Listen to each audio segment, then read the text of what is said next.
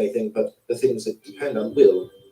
What you shun, enduring yourself, attempt not to impose on others. You shun slavery, beware of enslaving others.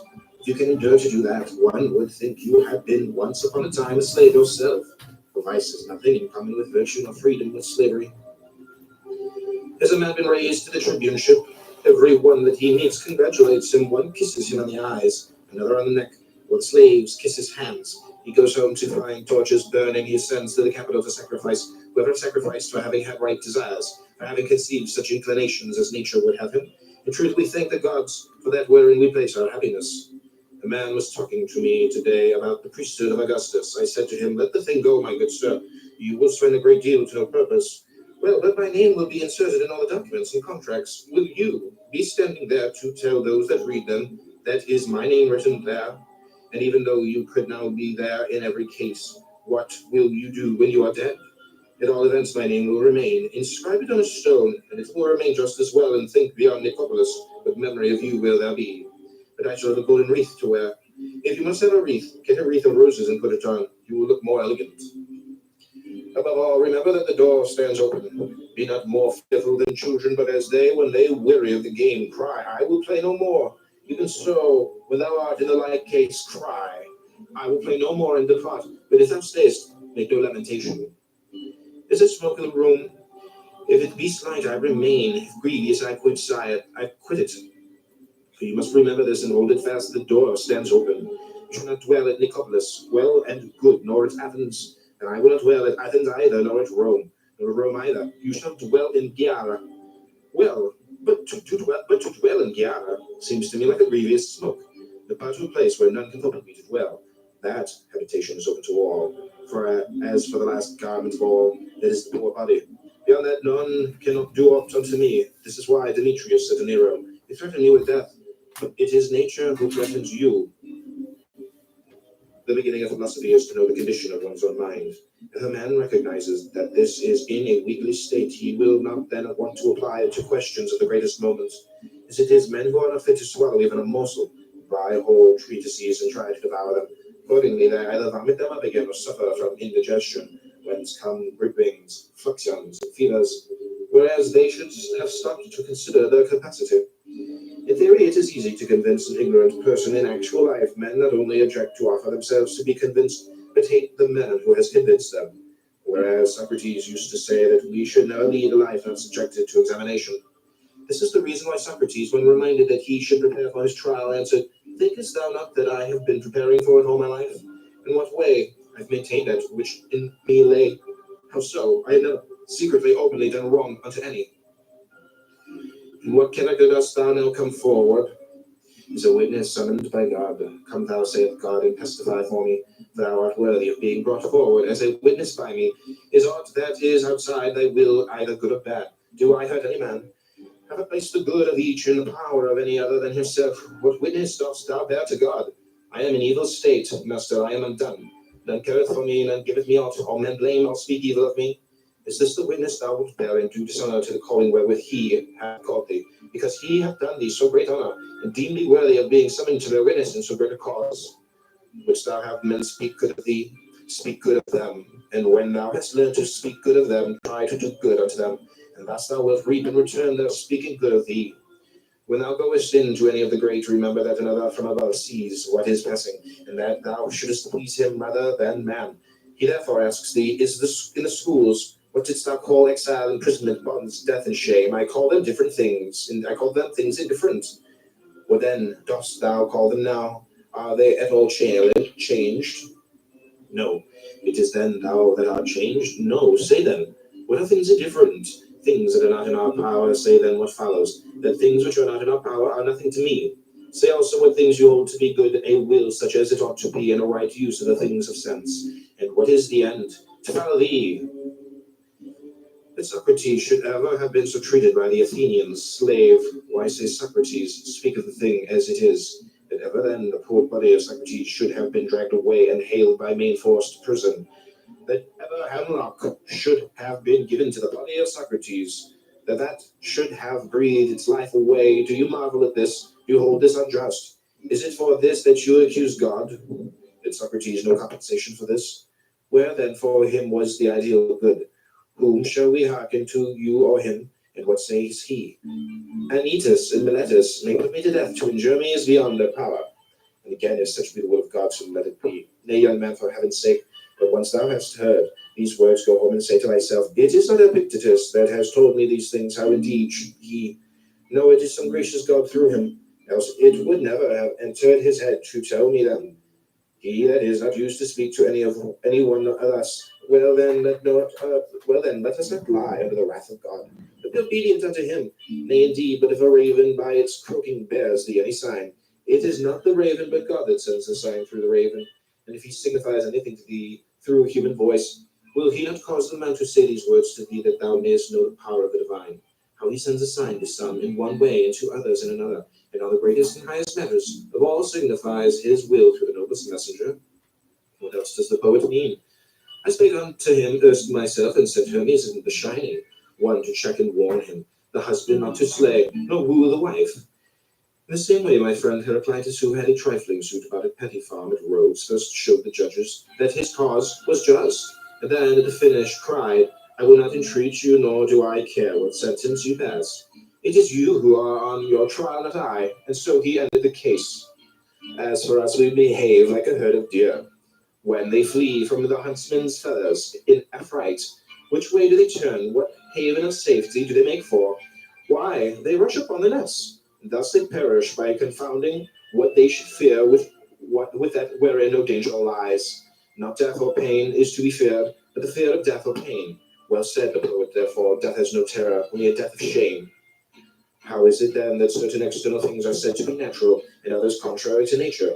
Why, just as it might be said, if we stood alone and apart from others, a foot, for instance, I will allow it is natural should be clean, but if you take it as a foot, and as a thing which does not stand by itself, it will beseem it, if need be, to walk in the mud, to tread on thorns, and sometimes even to be cut off for the benefit of the whole body. Else it is no longer a foot. In some such way we should conceive of ourselves also. What art thou, a man? Looked at as standing by thyself and separate, it is natural for thee in health and wealth long to live. But looked at as a man and only as a part of a whole, it is for that whole's sake that thou shouldst at one time fall sick, at another brave the perils of the sea again. Know the meaning of want and perhaps die an early death. While in repine, knowest thou not that as the foot is no more a foot is detached from the body, so thou in like case art no longer a man? For what is a man? A part of the city, first of the city of gods and of men, next of that which ranks nearest it, a miniature of the universal city. In such a body, in such a world enveloping us, among lives like these, such things must happen to one or another. Thy part then being there is to speak of these things as is meet, and to order them as befits the matter. That was a good reply which Diogenes made to a man who asked him for letters of recommendation. That you are a man, he will know when he sees you whether a good or a bad one. He will know if he has any skill in discerning the good and the bad. But if he has none, he will never know, though I write to him 1,000 times. It is as though a piece of silver money desired to be recommended to someone to be tested. If the man be a good judge of silver, he will know, the coin will tell its own tale. Even as the traveler asks his way of him that he meets inclined in no wise to bear to the right rather than to the left, for he desires only the way leading whither he would go, so should we come unto God as to a guide, even as we use our eyes without admonishing them, to show us some things rather than others, but content to receive the images of such things as they present unto us. But as it is, we stand anxiously watching the victim, and with the voice of supplication call upon the augur, Master, have mercy on me, vouchsafe unto me a way of escape. Slave, would you then have aught else than what is best? Is there anything better than what is God's good pleasure? Why, as far as in you lies, would you corrupt your church and lead your counsel astray? God is beneficent, but the good also is beneficent. It should seem then that where the real nature of God is, there too is to be found the real nature of the good. That is the real nature of God. Intelligence, knowledge, right, reason. Here then, without more ado, seek the real nature of the good. Surely thou dost not seek it in a plant or in an animal that reasoneth not. Seek then the real nature of the good in that without whose presence thou dost admit the good to exist in aught else. What then? Are not these other things also works of God? They are, but not preferred to honor, nor are they portions of God. But thou art a thing preferred to honor, thou art thyself a fragment torn from God. Thou hast a portion of him within thyself. How is it then that thou dost not know thy high descent, dost not know whence thou comest? Dost not know whence thou comest? When thou eatest, wilt thou not remember who thou art that eatest, and whom thou feedest? in intercourse, in exercise, in discussion, knowest thou not that it is a God whom thou feedest, a God whom thou exercisest, a God whom thou bearest about with thee, O miserable, and thou perceivest it not? Thinkest thou that I speak of a God of silver or gold that is without thee? Nay, thou bearest him within thee, all unconscious of polluting him with thoughts impure and unclean deeds, where an image of God present. Thou wouldst not dare to act as thou dost, yet when God himself is present within thee, beholding and hearing all, thou dost not blush to think that such thoughts and do such deeds. O thou that art insensible of thine own nature, and liest under the wrath of God, why then are we afraid when we send a young man from the schools into active life, lest he should indulge his appetites intemperately, lest he should debase himself by ragged clothing, or be puffed up by fine raiment? Knowest he not the God within him? Knowest he not with whom he is starting on his way? Have we patience to hear him say to us, Would I had thee within me? Hast thou not God where thou art? And having him, dost thou still seek for any other? Will he tell thee also what else than these things? Why, wert thou a statue of Phidias and Athena, or Zeus, thou wouldst bethink thee both of thyself and thine artificer. And hadst thou any sense, thou wouldst strive to do no dishonor to thyself or him that fashioned thee, nor appear to beholders in unbefitting guise. But now, because God is thy maker, is that why thou carest not of that, of what sort thou shalt know thyself to be? Yet how different the artists and their workmanship. What human artist's work, for example, has in the faculties that are displayed in fashioning it. Is it aught but marble, bronze, gold, or ivory? Nay, when the Athena of Phidias has put forth her hand and received therein a victory, in that attitude she stands forevermore. The gods' works move and breathe, they use and judge the things of sense, the workmanship of such an artist. Wilt thou dishonor him? Aye, when he not only fashioned thee, but placed thee like a ward in the care and guardianship of thyself alone. Wilt thou not only forget this, but also do dishonor to what is committed to thy care? If God had entrusted thee with an orphan, wouldst thou have thus neglected him? He hath delivered thee to thine own care, saying, I had none more faithful than myself.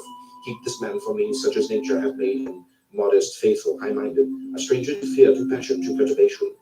Such will I show myself to you all, but except from sickness also, from age, from death. Nay, but except in sickness, and accepting death as becomes a God.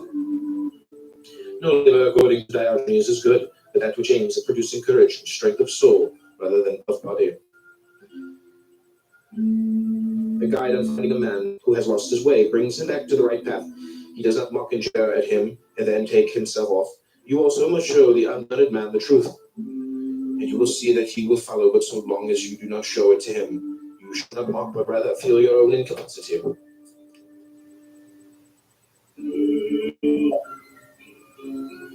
It was the first and most striking characteristic of Socrates never to become heated in discourse, never to utter an injurious, insulting word. On the contrary, he consistently bore insult from others, and thus put an end to the fray. If you care to know the extent of his power in this direction, read Xenophon's Banquet, and you will see how many quarrels he put an end to. That is why the poets are right in so highly commending this faculty. Quickly and wisely, with all, even bitter feuds, would he settle. Nevertheless, the practice is not very safe at present, especially in Rome. One who adopts it, I need not say, ought not to carry it out in an obscure corner, but probably at cost. Occasion serve some personage of rank or wealth. Can you tell me, sir, to whose care you entrust your horses? I can. Is it to the first comer who knows nothing about them? Certainly not. Well, what of the man who takes care of your gold, your silver, or your raiment? He must be experienced also. And your body? Have you ever considered about entrusting it to anyone's care? Of course I have. And no doubt to a person of experience as a trainer, a physician, surely. Are these things the best you possess, or have you anything more precious? What can you mean? I mean, that which employs thee, which weighs all things, which takes counsel and resolve. Oh, you mean the soul. You take me rightly, I do mean the soul, by heaven. I hold that far more precious than all else I possess. Can you show me then what care you bestow on the soul? For it can scarcely be thought that a man of your wisdom and consideration in the city would suffer your most precious possession to go to ruin through carelessness and neglect. Certainly not. Well, do you take care of it yourself? Did anyone teach you the right method, or did you discover it yourself? Now here comes in the danger. First, the great man may answer, why, what is it that to you, my good fellow? Are you my master? And then, if you persist in troubling him, may raise his hand to strike you. It is a practice of which I was myself warm and mirror until such experiences as these befell me. When a youth was giving himself airs at the theatre and saying, I am wise, for I have conversed with many wise, Epictetus replied, I too have conversed with many rich men, yet I am not rich. We see that a carpenter becomes a carpenter by learning certain things, like that of a pilot. By learning certain things, become the pilot. Possibly also in the present case, the mere tzad who is wise and good is not enough. It is necessary to learn certain things. This is then the object of our search. The philosophers would have us first learn that there is a God, and that his providence directs the universe further, that to hide from him not only one's acts, but even one's thoughts and intentions is impossible. Secondly, what the nature of God is, whatever the nature is discovered to be, the man at ease is made lightened to him. If the divine is faithful, he also must be faithful. If free, he also must be free. If beneficent, he also must be beneficent. If magnanimous, he also must be magnanimous. Thus, as an imitator of God, must he follow him in every deed and word. If I show you that you lack just what is most important and necessary to happiness, that hitherto your attention has been bestowed on everything rather than that which claims it most, and to crown all, that you know neither what God nor man is, neither what God nor evil is, why? That you are ignorant of everything else, perhaps you may bear to be told, but to hear that you know nothing of yourself, how could you submit to that? How could you stand your ground and suffer that to be proved? Clearly not at all. You instantly turn away in wrath. Yet what harm have I done you? Unless indeed the mere harms deal fail the man by showing him to himself just as he is, unless the physician can be thought to insult his patient when he... You suppose there is nothing new? Why, you have a few, eat nothing today and drink only water. If no one says what an insufferable man, your desires are inflamed, your instinct action are weak and low, your aims are inconsistent, your impulses are not in harmony with nature, your opinions are rash and false. He forthwith goes away and complains that you have insulted him. Our way of life resembles a fair. Flocks of birds are passed along to be sold, and the greater part of the crowd to buy and sell. But there are some few who come only to look at the fair, to inquire how and why it is being held, upon what authority and with what object. So too, in this great fair of life, some, like cattle, trouble themselves about nothing but the fodder. Know all of you, who are busied about land, slaves, and public posts, that there are nothing but fodder. Some few things are attending the fair, who love to contemplate what the world is, what he that administers it. Can there be no administrator? Is it possible that while neither city nor household could endure even for a moment without one to administer and see to its welfare, this fabric so fair, so vast, should be administered in order so harmonious, without purpose and by blind chance? There is therefore an administrator. What is his nature, and how much and how does he administer? Who are we that are his children, and what work were we born to perform? Have we any close connection or relation with him or not? Such are the impressions of the few of whom I speak, and further they apply themselves solely to considering and examining the great assembly before they depart, where they are derided by the multitude, so are the lookers-on by the traders. Aye, and if the beast had any sense, they would deride those who thought much of anything but fodder. I think I know now, but I never knew before, the meaning of the common saying, a fool you can neither bend nor break. Pray heaven I may never have a wise fool for my friend. There is nothing more intractable, my resolve is fixed. Why, so madmen say too, but more firmly they believe in the delusions, the more they stand in need of treatment. Oh, what shall I see Athens and its Acropolis again? Miserable man, art thou not contented with the daily sights and meet thine eyes? Canst thou behold aught greater or nobler than the sun, moon, and stars, than the outspread earth and sea? If indeed thou apprehendest him who administers the universe, if thou bearest him about within thee, canst thou still hanker after mere fragments of stone and fine rock? When thou art about to bid farewell to the sun and moon itself, wilt thou sit down and cry like a child? Why, what didst thou hear? What didst thou learn? Why didst thou write thyself down a philosopher when thou mightest have written what was the fact, namely, I have made one or two compendiums. I have read some works of Chrysippus, and I have not even touched the hem of philosophy's robe. Friend, lay hold of the desperate grasp there. It is too late. On freedom, on tranquility, on greatness of soul, lift up thy thread. Lift up thy head as one escaped from slavery. Dare to look up at God and say, deal with me henceforth as thou wilt. Thou and I are of one mind. I am thine. I refuse nothing that seemeth good to thee. Be done whither thou wilt. Clothe me in what garb thou pleasest. Wilt thou have me ruler or a subject, at home or in exile, poor or rich? All these things will I justify unto men for thee. I will show the true nature of each. Who would Hercules have been had he loitered at home? No Hercules, but Eurystheus. And in his wanderings through the world, how many friends and comrades did he find, but nothing dearer to him than God. Wherefore he was believed to be God's son, as indeed he was. So then, in obedience to him, he went about delivering the earth from injustice and lawlessness. But thou art not Hercules, thou sayest, and canst not deliver others from their iniquity, not even Theseus to deliver the soil of Attica from its monsters. Put away thine own, cast forth hence. For thine own mind, that robbers and monsters of fear, desire, envy, malignity, avarice, effeminacy, intemperance, and these may not be cast out except by looking to God alone, by fixing thy affections on him only, and by consecrating thyself to his commands. If thou choosest aught else with sighs and groans, thou wilt perforce to follow in might greater than thine own, ever seeking tranquility without, and never able to attain unto her. For thou seekest her where she is not to be found, and where she is, there thou seekest her not. If a man would pursue philosophy, his first task is to throw away conceit, for it is impossible for a man to begin to learn what he has in conceit that he already knows. For it is impossible for a man to begin to learn what he has in conceit, that he already knows.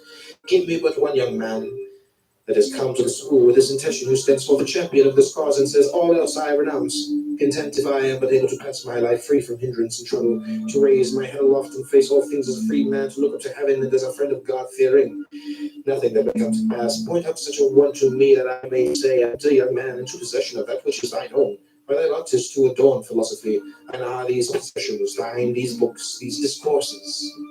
And when a champion has duly exercised himself in this part of the subject, I hope he will come back to me and say, what I desire is to be free from passion and from perturbation. As one who grudges no pains in the pursuit of piety and philosophy, what I desire is to know my duty to the gods, my duty to my parents, to my brothers, to my country, to my strangers. Enter then on the second part of the subject. It is thine also, but I have already mastered the second part, only I wish to stand firm and unshaken, as firm when asleep as when awake, as firm when elated as with wine, as in despondency and dejection. Friend, you are verily a god, you cherish great designs. The question at stake, said Epictetus, is no common one. It is this: are we in our senses, or are we not? If you have given way to anger, be sure that over and above the evil involved therein, you have strengthened the habit and added fuel to the fire. Overcome by a temptation of the flesh, do not reckon it a single defeat, but that you have also strengthened your dissolute habits. Habits and faculties are necessarily affected by the corresponding acts. Those that were not there before spring up, the rest gain in strength and extent. This is the account which philosophers give of the origin of diseases of the mind. Suppose you have once lusted after money. If reason sufficient to produce a sense of the evil be applied, then the lust is checked, and the mind at once regains its original authority. Whereas if you have recourse to no remedy, you can no longer look for this return. On the contrary, the next time it is excited by the corresponding object, the flame of desire leaps up more quickly than before. With frequent repetition, the mind in the long run becomes callous, and thus this mental disease produces confirmed avarice. One who has had fever, even when it has left him, is not in the same condition of health as before, unless indeed his cure is complete. Something of the same sort is true also of diseases of the mind. Behind them remains a legacy of traces and of blisters, and unless these are effectually erased, subsequent blows on the same spot will produce no longer mere blisters but sores.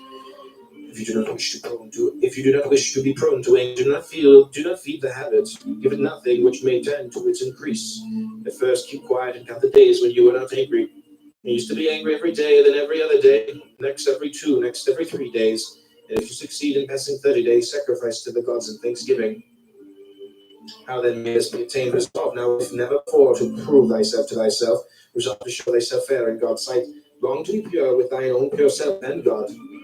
That is the true athlete that trains himself to resist such outward impressions as these. Stay, wretched man, suffer not thyself to be carried away. Great is the combat, divine the task. You are fighting for kingship, for liberty, for happiness, for tranquility. Remember, God called upon him to aid thee, like a comrade that stands beside thee in the fight. Who then is a Stoic, in the sense that we call it a statue of Phidias, which is modeled after that master's art? Show me a man in the sense modeled after the doctrines that are ever upon his lips. Show me a man that is sick and happy, in danger and happy, on his deathbed and happy, in exile and happy, in evil report and happy. Show me him, I ask again, so help me heaven. I long to see one Stoic.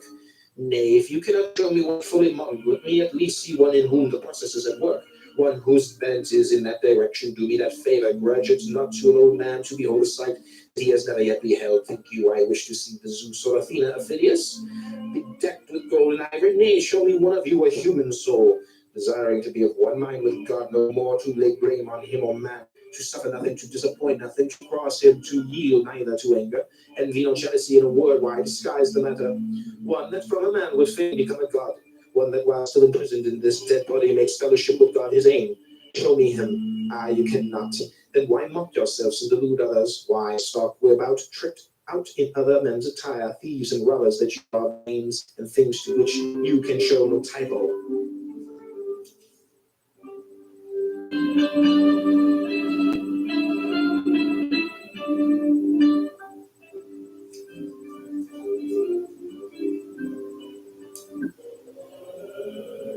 God hath introduced man to be a spectator of himself and of his works, and not a spectator only, but also an interpreter of them.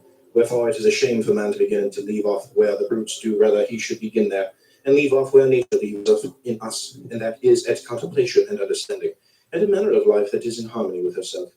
See then that ye die not without being spectators of these things. You journey to Olympia to see the work of Phidias, and each of you holds it a misfortune not to have beheld these things before you die.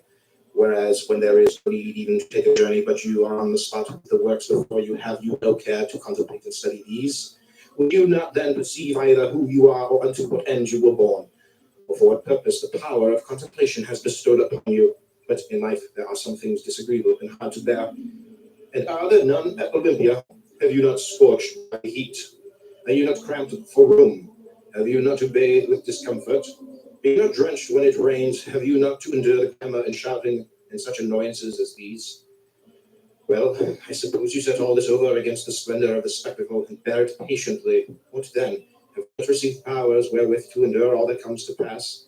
Have you not received greatness of heart, received courage, received fortitude? What care I if I am great of heart, for aught that can come to pass? What shall cast me down or disturb me? What shall seem painful? Shall I not use the power to end for which I received it, instead of moaning and wailing over what comes to pass? If what philosophers say of the kinship of God and men be true, what remains for men to do but as Socrates did? Never, when asked one's country, to answer, I am an Athenian or a Corinthian, but I am a citizen of the world. He that hath grasped the administration of the world, who hath learned that this community, which consists of God and man, is the foremost and mightiest and most comprehensive of all, that from God have descended the germs of life, not to my father only and father's father, but to all things that are born and grow upon the earth, and in a special manner to those endowed with reason, for those only are by their nature fitted to hold communion with God, being by means of reason conjoined with him. Why should not such an one call himself a citizen of the world? Why not a son of God? Why should he fear aught that comes to pass among men?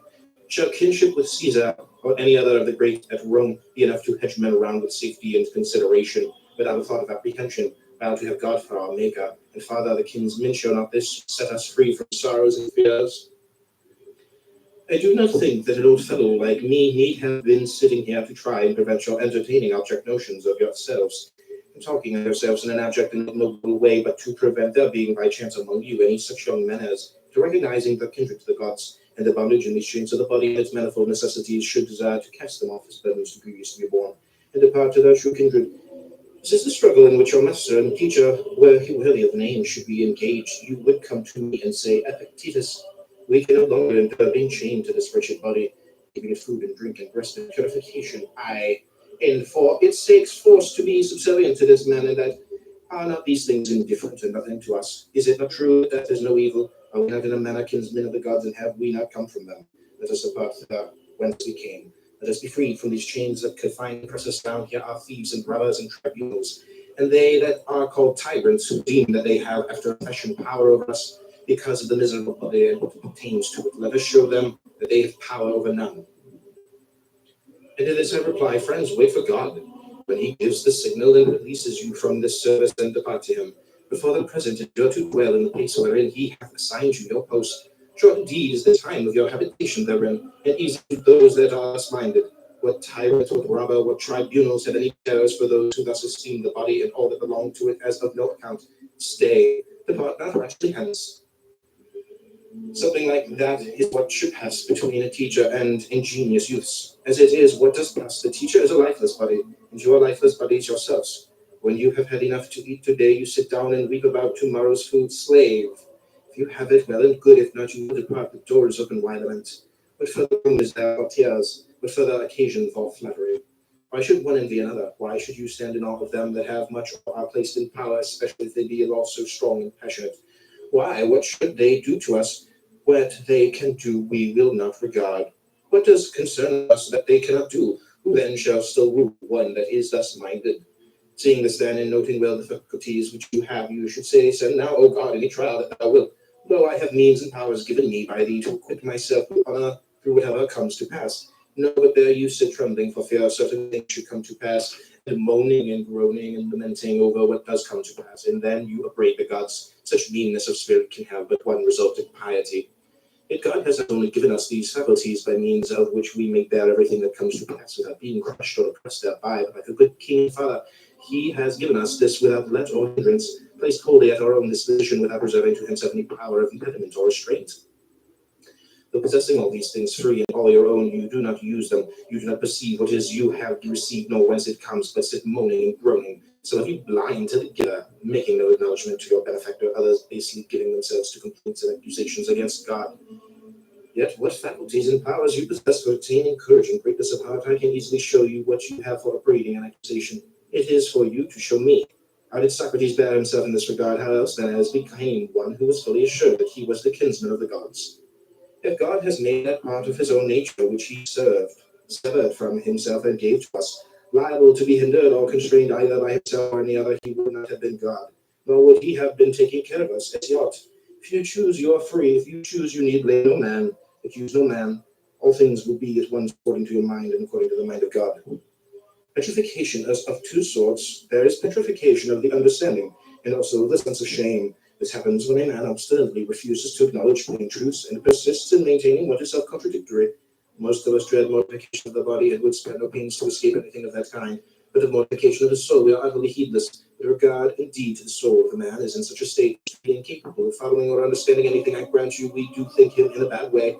But mortification of the sense of shame and modesty, we go so far as to doubt strength of mind.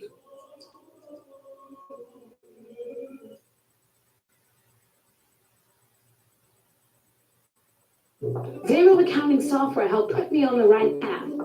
It's easy to find your numbers all in one place and get a clearer financial picture. So find the power in your numbers and open the right doors with Zero.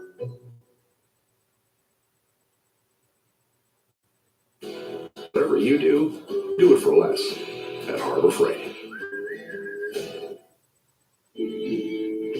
You've assumed the character beyond your strength. You have played a poor figure in that, and neglected one that is within your powers. Fellow, you have come to blows at home with slave. You have turned the household upside down and thrown the neighborhood into confusion. Do you come to me then with an airs of assumed modesty? Do you sit down like a sage and criticize my explanation of the readings and whatever idle babble you say has come into my head? Have you come full of envy and dejected because nothing sent you from home, and while the discussion is going on, do you sit brooding on nothing but how your father or your brother are disposed towards you? What are they saying about me here, about me there? At this moment they imagine I am making progress and saying he will return perfectly omniscient. I wish I could become omniscient before I return, but that would be very troublesome.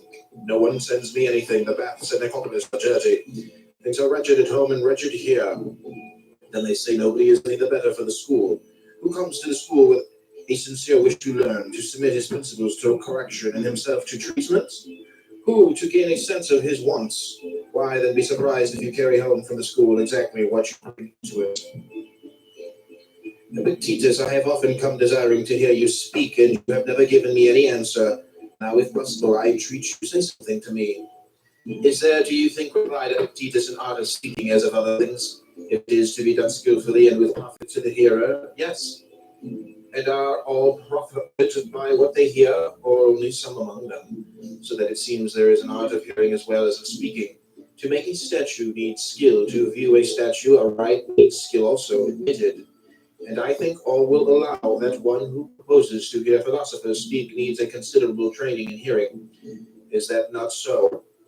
Then tell me, on what subject are you able to hear me? Why on good and evil? The good and evil of what? A horse, an ox? No, of a man. Do we know then what man is, what his nature is? That is the idea we have of him. And are our ears practiced in any degree on the subject? Nay, do you understand what nature is? Can you follow me in any degree when I say that I shall have to use demonstration? Do you understand what demonstration is? What true or false is? Must I drive you to philosophy? Show me what good I am to do by discoursing with. Rouse my desire to do so. The sight of the pasture it loves stirs in the sheep that desire to feed. Show a stone or a bit of bread and it remains unmoved. Thus we must also have certain natural desires, and one that moves us to speak when we find a listener that is worth his salt, one that himself stirs the spirit. But if he sits by like a stone or a tuft of grass, how can he rouse a man's desire? Then you will say nothing to me. I can only tell you this, that one who knows not who he is, to what end he was born, what kind of world this is, and with whom he is associated therein, one who cannot distinguish good and evil, beauty and foulness, truth and falsehood, will never follow reason in shaping his desires and impulses and repulsions, nor yet in a sense denial or suspension of judgment, but will in one word go about deaf and blind, thinking himself to be somewhat, and then he is in truth of no account. Is there anything new in all this? Is not this ignorance the cause of all the mistakes and mischances of men since the human race began? This is all I have to say to you, and even this against the grain. Why? Because you have not stirred my spirit, for what can I see in you to stir me? As a spirited horse will stir a judge of horses? Your body that you maltreat, your dress that is luxurious, your behavior, your look, nothing whatever. When you want to hear a philosopher, do not say you say nothing to me. Only show yourself worthy or fit to hear, and then you will see how you will move the speaker. Now, when you see brothers apparently good friends and living in accord, do not immediately pronounce anything upon their friendship, though they should affirm it with an oath, though they should declare for us to live apart is a thing impossible. For the heart of a bad man is faithless, unprincipled, inconstant. Now, overpowered by one impression, now by another, ask not the usual questions. Were they born of the same parents, reared together and under the same tutor? But ask this only, in what they place their real interest, whether in outward things or in the will. If in outward things, call them not friends, any more than faithful, constant, brave, or free. Call them not even human beings, if you have any sense. But should you hear that these men hold it good to lie only in the will, only in rightly dealing with things of sense, take no more trouble to inquire whether they are father and son, or brothers, or comrades of long standing, but should of this one thing pronounce as boldly they are friends, as that they are faithful and just. For where else can friendship be found than where modesty is? There is an interchange of things fair and honest, and of such only. No man can rob us of our will, no man can lord it over that. When disease and death overtake me, I would fain be found engaged in the task of liberating mine own will from the assaults of passion, from hindrance, from resentment, from slavery. Thus would I fain be found employed, so that I may say to God, have I in aught transgressed thy commands? Have I in aught perverted the faculties, the senses, the natural principles that thou didst give me? Have I ever blamed thee, or found fault with thine administration? When it was thy good pleasure, I fell sick, and so did other men, but my will consented. Because it was thy pleasure, I became poor, but my heart rejoiced. No power in the state was mine, because thou wouldst not such power I never desired. Hast thou ever seen me of more doleful confidence? On that account have I not ever drawn nigh unto thee with cherished, cheerful look, waiting upon thy commands, attentive to thy skills. Would thou that I now depart from the great assembly of men? I go, I give thee all things that thou hast deemed me worthy to take part with thee in this assembly, to behold thy works, to comprehend this thine administration. Such I would were the subject of my thought, my pen, my study, when death overtakes me. Seemeth it nothing to you, never to accuse, never to blame either good or man, to wherever the same confidence in going forth as in coming in. This was the secret of Socrates, yet he never said that he knew or taught anything. Who amongst you makes this his aim? Were it indeed so, you would gladly endure sickness, hunger, aye, death itself. How are we constituted by nature to be free, to be noble, to be modest? For what other living thing is capable of blushing or of feeling the impression of shame, and to subordinate pleasure to the ends for which nature designed us, as a handmaid and a minister, in order to call forth our activity, in order to keep us constant to the path prescribed by nature? The husband deals with land, physicians and trainers with the body, the wise man with his own mind. Which of us does not admire what Lycurgus the Spartan did? The young citizen had put out his eye and been handed over to him by the people to be punished at his own discretion. Lycurgus abstained from all vengeance, but on the contrary instructed him and made a good man of him, producing him in the public in the theatre. He said to the astonished Spartans, I received this young man at your hands for the violence and wanton insolence. I restore him to you in his right mind and fit to serve his country. A money changer may not reject Caesar's coin, nor may the seller averse, but must, when once the coin is shown, deliver what is sold for it, whether he will or no. So is it also with the soul. Once the good appears, it attracts towards itself, evil repels. But with a clear and certain impression of the good the soul will never reject any more than men do Caesar's coin, and this aims every impulse of life of man and God. As to what common sense is, Epictetus replied, as that may be called a common ear which distinguishes only sounds, while that which distinguishes musical notes is not common, but produced by training. So there are certain things which men not entirely perverted see by the natural principle common to all. Such a constitution of the mind is called common sense. Canst thou judge men? Then make us imitators of thyself, as Socrates did. Do this, do not do that, else will I cast thee into prison. This is not governing men like reasonable creatures. Say rather, as God hath ordained, so do, else thou wilt suffer chastisement and loss. Askest thou what loss? None other than this, to have left undone what thou shouldst have done, to have lost the faithfulness, the reverence, the modesty that is in thee. Greater loss than this seem not to find. His son is dead. What has happened? His son is dead. Nothing more, nothing. His ship is lost. What has happened? His ship is lost. He has been haled to prison. What has happened? He has been haled to prison. But that any of these things are misfortunes to him. He's in addition with everyone makes of his own, but you say God is unjust in this way. Why? For having given thee endurance and greatness of soul, for having made such things to be no evils, for placing happiness within thy reach even when enduring them, for opening unto thee a door when things make not for thy good. Depart, my friend, and find no fault. You are sailing to Rome, and you tell me to obtain the post of governor of Gnosis. You are not content to stay at home with the honors you had before. You want something on a larger scale, more conspicuous. But when did you ever undertake a voyage for the purpose of reviewing your own principles and getting rid of any of them that proved unsound? Whom did you ever visit for that object? What time did you ever set yourself for that? What age run over the times of your life by yourself if you are ashamed before me? Did you examine your principles when a boy? Did you not do everything just as you do now? But when you were a stripling, attending the school of oratory, practicing the art yourself, what did you ever imagine you lacked? And when you were a young man, entered upon public life, or pleading causes and making a name, who any longer seemed equal to you? At what moment would you have endured another examining your principles and proving that they were unsound? What then am I to say to you, help me in this matter? You cry, for that I have no rule, and neither did you, if that was your object, come to me as a philosopher, but as you might have gone to an herb saddler or a cobbler.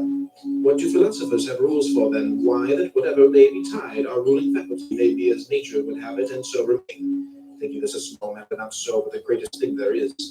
Well, does it need but a short time? Can it be grasped by a passer-by? Grasp it if you can. Then you will say, yes, I met Epictetus. Just as you might a statue or a monument, you saw me. That is all. But a man who meets a man is one who learns the other's mind, unless he see his in return. Then my mind, show me yours, and then go and say that you met me. Let us try each other. If I have any wrong principle, rid me of it. If you have, out with it. That is what meeting a philosopher means. Not so. You think this is only a flying visit. While we are hiring the ship, we can see Epictetus too. Let us see what he has to say. Then on leaving you cry out on Epictetus for a worthless fellow, provincial and barbarous of speech. What else indeed did you come to judge of? Whether you will or not, you are poorer than I.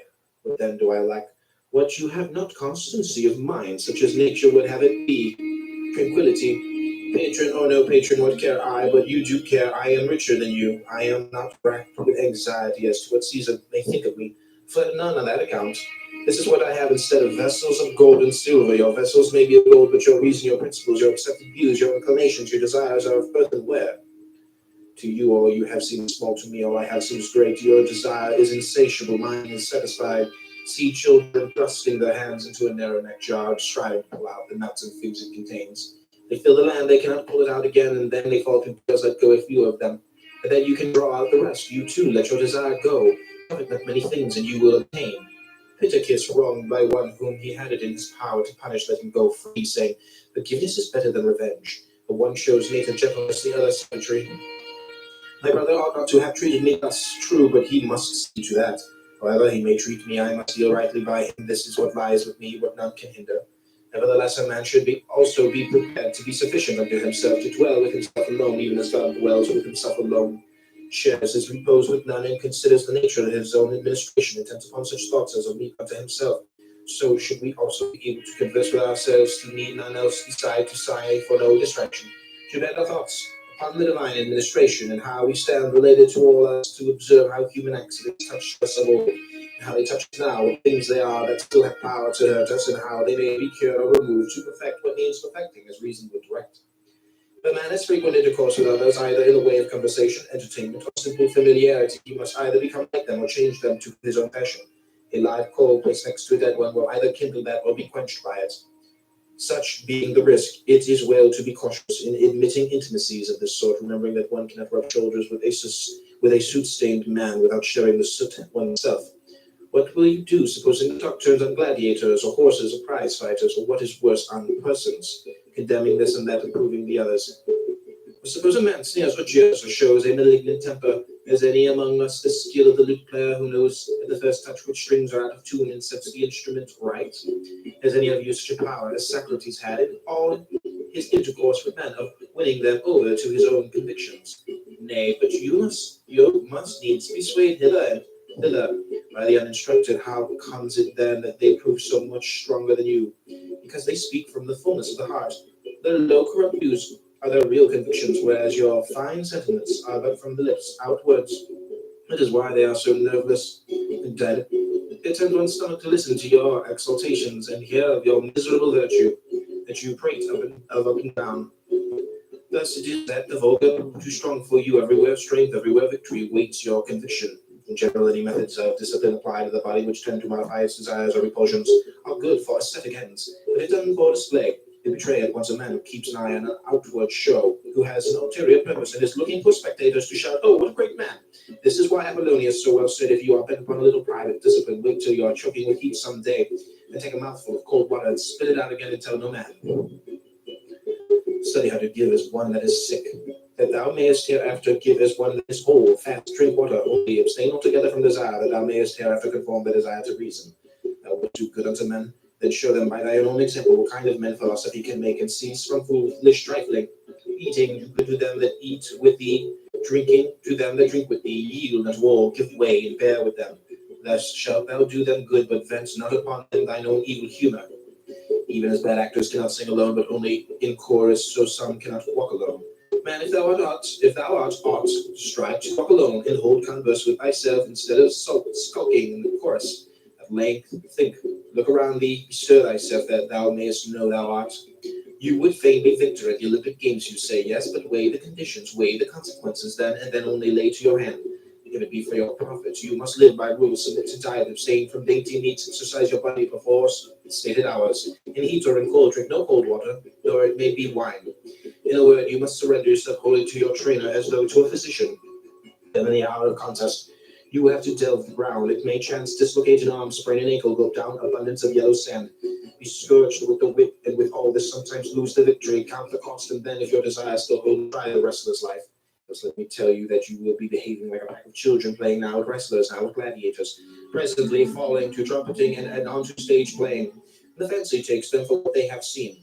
And you are even the same, wrestler, gladiator, philosopher, orator, all by turns, and none of them with your whole soul. Like an ape, you mimic what you see, to one thing constant, never. The thing that is familiar charms no more. This is because you never undertook it with due consideration, nor after strictly testing and viewing it from every side. No, your choice was thoughtless. The glow of your desire had waxed cold.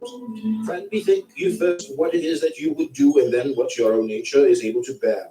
Would you be a wrestler? Consider your shoulders, your thighs, your loins. Not all men are formed to the same end. Think you to be a philosopher while acting as you do? Think you can go on thus eating, thus drinking, giving way in like manner to wrath and to displeasure? Nay, you must watch, you must labor, overcome certain desires. Quit your familiar friends, submit to be despised by your slave, to be held in derision by them that meet you, to take the lower place in all things in office and positions of authority in courts of law. Weigh these things fully, and then, if you will, lay to your hand, if as the price of these things you would gain freedom, tranquility, and passionless serenity. He that hath no musical instruction is a child in music. He that hath no letters is a child in learning. He that is untaught is a child in life. Can any profit be derived from these men? Aye, from all. What, even from a reveler? Why, tell me what profit a wrestler gains from him who exercises him beforehand. The very greatest he trains me in the practice of endurance, of controlling my temper, of gentle ways, you deny it. What, the man who lays hold of my neck and disciplines loins and shoulders does me good, while he that trains me to keep my temper does me none? This is what it means, that knowing how to gain advantage from men is my never bad. Bad to himself, but good to me. He brings my good temper, my gentleness into play. Is my father bad? Bad to himself, but good to me. This is the rod of Hermes. Touch what you will with it, they say, and it becomes gold. Nay, but bring what you will, and I will transmute it into good. Bring sickness, bring death, bring poverty, and reproach, bring trial for life. All these things through the rod of Hermes shall return to profits. Till then, these sound opinions have taken firm root in you, and you have gained a measure of strength for your security. I counsel you to be cautious in associating with the uninstructed, else whatever impressions you receive upon the tablets of your mind in the school will day by day melt and disappear. Waxen sun, which are then somewhere far from the sun, while you have these waxen sentiments. You must approach this matter in a different way. It is great and mystical. It is no common thing nor given to every man. Wisdom alone, it may be, will not suffice for the care of youth. Man needs also a certain measure of readiness and aptitude for the office, aye, and certain bodily qualities. And above all, to be counselled of God himself to undertake this post, even as he counselled Socrates to build a post of one confused error, signing to Diogenes the royal office of high reproof, and to Zeno that of positive instruction. Whereas you would fain set up for a physician provided with nothing but drugs, where and how they should be applied you neither know nor care. If what charms you is nothing but abstract principles, sit down and turn them over quietly in your mind, and never dub yourself a philosopher, nor suffer others to call you so. Rather say, he is an error, for my desires, my impulses are unaltered, given my adhesion to what I did before, nor has my mode of dealing with the things of sense undergone a change. And a friend inclined to cynic views asked Epictetus, what sort of person a true cynic should be, requesting a general sketch of the system. He answered, we will consider that at leisure. At present I content myself with saying this much. No man put his hands to so weighty a matter without God. The wrath of God abides upon him. That which he covets, but bring upon him public shame, and even on finding himself in a well-ordered house, does a man step forward and say to himself, I must be master here. Else the lord of that house takes notice of it, and seeing him insolently giving orders, drags him forth and chastises him. So it is also in this great city of the world. Here also is there a lord of the house who orders all things. Thou art the sun. In thine orbit thou hast power to make the year and the seasons, to bid the fruits and the earth grow and decrease, the winter rise and fall. Thou canst in due measure cherish with thy walk the frames of men. Go make thy circuit, and thus minister unto all, from the greatest to the least. Thou canst lead a host against Troy, be Agamemnon. Thou canst meet Hector in single combat, be Achilles. But had Thersites stepped forward and claimed the chief command, he had been met with a refusal, or obtained it only to his own shame and confusion of face before a cloud of witnesses. Others may fence themselves with walls and houses. When they do such deeds as these, wrap themselves in darkness, they have many a device to hide themselves. Another may shut his door and station one before his chamber to say, if any comes, he has gone forth. He is not at leisure. But the true cynic will have none of these things. Instead of them, he must wrap himself up in modesty, as he will bring about himself shame and naked under the open sky. That is his house, that is his door, that is the slave that guards his chamber, that is his darkness. Death, let it come when it will, whether its night be a part of the whole. Fly, you tell me fly, but whither shall I fly? Can any man cast me beyond the limits of the world? It may not be, and whithersoever I go, there shall I still find sun, moon, and stars. There shall I find dreams and omens, and converse with the gods.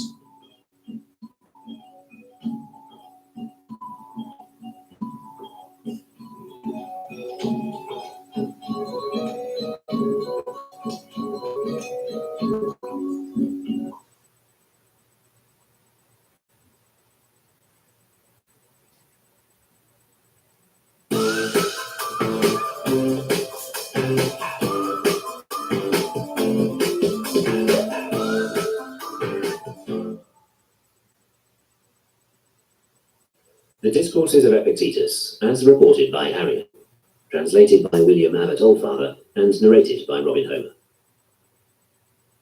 Greetings from Arian to Lucius Gaius. I have not composed these words of Epictetus as one might be said to compose books of this kind, nor have I of my own act published them to the world. Indeed, I acknowledge that I have not composed them at all, but whatever I heard him say, I used to write down, word for word, as best I could, endeavouring to preserve it as a memorial for my own future use of his way of thinking and the frankness of his speech. They are, accordingly, as you might expect, such remarks as one man might make offhand to another, not such as he would compose for men to read in after time. This being their character, they have fallen, I know not how, without my will or knowledge, into the hands of men. Yet to me it is a matter of small concern if I shall be thought incapable of composing a work, and to Epictetus of no concern at all if anyone shall despise his words, seeing that, even when he uttered them, he was clearly aiming at nothing else but to incite the minds of his hearers to the best things. If now these words of his should produce that same effect, they would have, I think, just that success which the words of the philosophers ought to have. But if not, let those who read them be assured of this, that when Epictetus himself spoke them, The hearer could not help but feel exactly what Epictetus wanted him to feel. If, however, the words by themselves do not produce this effect, perhaps I am at fault, nor else perhaps it cannot well be otherwise. Farewell. Book 1, Chapter 1, of the things which are under our control and not under our control. Among the arts and faculties, in general, you will find none that is self-contemplative, and therefore none that is either self-approving or self-disapproving. How far does the art of grammar possess the power of contemplation? Only so far as to pass judgment upon what is written.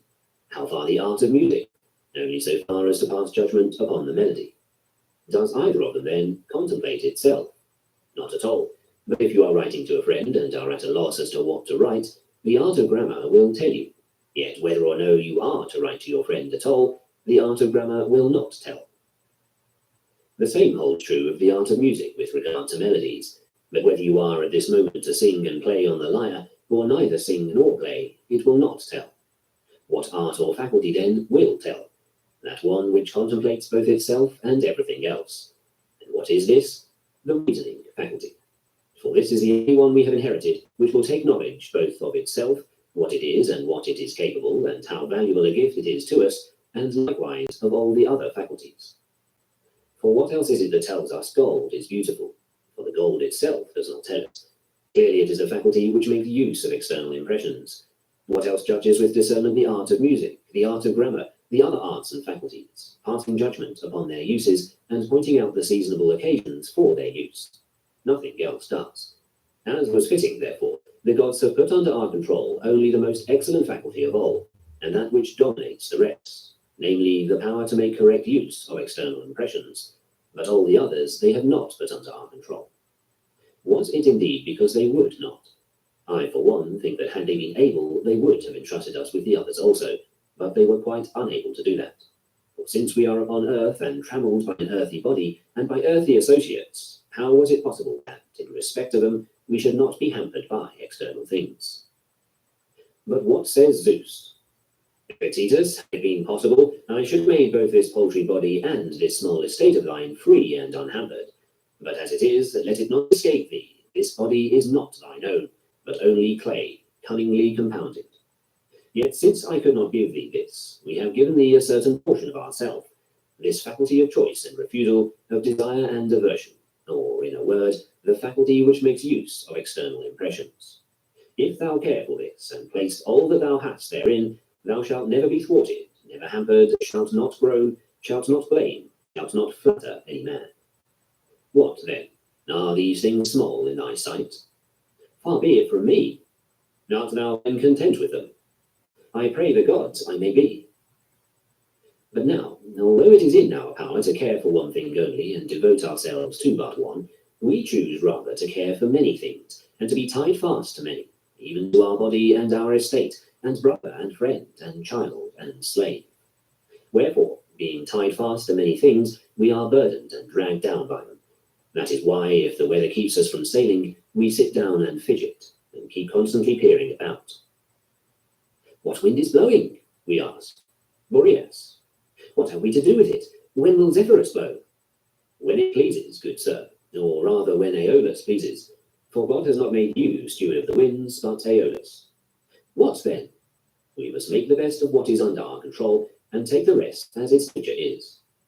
How then is its nature? As God wills.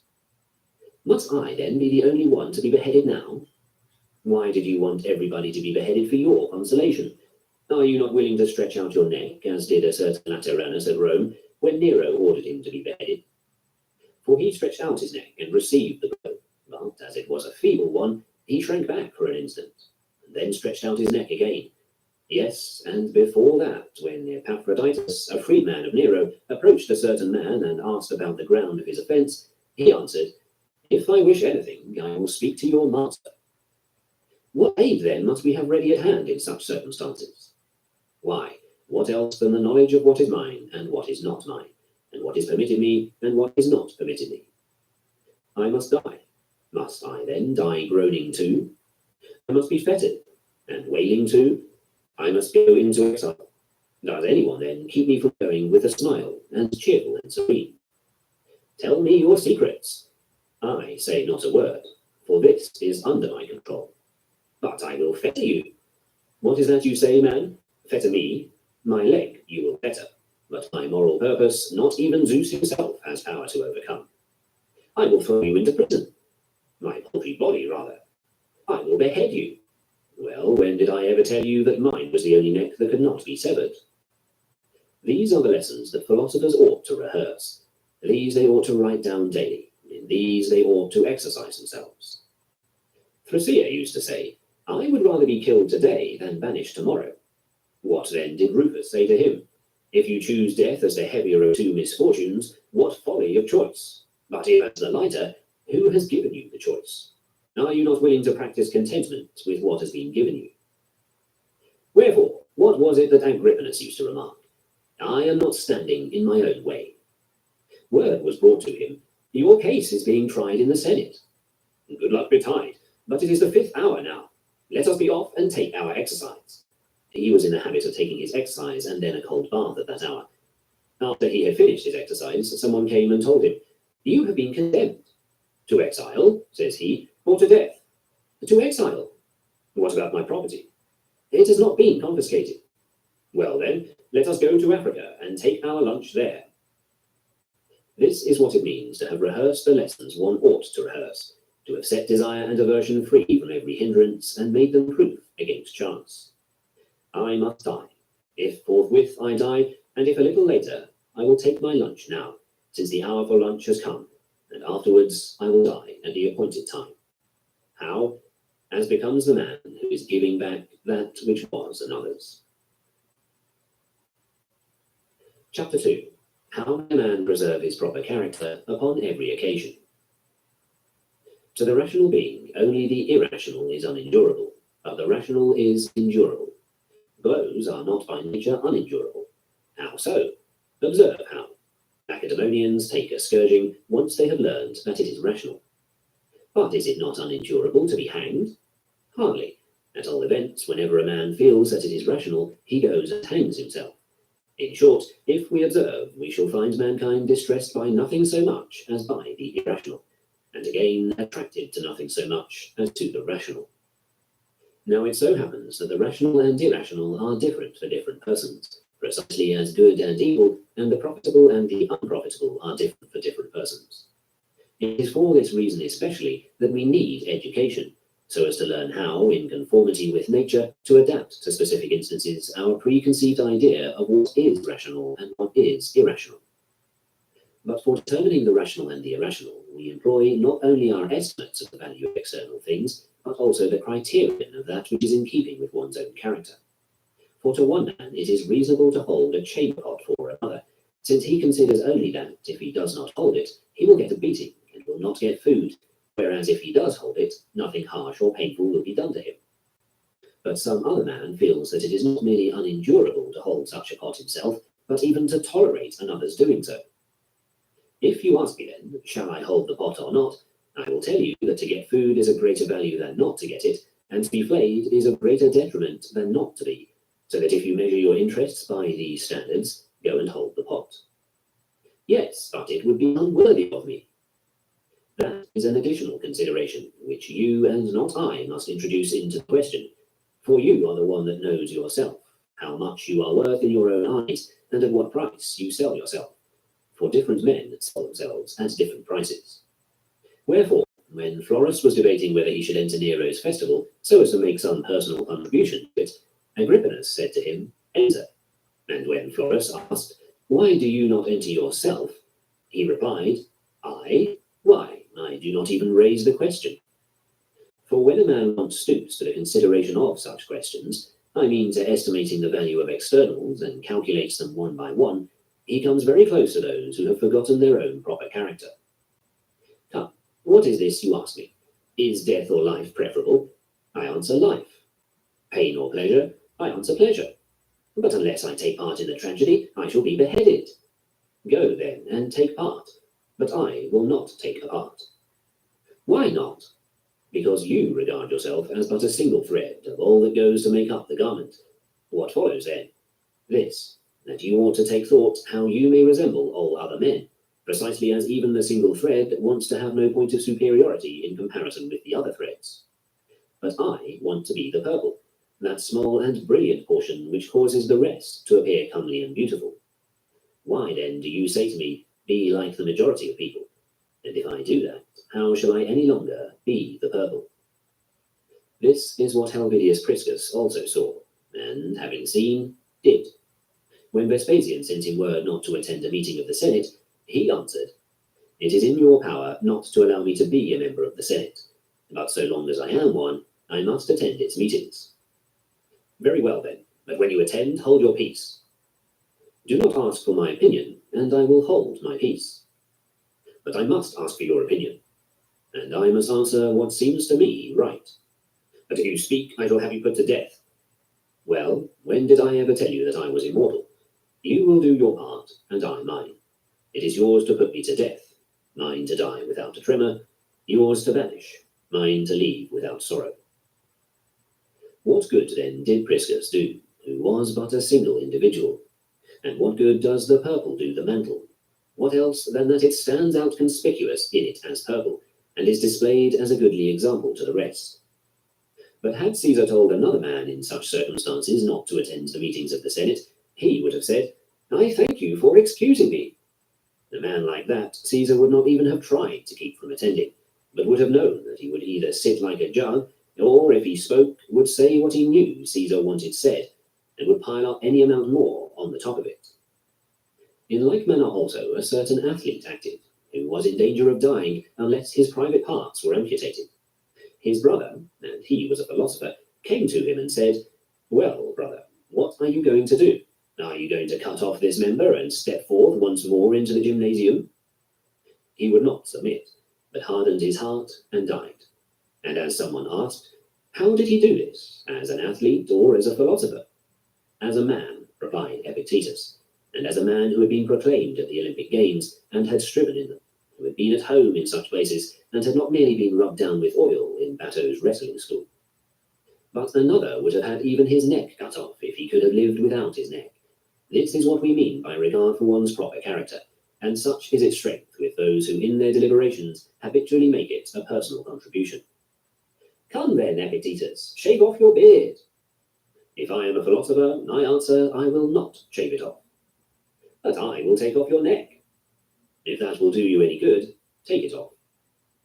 Someone inquired, how then shall each of us become aware of what is appropriate to his own proper character? How comes it, replied he, that when the lion charges, the bull alone is aware of his own prowess and rushes forward to defend the whole herd?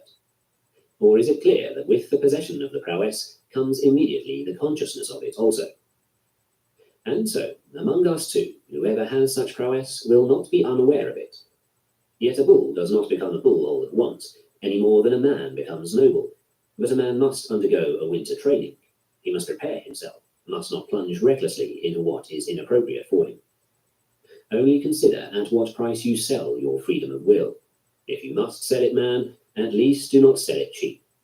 But the great and preeminent deed perhaps befits others, Socrates and men of his stamp. Why then, pray, if we are endowed by nature for such greatness, do not all men, or many, become like him?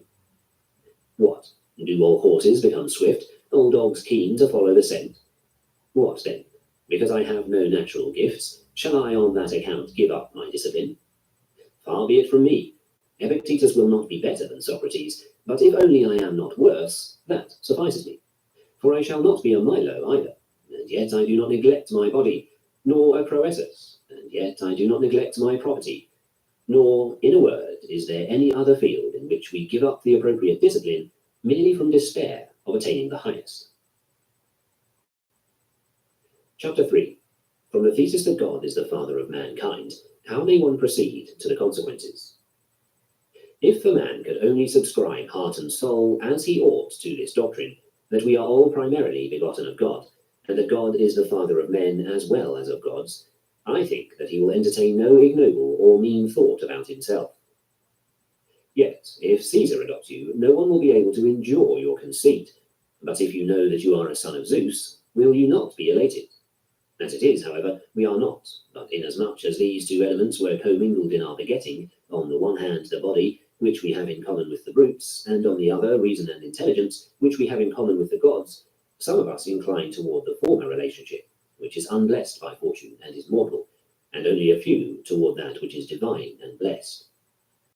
Since then it is inevitable that every man, whoever he be, should deal with each thing according to the opinion which he forms about it, these few, who think that by their birth they are called to fidelity, to self-respect, and to unerring judgment in the use of external impressions, cherish no mean or ignoble thoughts about themselves, whereas the multitude do quite the opposite. For what am I? A miserable paltry man, say they, and lo, my wretched paltry flesh. Wretched indeed, but you also have something better than your paltry flesh. Why then abandon that and cleave to this? It is because of this kinship with the flesh that those of us who incline toward it become like wolves, faithless and treacherous and hurtful, and others like lions, wild and savage and untamed. But most of us become foxes, that is to say, rascals of the animal kingdom. For what else is a slanderous and malicious man but a fox, or something even more rascally and degraded?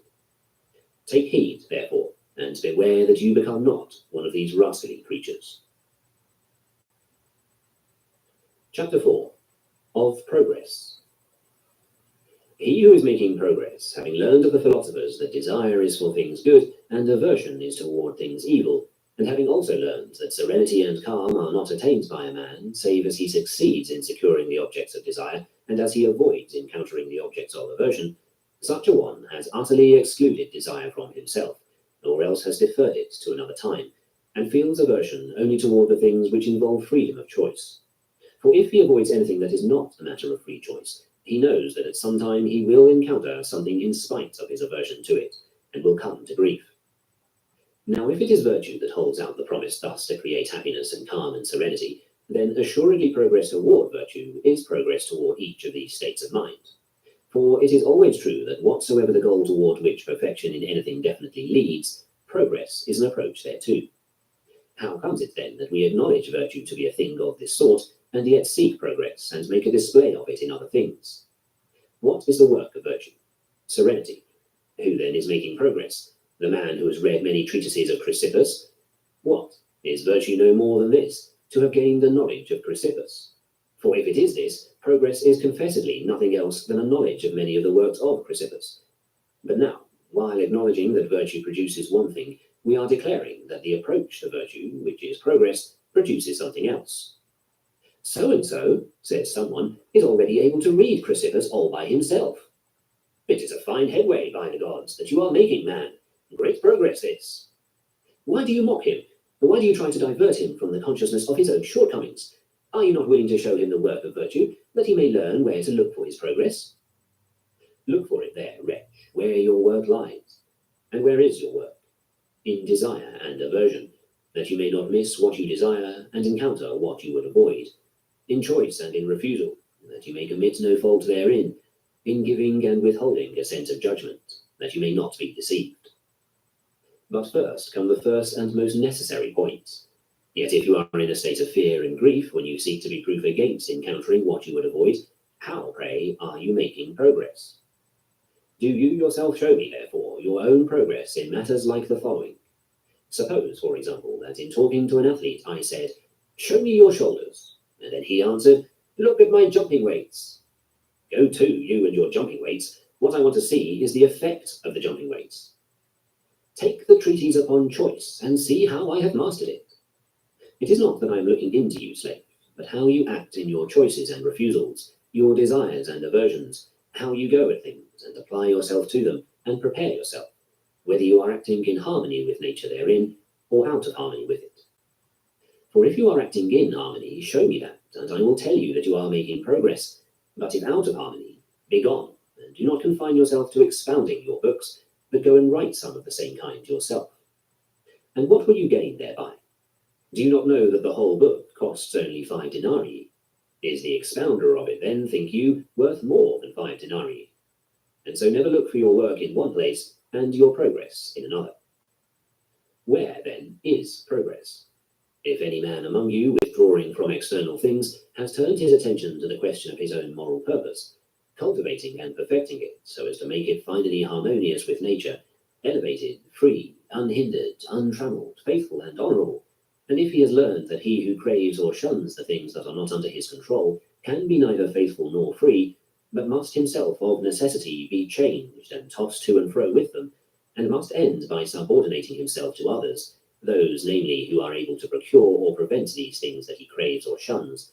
And if, finally, when he rises in the morning, he proceeds to keep and observe all this that he has learned, if he bathes as a faithful man, eats as a self-respecting man, similarly, whatever the subject matter may be with which he has to deal, putting into practice his guiding principles as the runner does when he applies the principles of running, and the voice trainer when he applies the principles of voice training, this is the man who in all truth is making progress, and the man who has not travelled at random is this one. But if he has striven merely to attain the state which he finds in his books, and works only at that, and has made that the goal of his travels, I bid him go home at once and not neglect his concerns there, since the goal to which he has travelled is nothing.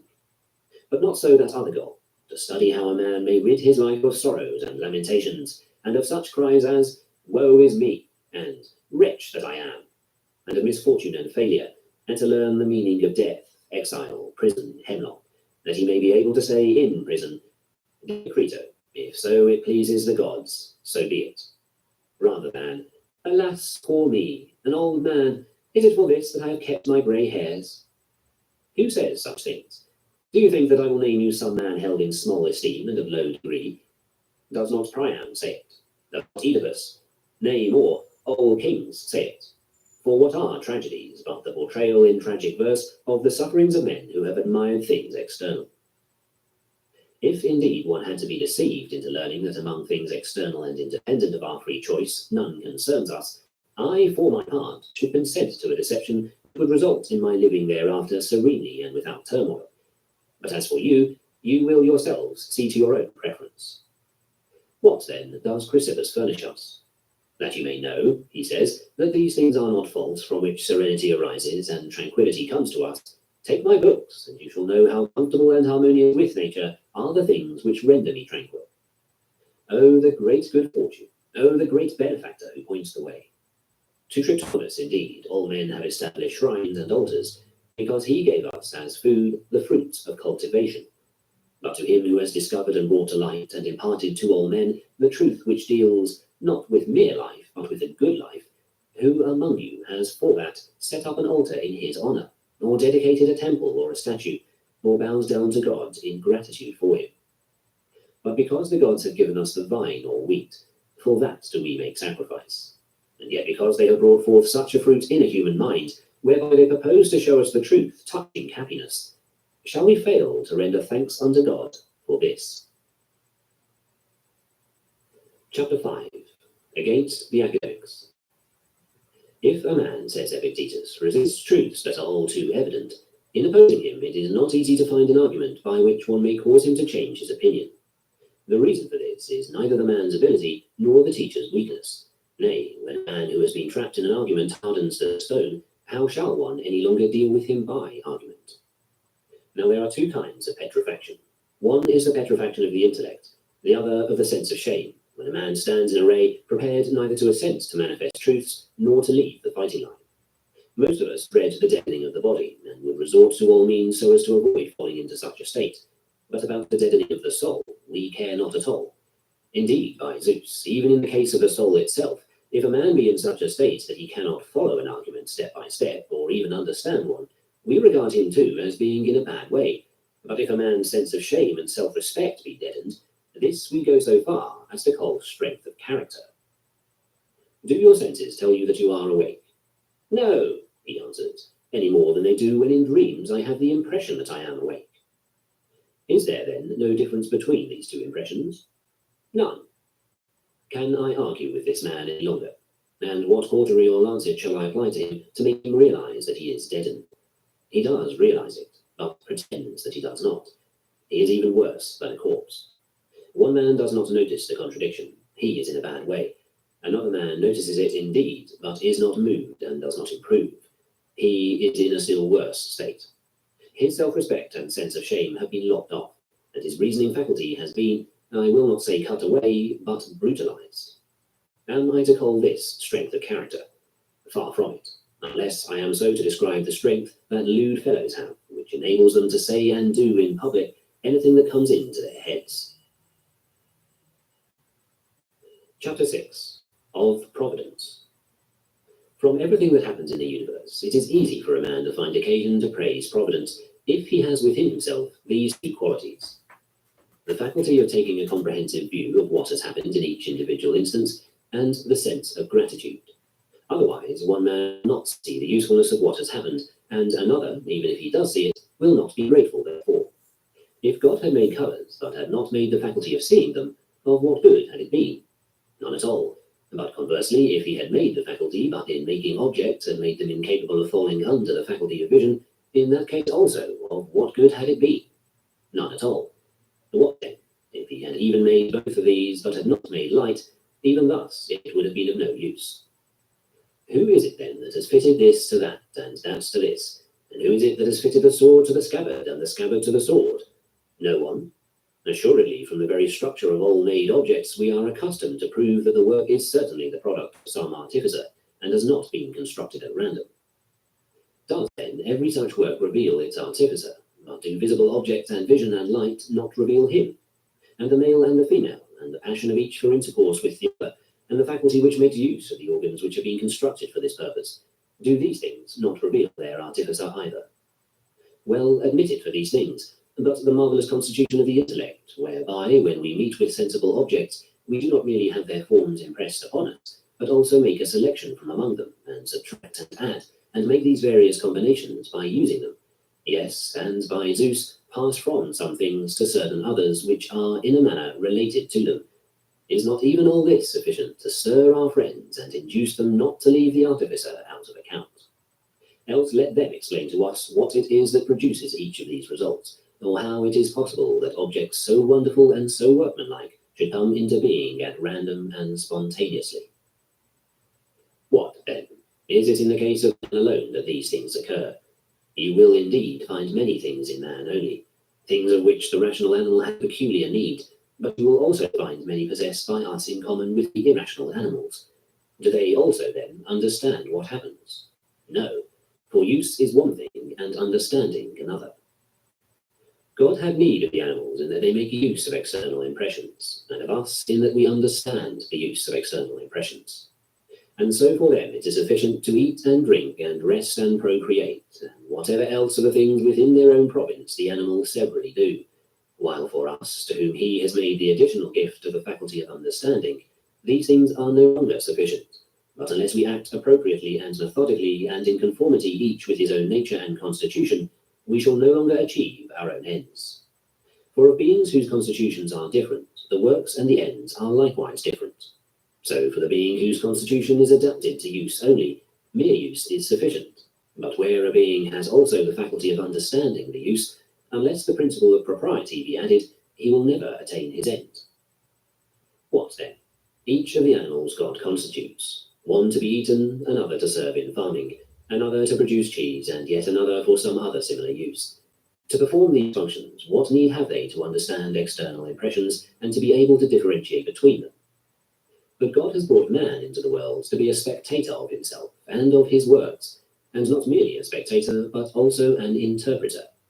Wherefore, it is shameful for man to begin and end just where the irrational animals do. He should rather begin where they do, but end where nature has ended in dealing with us. Now, she did not end until she reached contemplation and understanding, and a manner of life harmonious with nature. Take heed, therefore, lest you die without ever having been spectators of these things. But you travel to Olympia to behold the work of Phidias, and each of you regards it as a misfortune to die without seeing such sights.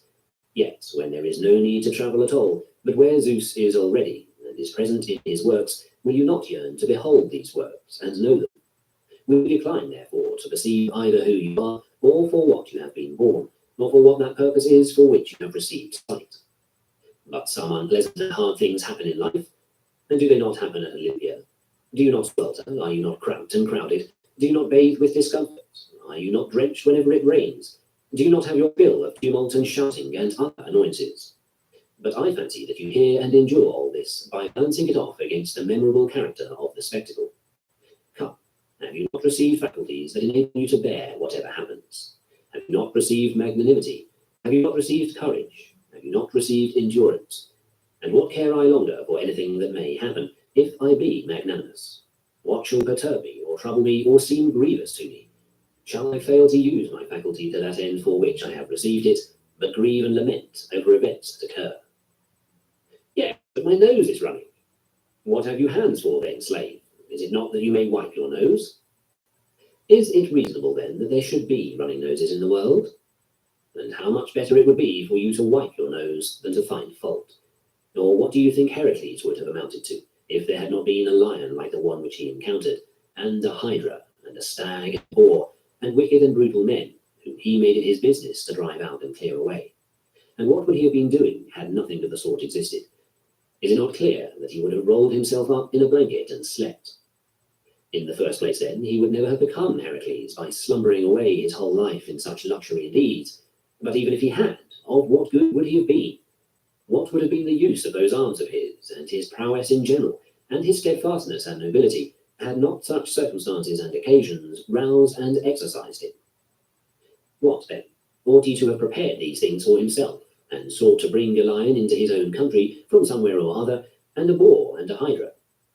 This would have been folly and madness, but since they did exist and were found in the world, they were serviceable as a means of revealing and exercising our Heracles. Come then, you also, now that you are aware of these things, contemplate the faculties which you have, and after contemplating say, Bring now, O Zeus, what difficulty thou wilt, for I have an equipment given to me by thee, and resources wherewith to distinguish myself by making use of the things that come to pass. But no, you sit trembling for fear something will happen, and lamenting and grieving and groaning about the things that are happening.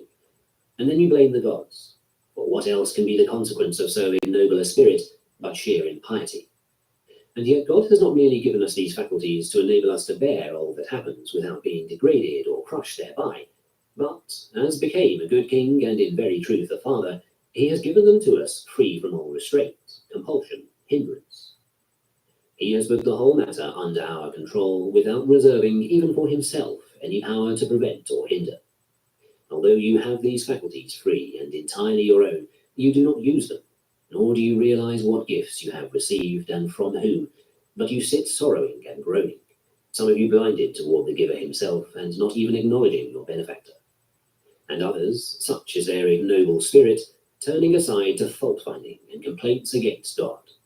And yet, though I can show you that you have resources and endowment for magnanimity and courage, do you, pray, show me what resources you have to justify fault-finding and complaining?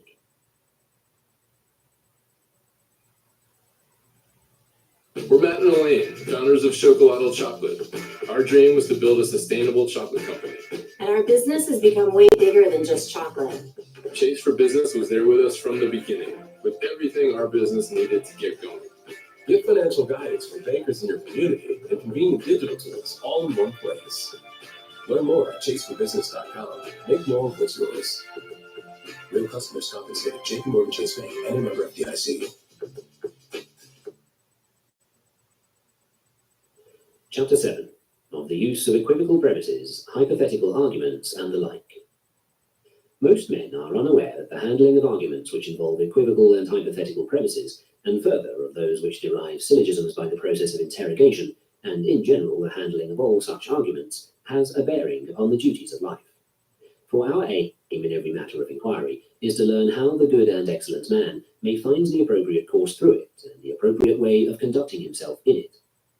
Let them say, then, either that the good man will not enter the contest of question and answer, or that, once he has entered, he will be at no pains to avoid conducting himself carelessly and at haphazard in question and answer, or else, if they accept neither of these alternatives, they must admit that some investigation should be made of those topics with which question and answer are principally concerned. For what is the professed object of reasoning? To state the true, to eliminate the false, to suspend judgment in doubtful cases. Is it enough, then, to learn this alone? It is enough, says one. Is it then also enough for the man who wants to make no mistake in the use of money to be told the reason why you accept genuine drachmas and reject the counterfeit? It is not enough. What then must be added to this? Why, what else but the faculty that tests the genuine drachmas and the counterfeit and distinguishes between them? Wherefore, in reasoning also, the spoken word is not enough, is it? On the contrary, is it not necessary to develop the power of testing the true and the false and the uncertain, and of distinguishing between them? It is necessary. What else besides this is proposed in reasoning? Pray accept the consequences of what you have properly granted. Come, is it enough then in this case also merely to know that this particular thing is true? It is not enough, but one must learn in what way a thing follows as a consequence upon certain other things, and how sometimes one thing follows upon one, and at other times upon several conjointly. Is it not then necessary that a man should also acquire this power, if he is to acquit himself intelligently in argument, and is himself not only to prove each point when he tries to prove it, but also to follow the argument of those who are conducting a proof, and is not to be misled by men who quibble as though they were proving something? There has consequently arisen among us, and shown itself to be necessary, a science which deals with inferential arguments and with logical figures, and trains men therein. But of course, there are times when we have with sound reasoning granted the premises, and the inference from them is so-and-so, and in spite of its being false, it is nonetheless the inference. What then should I do?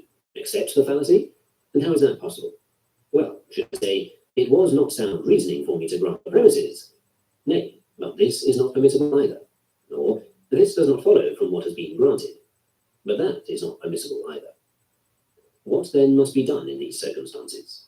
Is it not this, that the fact of having borrowed is not enough to prove that one is still in debt, but we must add the circumstance that one abides by the loan, that is, has not paid it, and just so, our having once granted the premises is not enough to compel us to accept the inference, but we must abide by our acceptance of the premises. And what is more, if the premises remain until the end what they were when they were granted, there is every necessity for us to abide by our acceptance of them, and to allow the conclusion that has been drawn from them. For from our point of view, and to our way of thinking, this inference does not now result from the premises, since we have withdrawn from our previous assent to the premises. It is necessary, therefore, to inquire into premises of this kind, and into such change and equivocal modification of them, whereby at the very moment the question is put, or the answer made, or the deduction drawn, or at some other similar stage in the argument, the premises take on modified meanings, and give occasion to the unthinking to be disconcerted, if they do not see what follows in consequence. Why is it necessary? In order that in this matter we may not behave unsuitably, nor at haphazard, nor confusedly. And the same holds true of hypotheses and hypothetical arguments, for it is necessary at times to postulate some hypothesis as a sort of stepping stone for the subsequent argument. Are we therefore to grant any and every hypothesis that is proposed, or not every one? And if not every one, what one? And when a man has granted a hypothesis, must he abide forever by it and maintain it, or are there times when he should abandon it and accept only the consequences which follow from it, without accepting those which are opposed to it? Yes, but someone says, if you once admit a hypothesis that involves a possibility, I will compel you to be drawn on to an impossibility. Shall the prudent man refuse to engage with this person, and avoid inquiry and discussion with him? Yet who but the prudent is capable of using argument and skill in question and answer, and, by Zeus, proof against deceit and sophistic fallacies? But shall he argue indeed, and then not take pains to avoid conducting himself recklessly and haphazard in argument? And if he does not, how will he any longer be the sort of man we think he is? But without some such exercise and preparation in formal reasoning, how will he be able to maintain the continuity of the argument? Let them show that he will be able, and all these speculations become mere superfluity. They were absurd and inconsistent with our preconception of the good man. Why are we still indolent and easygoing and sluggish, seeking excuses whereby we may avoid toiling or even late hours, as we try to perfect our own reason? If, then, I err in these matters, I have not murdered my own father, have I? Slave, pray where was there in this case a father for you to murder? What then have you done, you ask? You have committed what was the only possible error in the matter. Indeed, this is the very remark I made to Rufus when he censured me for not discovering the one omission in a certain syllogism. Well, said I, it isn't as bad as if I had burned down the Capitol. But he answered, Slave, the omission here is the Capitol. Nor are there no other errors than setting fire to the Capitol and murdering one's father. But to make a reckless and foolish and haphazard use of the external impressions that come to one, to fail to follow an argument or demonstration or sophism, in a word, to fail to see in question and answer what is consistent with one's position or inconsistent, is none of these things an error? Chapter 8. But the reasoning faculties in the case of the uneducated are not free from error. In as many ways as it is possible to vary the meaning of equivalent terms, in so many ways may a man also vary the forms of his controversial arguments and of his enthymemes in reasoning. Take this syllogism, for instance. If you have borrowed and have not repaid, you owe me the money. Now you have not borrowed and have not repaid, therefore you do not owe me the money. And no man is better fitted to employ such variations skillfully than the philosopher. For if, indeed, the enthymeme is an incomplete syllogism, it is clear that he who has been exercised in the perfect syllogism would be no less competent to deal with the imperfect also. Why, then, do we neglect to exercise ourselves and one another in this way?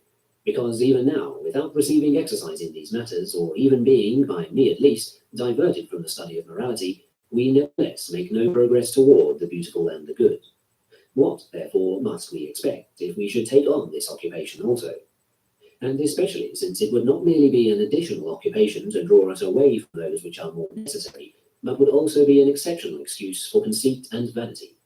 For great is the power of argumentation and persuasive reasoning, and especially if it should enjoy excessive exercise and receive likewise a certain additional ornament from language. The reason is that, in general, every faculty which is acquired by the uneducated and the weak is dangerous for them, as being apt to make them conceited and puffed up over it. For by what device might one any longer persuade a young man who excels in these faculties to make them an appendage to himself, instead of his becoming an appendage to them? Does he not trample all these reasons underfoot, and strut about in our presence, all conceited and puffed up, much less submitting if any one by way of reproof reminds him of what he lacks and wherein he has gone astray? What then? Was not Plato a philosopher? Yes, and was not Hippocrates a physician? But you see how eloquently Hippocrates expresses himself. Does Hippocrates then express himself so eloquently by virtue of his being a physician? Why then do you confuse things that for no particular reason have been combined in the same man? Now if Plato was handsome and strong, ought I to sit down and strive to become handsome or become strong on the assumption that this is necessary for philosophy, because a certain philosopher was at the same time both handsome and a philosopher? Are you not willing to observe and distinguish just what this is by virtue of which men become philosophers, and what qualities pertain to them for no particular reason? Come now, if I were a philosopher, ought you to become lame like me? What then? Am I depriving you of these faculties?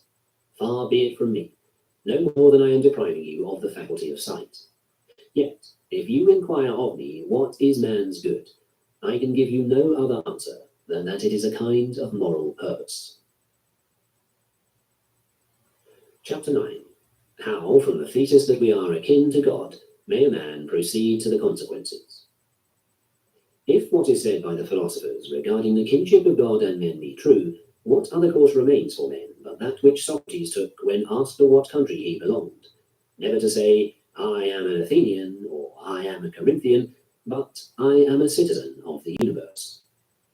For why do you say that you are an Athenian instead of mentioning merely that corner into which your paltry body was cast at birth? Or is it clear you take the place which is a higher degree of authority, and comprehends not merely that corner of yours, but also your family, and, in a word, the source from which your race has come, your ancestors down to yourself, and from some such entity call yourself Athenian or Corinthian?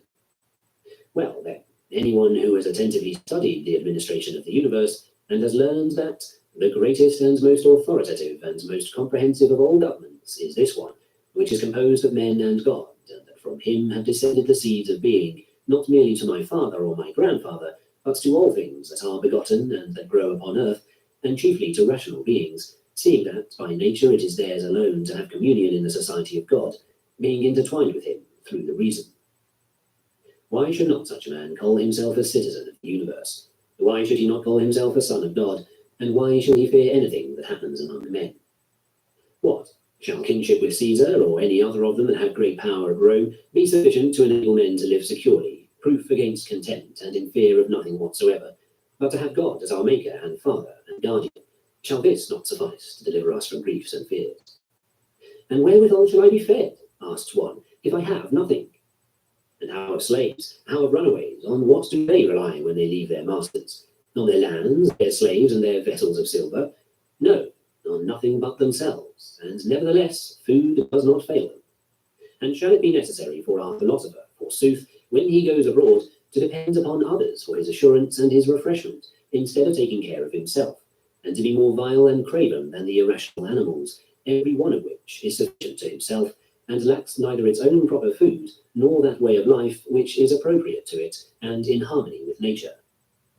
As for me, I think that the elder man ought not to be sitting here devising how to keep you from thinking too meanly of yourselves, or from taking in your debates a mean or ignoble position regarding yourselves. He should rather be striving to prevent there being among you any young men of such a sort that, when once they have realized their kinship to the gods, and that we have these fetters as it were fastened upon us, the body and its possessions, and whatever things on their account are necessary to us for their management of life, and our tarrying therein, they may desire to throw aside all these things as burdensome and vexatious and unprofitable, and depart to their kindred. And this is the struggle in which your teacher and trainer, if he really amounted to anything, ought to be engaged. You, for your part, would come to him, saying, Epictetus, we can no longer endure to be imprisoned with this paltry body, giving it food and drink, and resting and cleansing it, and, to crown it all, being on its account brought into contact with these people and those. Are not these things indifferent, indeed nothing to us? And is not death no evil? And are we not in a manner akin to God, and have we not come from him? Suffer us to go back whence we came. Suffer us to be freed at last from these fetters that are fastened to us, weigh us down. Here are despoilers and thieves and courts of law, and those who are called tyrants. They think they have some power over us because of the paltry body and its possessions. Suffer us to show them that they have power over no one. And thereupon it were my part to say, Men, wait upon God. When he shall give the signal and set you free from this service, then shall you depart to him. But for the present endure to abide in this place, where he has stationed you. Short indeed is the time of your abiding here, and easy to bear for men of your convictions. For what tyrant or what thief are any longer formidable to those who have thus set at naught the body and its possessions? Stay, nor be so unrational as to depart. Some such instruction should be given by the teacher to the youth of good natural parts. But what happens now? A corpse is your teacher, and corpses are you. As soon as you have fed your fill today, you sit lamenting about the morrow, wherewithal you shall be fed. Slave, if you get it, you will have it. If you do not get it, you will depart. The door stands open. Why grieve? Where is there yet room for tears? What occasion longer for flattery? Why shall one man envy another? Why shall he admire those who have great possessions, or those who are stationed in places of power, especially if they be both strong and prone to anger? For what will they do to us? As for what they have power to do, we shall pay no heed thereto, and for the things we care about, over them they have no power. Who, then, will ever again be ruler over the man who is thus disposed? How did Socrates feel with regard to these matters? Why, how else than as that man ought to feel who has been convinced that he is akin to the gods? If you tell me now, says he, we will acquit you on these conditions, namely that you will no longer engage in these discussions which you have conducted hitherto, nor trouble either the young or the old among us, I will answer, you make yourselves ridiculous by thinking that, if your general had stationed me at any post, I ought to hold and maintain it, and choose rather to die 10,000 times than to desert it. But if God has stationed us in some place and in some manner of life, we ought to desert that. This is what it means for a man to be, in very truth, a kinsman of the gods. We, however, think of ourselves as though we were mere bellies, entrails, and genitals, just because we have fear, because we have appetite. And we flatter those who have power to help us in these matters, and these same men we fear. A certain man asked me to write to Rome on his behalf. Now he had met with what most men account misfortune. Though he had formerly been eminent and wealthy, he had afterwards lost everything and was living here. And I wrote in humble terms on his behalf. But when he had read the letter, he handed it back to me and said, I wanted your help, not your pity. My plight is not an evil one.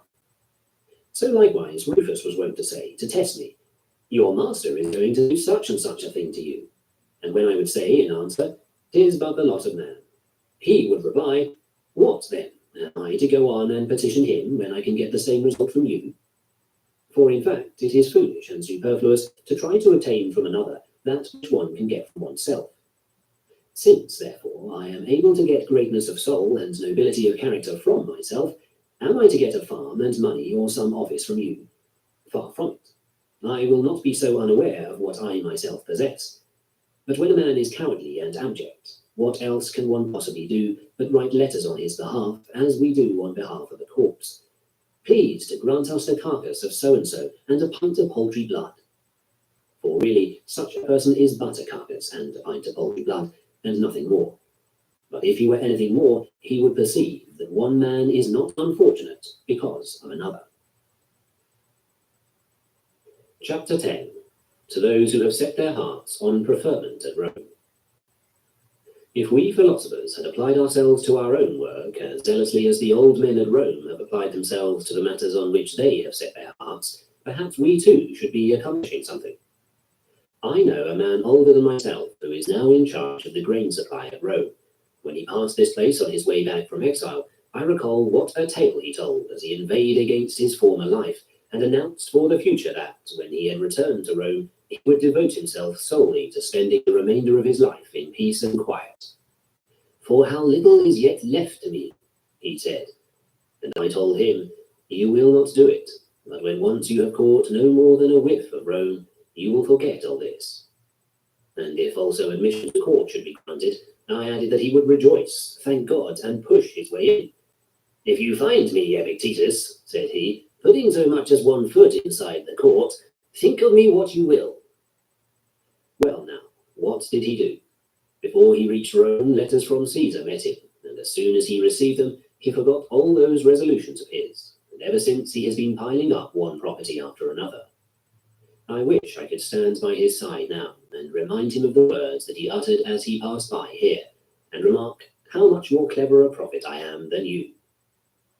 What then? Do I say that man is an animal made for inactivity? Far be it from me. But how can you say that we philosophers are not active in affairs? For example, to take myself first, as soon as day breaks, I call to mind briefly what author I must read over. Then forthwith I say to myself, and yet what difference does it really make to me how so-and-so reads? The first thing is that I get my sleep. Even so, in what are the occupations of those other men comparable to ours? If you observe what they do, you will see. For what else do they do but all day long cast up accounts, dispute, consult about a bit of grain, a bit of land, or similar matters of profit? Is it then much the same thing to receive a little petition from someone and read, I beseech you to allow me to export a small quantity of grain? And this one, I beseech you to learn from Chrysippus what is the administration of the universe, and what place therein the rational animal has, and consider also who you are, and what is the nature of your good and evil. Is this like that? And does it demand the like kind of study? And is it in the same way shameful to neglect the one and the other? What then? Is it we philosophers alone who take things easily and rouse? No, it is you young men far sooner. For, look you, we old men, when we see young men playing, are eager to join in the play ourselves. And much more, if I saw them wide awake and eager to share in our studies, should I be eager to join myself in their serious pursuits. Chapter 11. Of Family Affection. When an official came to see him, Epictetus, after making some special inquiries about other matters, asked him if he had children and a wife, and when the other replied that he had, Epictetus asked the further question, what then is your experience with marriage? Wretched, he said, to which Epictetus said, how so? For men do not marry and beget children just for this surely, to be wretched, but rather to be happy. And yet, as for me, the other replied, I feel so wretched about the little children that recently, when my little daughter was sick and was thought to be in danger, I could not bear even to stay by her sickbed, but I up and ran away until someone brought me word that she was well again. What then? Do you feel we were acting right in doing this? I was acting naturally, he said. But really, you must first convince me of this, that you were acting naturally, said he, and then I will convince you that whatever is done in accordance with nature is rightly done. This is the way, said the man, all, or at least most of us fathers feel. And I do not contradict you either, answered Epictetus, and say that it is not done. But the point at issue between us is the other, whether it is rightly done. For by your style of reasoning, we should have to say of tumours also that they are produced for the good of the body, just because they occur, and in brief, that to err is in accordance with nature, just because practically all of us, or at least most of us, do err. Do you show me, therefore, how your conduct is in accordance with nature. I cannot, said the man, but do you rather show me how it is not in accordance with nature and not rightly done?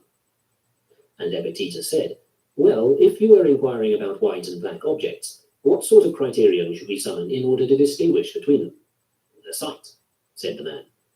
And if about hot and cold, and hard and soft objects, what criterion? The touch. Very well then, since we are disputing about things which are in accordance with nature, and things which are rightly or not rightly done, what criterion would you have us take? I do not know, he said. And yet, though it is perhaps no great harm for one not to know the criterion of colours and odours, and so too of flavours, still, you think that it is a slight harm for a man to be ignorant of the criterion of good and evil things, and of those in accordance with nature and those contrary to nature? On the contrary, it is the very greatest harm. Come, tell me, are all the things that certain persons regard as good and fitting rightly so regarded? And is it possible at this present time that all the opinions which Jews and Syrians and Egyptians and Romans hold on the subject of food are rightly held? How can it be possible? But I fancy it is absolutely necessary, if the views of the Egyptians are right, that those of the others are not right. If those of the Jews are well founded, that those of the others are not. Yes, certainly. Now, where there is ignorance, there is also lack of knowledge, and the lack of instruction in matters which are indispensable. He agreed. You then, said he, now that you perceive this, will henceforth study no other. Having learned the criterion of what is in accordance with nature, you shall apply that criterion and thus determine each special case. But for the present, I can give you the following assistance toward the attainment of what you desire. Does family affection seem to you to be in accordance with nature and good? Of course. What then? Is it possible that, while family affection is in accordance with nature and good, that which is reasonable is not good? By no means. That which is reasonable is not, therefore, incompatible with family affection. It is not, I think. Otherwise, when two things are incompatible and one of them is in accordance with nature, the other must be contrary to nature, must it not? Even so, said he. Whatever, therefore, we find to be at the same time both affectionate and reasonable, this we confidently assert to be both right and good. Granted, said he. What then? I suppose you will not deny that going away and leaving one's child when it is sick is at least not reasonable, but we have yet to consider whether it is affectionate. Yes, let us consider that. Were you then, since you were affectionately disposed to your child, doing right when you ran away and left her? And has the mother affection for her child? On the contrary, she has affection. Ought then the mother also to have left her child, or ought she not? She ought not. What of the nurse? Does she love her child? She does, he said. Ought then she also to have left her? By no means. What about the school attendant? Does not he love the child? He does. Ought then he also to have gone away and left her, so that the child would thus have been left alone and helpless because of the great affection of you, her parents, and of those in charge of her, or perhaps have died in the arms of those who neither loved her nor cared for her? Far from it. And yet, is it not unfair and unfeeling when a man thinks certain conduct fitting for himself because of his affection, that he should not allow the same to others who have as much affection as he has? That were absurd. Come, if it had been you who were sick, would you have wanted all your relatives, your children and your wife included, to show their affection in such a way that you would be left all alone and deserted by them? By no means. And would you pray to be so loved by your own that, because of their excessive affection, you would always be left alone in sickness? Nor would you, so far as this is concerned, have prayed to be loved by your enemies rather, if that were possible, so as to be left alone by them? And if this is what you would have prayed for, the only conclusion left us is that your conduct was, in the end, not an act of affection at all. What then? Was the motive nothing at all which actuated you and induced you to leave your child? And how can that be? But it was a motive like that which impelled a certain man in Rome to cover his head when the horse which he backed was running. Then, when it won unexpectedly, they had to apply sponges to him to revive him from his fate. What motive then is this? The scientific explanation, perhaps, is not in place now, but it is enough for us to be convinced that, if what the philosophers say is sound, we ought not to look for the motive anywhere outside of ourselves, but that in all cases it is one and the same thing that is the cause of our doing a thing or of our not doing it, of our saying things or of our not saying them, of our being elated or of our being cast down, of our avoiding things or of our pursuing them. The very thing indeed which has even now become a cause of my action and of yours. Yours in love to me and sitting here now listening, mine in saying these things. And what is that? Is it indeed anything else than that we wanted to do this? Nothing else. And supposing that we had wanted to do something else, what else would we be doing but that which we wanted to do? Surely then, in the case of Achilles also, it was this that was the cause of his grief, not the death of Patroclus, but that he wanted to grieve. For other men do not act this way when their comrades die. And in your case the other day, the cause of your running away was just that you wanted to do so. And another time, if you stay with her, it will be because you wanted to stay. And now you are going back to Rome because you want to do so. And if you change your mind and want something else, you will not go. And in brief, it is neither death nor exile, nor toil, nor any such thing that is the cause of our doing or of our not doing anything, but only our opinions and the decisions of our will. Do I convince you of this or not? You convince me, said he. Of such sort then, as are the causes in each case, such likewise are the effects. Very well then, whenever we do anything wrongly from this day forth, we shall ascribe to this action no other cause than the decision of our will which led us to do it, and we shall endeavour to destroy and excise that cause more earnestly than we try to destroy and excise from the body its tumours and abscesses. And in the same way we shall declare the same thing to be the cause of our good actions, and we shall no longer blame either slave or neighbour, or wife or children, as being the causes of any evils to us, since we are persuaded that, unless we decide that things are thus and so, we do not perform the corresponding actions, and of our decision, for or against something, we ourselves, and not things outside of ourselves, are the masters. It is so, he said. From this very day, therefore, the thing whose nature or condition we shall investigate and examine will be neither our farm, nor our slaves, nor our horses, nor our dogs, but only the decisions of our will. I hope so, he said. You see, then, that it is necessary for you to become a frequenter of the schools, that animal at which all men laugh, if you really desire to make an examination of the decisions of your own will, and that this is not the work of a single hour or day, you know as well as I do. Shopify helps you sell at every stage of your business, like that "let's put it online and see what happens" stage. And the site is live. That "we opened a store and need a fast checkout" stage. Thanks. You're all set. That "count it up and ship it around the globe" stage. This one's going to Thailand. And that "wait, did we just hit 1 million orders" stage. Whatever your stage, businesses that grow with Shopify. Sign up for your $1 a month trial at shopify.com/YouTube audio. Chapter 12. Of Contentment.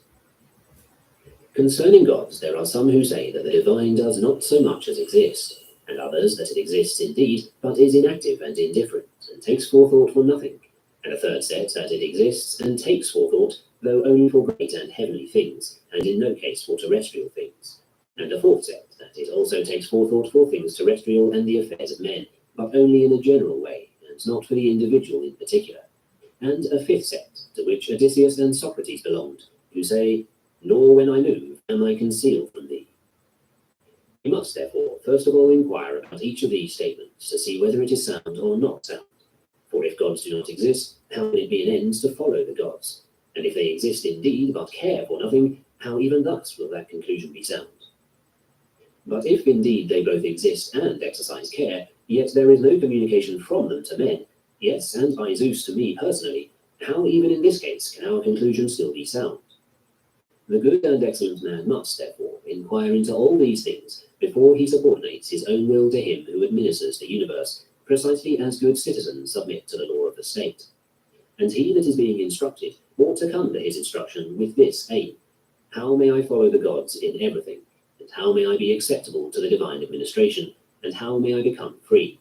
Since he is free for whom all things happen according to his moral purpose, and whom none can restrain. What, then, is freedom insanity? Far from it, for madness and freedom are not consistent with one another.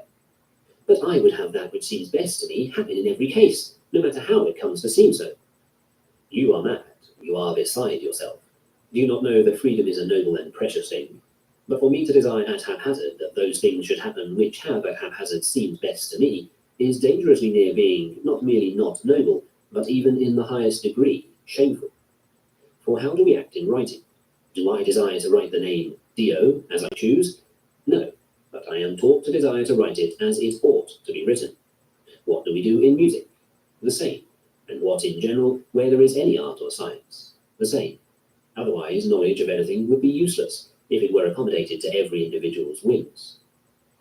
Is it then only in this matter of freedom, the greatest and indeed the highest of all, that I am permitted to desire at haphazard? By no means, but instruction consists precisely in learning to desire each thing exactly as it happens. And how do they happen? As he that ordains them has ordained, and he has ordained that there be summer and winter, and abundance and dearth, and virtue and vice, and all such opposites, for the harmony of the whole. And he has given each of us a body, and members of the body, and property and companions. Mindful, therefore, of this ordaining, we should go to receive instruction not in order to change the constitution of things, for this is neither vouchsafed us, nor is it better than it should be, but in order that, things about us being as they are and as their nature is, we may, for our own part, keep our wills in harmony with what happens. For, look you, can we escape from men? And how is it possible? But can we, if they associate with us, change them? And who vouchsafes us that power? What alternative remains then, or what method can we find for living with them? Some such method as that, while they will act as seems best to them, we shall nonetheless be in a state conformable to nature. But you are impatient and peevish, and if you are alone, you call it a solitude, but if you are in the company of men, you call them schemers and brigands, and you find fault even with your own parents and children and brothers and neighbours. But you ought, when staying alone, to call that peace and freedom, and to look upon yourself as like the gods. And when you are in the company of many, you ought not to call that a mob, nor a tumult, nor a disgusting thing, but a feast and a festival, and so accept all things contentedly. What then is the punishment to those who do not accept? To be just as they are. Is one peevish because he is alone? Let him be in solitude. Is he peevish with his parents? Let him be an evil son and grieve. Is he peevish with his children? Let him be a bad father. Throw him into prison. What sort of prison? Where he is now, for he is there against his will, and where a man is against his will, that for him is a prison, just as Socrates was not in prison, for he was there willingly. Alas, that I should be lame in my leg. Slave, do you then, because of one paltry leg, blame the universe? Will you not make a free gift of it to the whole? Will you not relinquish it? Will you not gladly yield it to the giver? And will you be angry and peevish at the ordinances of Zeus, which he defined and ordained, together with the fates who spun in his presence the thread of your begetting? Do you not know how small a part you are compared with the whole? That is, as to the body. For as to the reason, you are not inferior to the gods, nor less than they. For the greatness of the reason is not determined by length nor by height, but by the decisions of its will. Will you not, therefore, set what is for you the good in that wherein you are equal to the gods? Wretched man that I am, such a father and such a mother as I have. Well, was it permitted you to step forward and make selection, saying, let such and such man have intercourse with such and such woman at this hour, that I may be born?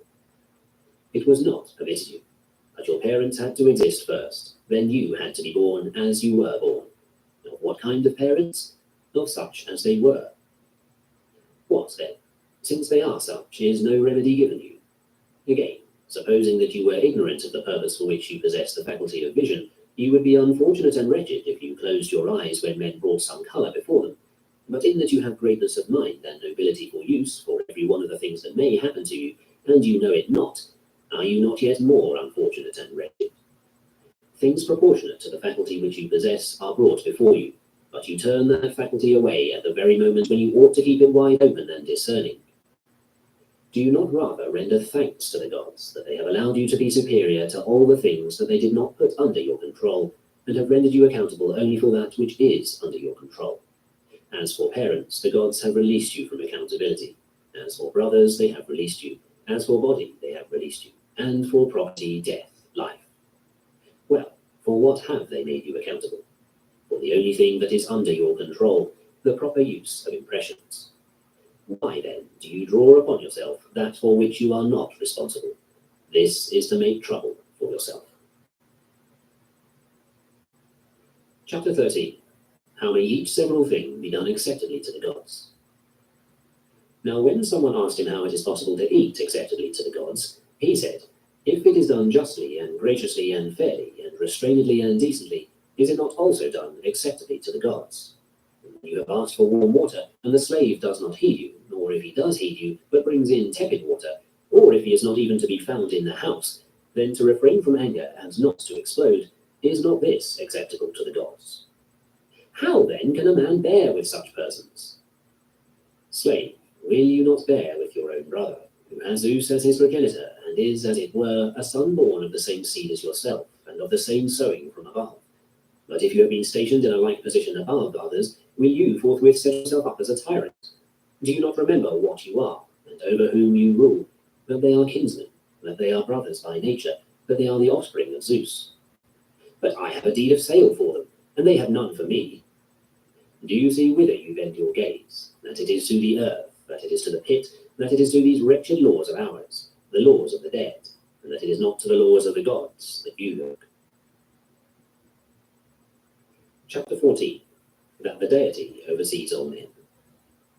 Now when someone asked him how a man could be convinced that each thing which he does is under the eye of God, he answered, do you not think that all things are united in one? I do, said the other. Very well. Do you not think that what is on earth feels the influence of that which is in heaven? I do, he replied. For how else comes it that so regularly, as if from God's command, when he bids the plants flower, they flower. When he bids them put forth shoots, they put them forth. When he bids them bear fruit, they bear it. When to ripen, they ripen. When again he bids them drop their fruit, and let fall their leaves, and gather themselves together, and remain quiet, and take their rest, they remain quiet, and take their rest. And how else comes it that at the waxing and waning of the moon, and at the approach and recession of the sun, we see among the things that are on earth so great an alteration and change to the opposite? But are the plants and our own bodies so closely bound up with the universe, and do they so intimately share its affections? And is not the same much more true of our own souls? But if our souls are so bound up with God, and joined together with him as being parts and portions of his being, does not God perceive their every motion as being a motion of that which is his own, and of one body with himself? And yet you have power to think about the divine dispensation, and about each several item among things divine, and at the same time also about human affairs, and you have the faculty of being moved by a myriad of matters at the same time, both in your senses and in your intelligence, and at the same time you assent to some, while you dissent from others, nor suspend judgment about them. And you guard in your own soul so many impressions derived from so many and various matters, and on being moved by these impressions, your mind falls upon notions corresponding to the impressions first made, and so from a myriad of matters you derive and retain arts, one after the other, and memories. All this you do, and is God not able to oversee all things and be present with all and to have a certain communication from them all? Yet the sun is capable of illuminating so large a portion of the universe, and of leaving unilluminated only the small space which is no larger than can be covered by the shadow that the earth casts. And is he who has created the sun, which is but a small portion of himself in comparison with the whole, and causes it to revolve, is he not able to perceive all things? And yet, says one, I cannot follow all these things at one and the same time.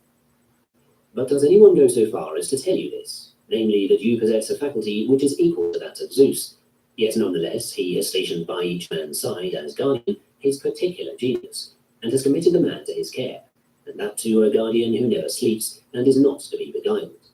For to what other guardian, better and more careful, could he have committed each one of us? Wherefore, when you close the doors and make darkness within, remember never to say that you are alone, for you are not alone. Nay, God is within, and your own genius is within. And what need have they of light in order to see what you are doing? Yes, and to this God you also ought to swear allegiance, as the soldiers do to Caesar. They are but hirelings, yet they swear that they will put the safety of Caesar above everything. And shall you, indeed, who have been counted worthy of blessings so numerous and so great, be unwilling to swear, or when you have sworn, to abide by your oath? And what shall you swear? Never to disobey under any circumstances, never to prefer charges, never to find fault with anything that God has given, never to let your will rebel when you have either to do or to suffer something that is inevitable. Can the oath of soldiers in any way be compared with this of ours?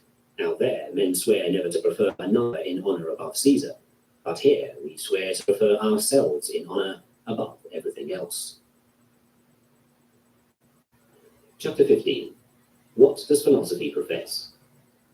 When someone consulted Epictetus as to how he could persuade his brother to cease being angry with him, he replied, "Philosophy does not profess to secure for man any external possession. Otherwise, it would be undertaking something that lies outside its proper subject matter. For as wood is the material of the carpenter, bronze that of the statuary, just so each man's life is the subject matter of the art of living. Well, what about my brother's life? That again is the subject matter of his own art of living. But with respect to your art of living, it comes under the category of externals, like a farm, like health, like good repute. Philosophy promises none of these things, but rather, in every circumstance, I will keep the governing principle in a state of accord with nature." Whose governing principle? His in whom I am. How then shall I keep my brother from being angry at me? Bring him to me, and I will tell him, but I have nothing to say to you on the subject of his anger. And when the man who was consulting him said, "What I seek to know is this, how even if my brother refuses to be reconciled with me, I may yet be in accord with nature?" Epictetus replied, "Nothing great comes into being all at once. Why, not even a bunch of grapes or a fig. If you say to me now, 'I want a fig,' I shall answer, 'That requires time.' Let the tree blossom first, then put forth its fruit, and finally let the fruit ripen. Now, although the fruit of even a fig tree is not brought to perfection all at once and in a single hour, would you still seek to secure the fruit of a man's mind in so short a while and so easily? Do not expect it, not even if I should tell you so myself." Chapter 16. Of Providence. Marvel not that the animals other than man have furnished them, ready prepared by nature, what pertains to their bodily needs, not merely food and drink, but also a bed to lie on, and that they have no need of shoes or bedding or clothing, while we are in need of all these things. For in the case of animals, born not for their own sake, but for service, to have created them in need of other things was not beneficial. Why, consider what it would be for us to have to take thought not for merely ourselves, but also for our sheep and our asses, how they are to be clothed and shod, how they are to find food and drink. But just as soldiers appear before their general all ready for service, shod, clothed, and armed, and it would be shocking if the colonel had to go around and equip his regiment with shoes or uniforms, so also nature has made animals, which are born for service, ready for use, equipped, and in need of no further attention. Consequently, one small child with a rod can drive a flock of sheep. But as it is, we first forbear to give thanks for these beasts, because we do not have to bestow upon them the same care as we require for ourselves, and then proceed to complain against God on our own account. Yet, by Zeus and the gods, one single gift of nature would suffice to make a man who is reverent and grateful perceive the providence of God. Do not talk to me now of great matters. Take the mere fact that milk is produced from grass, and cheese from milk, and that wool grows from skin. Who is it that has created or devised these things? No one, somebody says. No, the depth of man's stupidity and shamelessness. Come, let us leave the chief works of nature, and consider merely what she does in passing. Can anything be more useless than the hairs on a chin? Well, what then? Has not nature even used these in the most suitable way possible? Has she not by these means distinguished between male and female? Does not the nature of each one of us cry aloud forthwith from afar, "I am a man, on this understanding approach me, on this understanding talk with me, ask for nothing further, behold the signs"? Again, in the case of women, just as nature has mingled in their voice a certain softer note, so likewise she has taken the hair from their chins. Not so, you say. On the contrary, the human animal ought to have been left without distinguishing features, and each of us ought to proclaim by word of mouth, "I am a man." Nay, but how fair and becoming and dignified the sign is! How much more fair than the cock's comb, how much more magnificent than the lion's mane! Wherefore we ought to preserve the signs which God has given. We ought not to throw them away. We ought not, so far as in us lies, to confuse the sexes which have been distinguished in this fashion. Are these the only works of providence in us?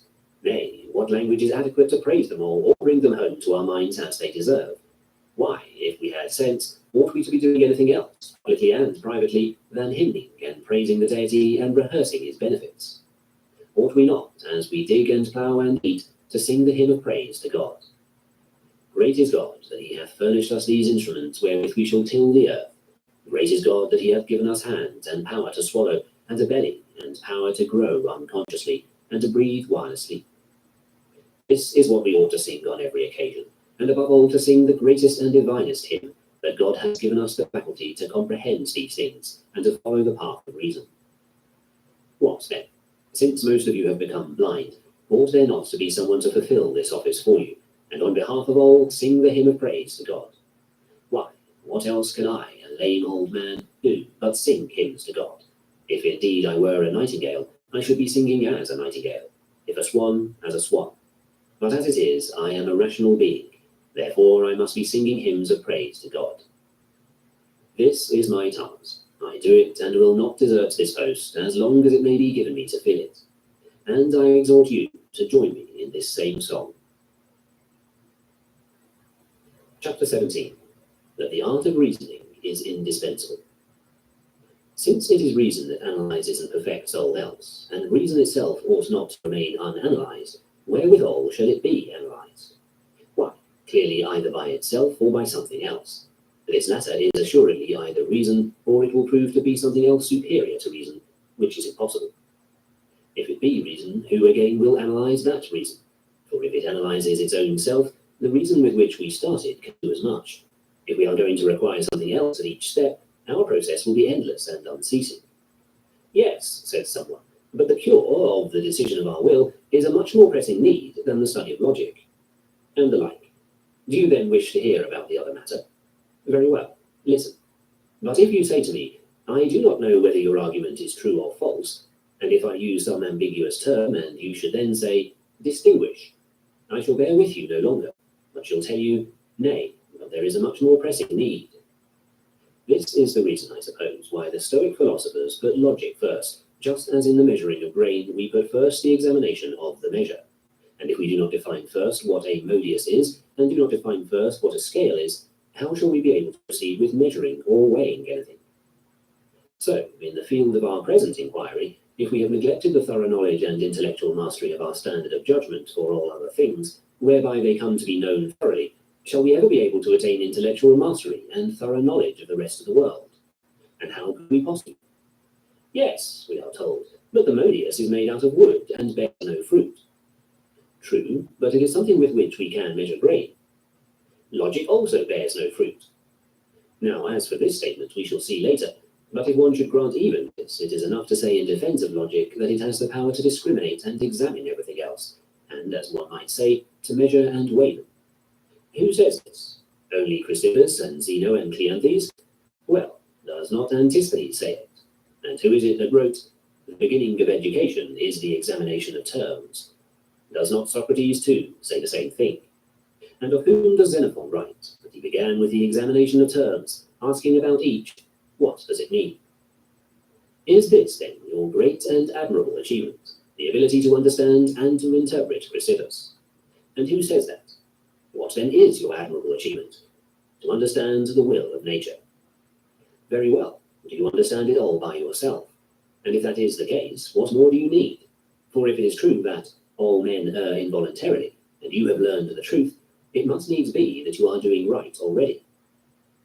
But, so help me Zeus, I do not comprehend the will of nature. Who then interprets it? Men say Chrysippus. I go and try to find out what this interpreter of nature says. I begin not to understand what he says, and look for the man who can interpret him. Look and consider what this passage means, says the interpreter, just as if it were in Latin. What place is there here then for pride on the part of the interpreter? Why, there is no just place for pride even on the part of Chrysippus, if he merely interprets the will of nature, but himself does not follow it. How much less place for pride, then, in the case of his interpreter? For we have no need of Chrysippus on his own account, but only to enable us to follow nature. No more have we need of him who divines through sacrifice, considered on his own account, but simply because we think that through his instrumentality we shall understand the future and the signs given by the gods. Nor do we need the entrails on their own account, but only because through them the signs are given. Nor do we admire the crow or the raven, but God, who gives his signs through them. Wherefore I go to this interpreter and diviner and say, Examine for me the entrails, and tell me what signs they give. The fellow takes and spreads them out, and then interprets. Man, you have a moral purpose, free by nature from hindrance and constraint. This stands written here in these entrails. I will prove you that, first in the sphere of assent. Can anyone prevent you from assenting to the truth? No one at all. Can anyone force you to accept the false? No one at all. Do you see that in this sphere you have a moral purpose free from hindrance, constraint, obstruction? In the sphere of desire and choice is it otherwise? And what can overcome one impulse but another impulse? And what can overcome one desire or aversion but another desire or aversion? But, says someone, if a person subjects me to the fear of death, he compels me. No, it is not what you are subjected to that impels you, but the fact that you decide it is better for you to do something of the sort than to die. Once more, then, it is the decision of your own will which compelled you, that is, moral purpose, compelled moral purpose. For if God had so constructed that part of his own being which he has taken from himself and bestowed upon us, that it could be subjected to hindrance and constraint, either from himself or from some other, he were no longer God, nor would he be caring for us as he ought. This is what I find, says the diviner, in the sacrifice. These are the signs vouchsafed you. If you will, you are free. If you will not have to blame anyone or complain against anyone. Everything will be in accordance with what is not merely your own will, but at the same time, the will of God. This is the prophecy for the sake of which I go to this diviner, in other words, the philosopher, not admiring him because of his interpretation, but rather the interpretation which he gives. Chapter 18. That we ought not to be angry with the erring. If what the philosophers say is true, that in all men thought and action start from a single source, namely feeling, as in the case of assent, the feeling that a thing is so, and in the case of dissent, the feeling that it is not so, yes, and by Zeus, in the case of suspended judgment, the feeling that it is uncertain, so also in the case of impulse towards a thing, the feeling that it is expedient for me, and that it is impossible to judge one thing expedient and yet desire another, and again to judge one thing fitting and yet be impelled to another. If all this be true, why are we any longer angry with the multitude? They are thieves, says someone, and robbers. What do you mean by thieves and robbers? They have simply gone astray in questions of good and evil. Ought we therefore to be angry with them, or rather pity them? Only show them their error, and you will see how quickly they desist from their mistakes. But if their eyes are not opened, they have nothing superior to their mere opinion. Ought not this brigand, then, and this adulterer be put to death, you ask? Not at all, but you should ask rather, ought not this man to be put to death, who is in a state of error and delusion about the greatest matters, and is in a state of blindness, not indeed in the vision which distinguishes between white and black, but in the judgment which distinguishes between the good and the evil? And if you put it this way, you will realize how inhuman a sentiment it is that you are uttering, and that it is just as if you should say, ought not this blind man then, or this deaf man, to be put to death? For if the loss of the greatest things is the greatest harm that can befall man, while the greatest thing in each man is a right moral purpose, and if a man is deprived of this very thing, what ground is left for you to be angry at him? Why, man, if you must needs be affected in a way that is contrary to nature at the misfortunes of another, pity him rather, but do not hate him. Drop this readiness to take offence and this spirit of hatred. Do not introduce those words which the multitude of the censorious use. Well, then, these accursed and abominable fools. Very well, but how is it that you have so suddenly been converted to wisdom that you are angry at fools? Why, then, are we angry? Because we admire the goods of which these men rob us. For, mark you, stop admiring your clothes, and you are not angry at the man who steals them. Stop admiring your wife's beauty, and you are not angry at her adulterer. Know that a thief or an adulterer has no place among the things that are your own, but only among the things that are another's, and that are not under your control. If you give these things up and count them as nothing, at whom have you still grounds to feel angry? But so long as you admire these things, be angry at yourself and not at the men that I have just mentioned. For consider, you have fine clothes and your neighbour does not. You have a window and wish to air them. He does not know wherein the true good of man consists, but fancies that it consists in having fine clothes. The very same fancy that you also entertain. Shall he not come then and carry them off? Why, when you show a cake to gluttonous men and then gulp it down all to yourself, are you not wanting them to snatch it? Stop provoking them. Stop having a window. Stop airing your clothes. Something similar happened to me also the other day. I keep an iron lamp by the side of my household gods, and on hearing a noise at the window, I ran down. I found that the lamp had been stolen. I reflected that the man who stole it was moved by no unreasonable motive. What then? Tomorrow, I say, you will find one of earthenware. Indeed, a man loses only that which he already has. I have lost my cloak. Yes, for you had a cloak. I have a pain in my head. You don't have a pain in your horns, do you? Why then are you indignant? For our losses and our pains have to do only with the things which we possess. But the tyrant will chain what? Your leg? But he will cut off what? Your neck? What then will he neither chain nor cut off? Your moral purpose. This is why the ancients gave us the injunction, know thyself. What follows then? Why, by the gods, that one ought to practice in small things, and beginning with them, pass on to the greater. I have a headache. Well, do not say, alas. I have an earache. Do not say, alas. And by not saying that it is not permissible to groan, only do not groan in the center of your being. And if your slave is slow in bringing your bandage, do not cry out and make a wry face and say, everybody hates me. Why? Who would not hate such a person?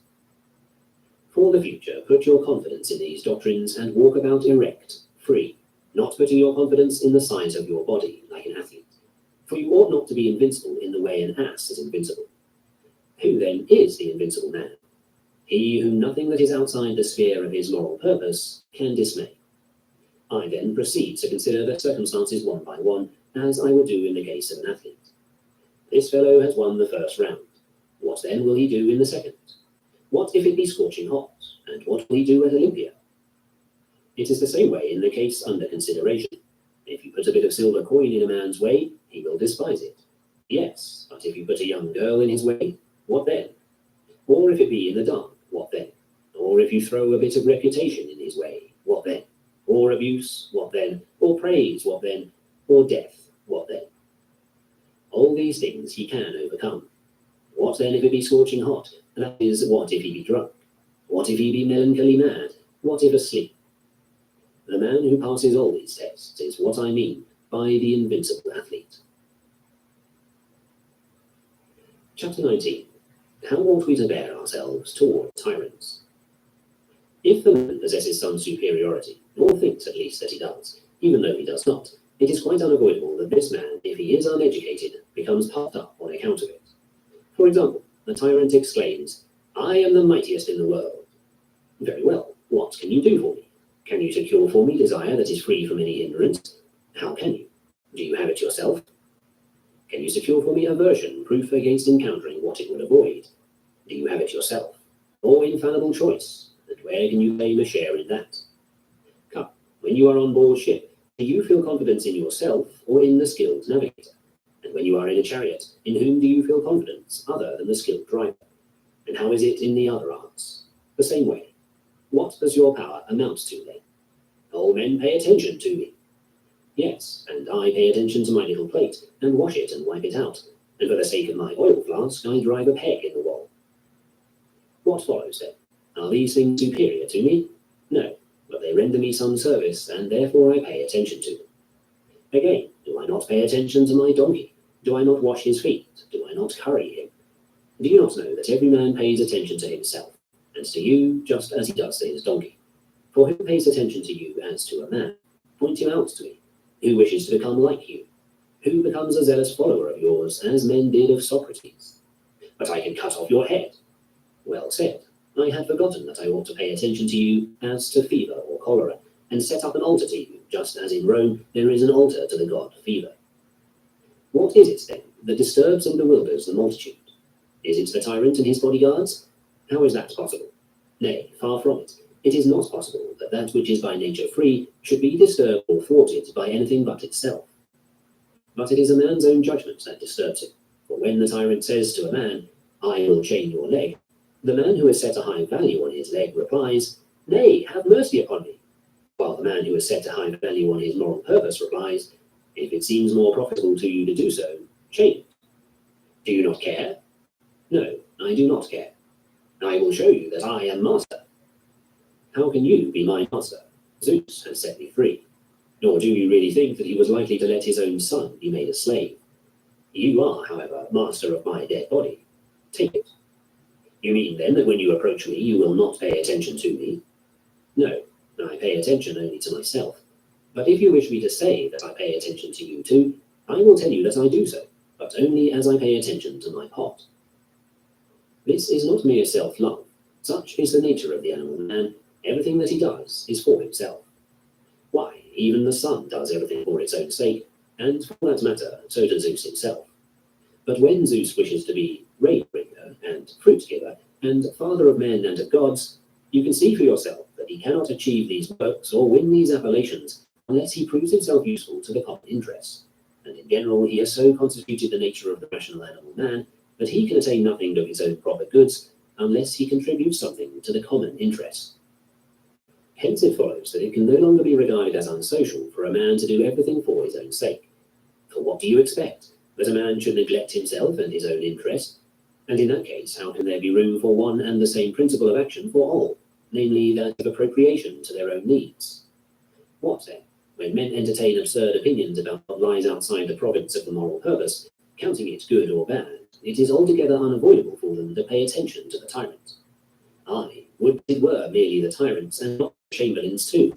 And yet how can the man suddenly become wise when Caesar puts him in charge of his chamber pot? How can we forthwith say, Felicio has spoken wisely to me? I would that he were deposed from the superintendency of the dunghill, that you may think him a fool again. Epictetus owned a certain cobbler whom he sold because he was useless. Then, by some chance, the fellow was bought by a member of Caesar's household, and became cobbler to Caesar. You should have seen how Epictetus honoured him. How is my good Felicio, I pray you? He used to say. And then, if someone asked us, what is your master doing? He was told, he is consulting Felicio about something or other. Why, had he not sold him as being useless?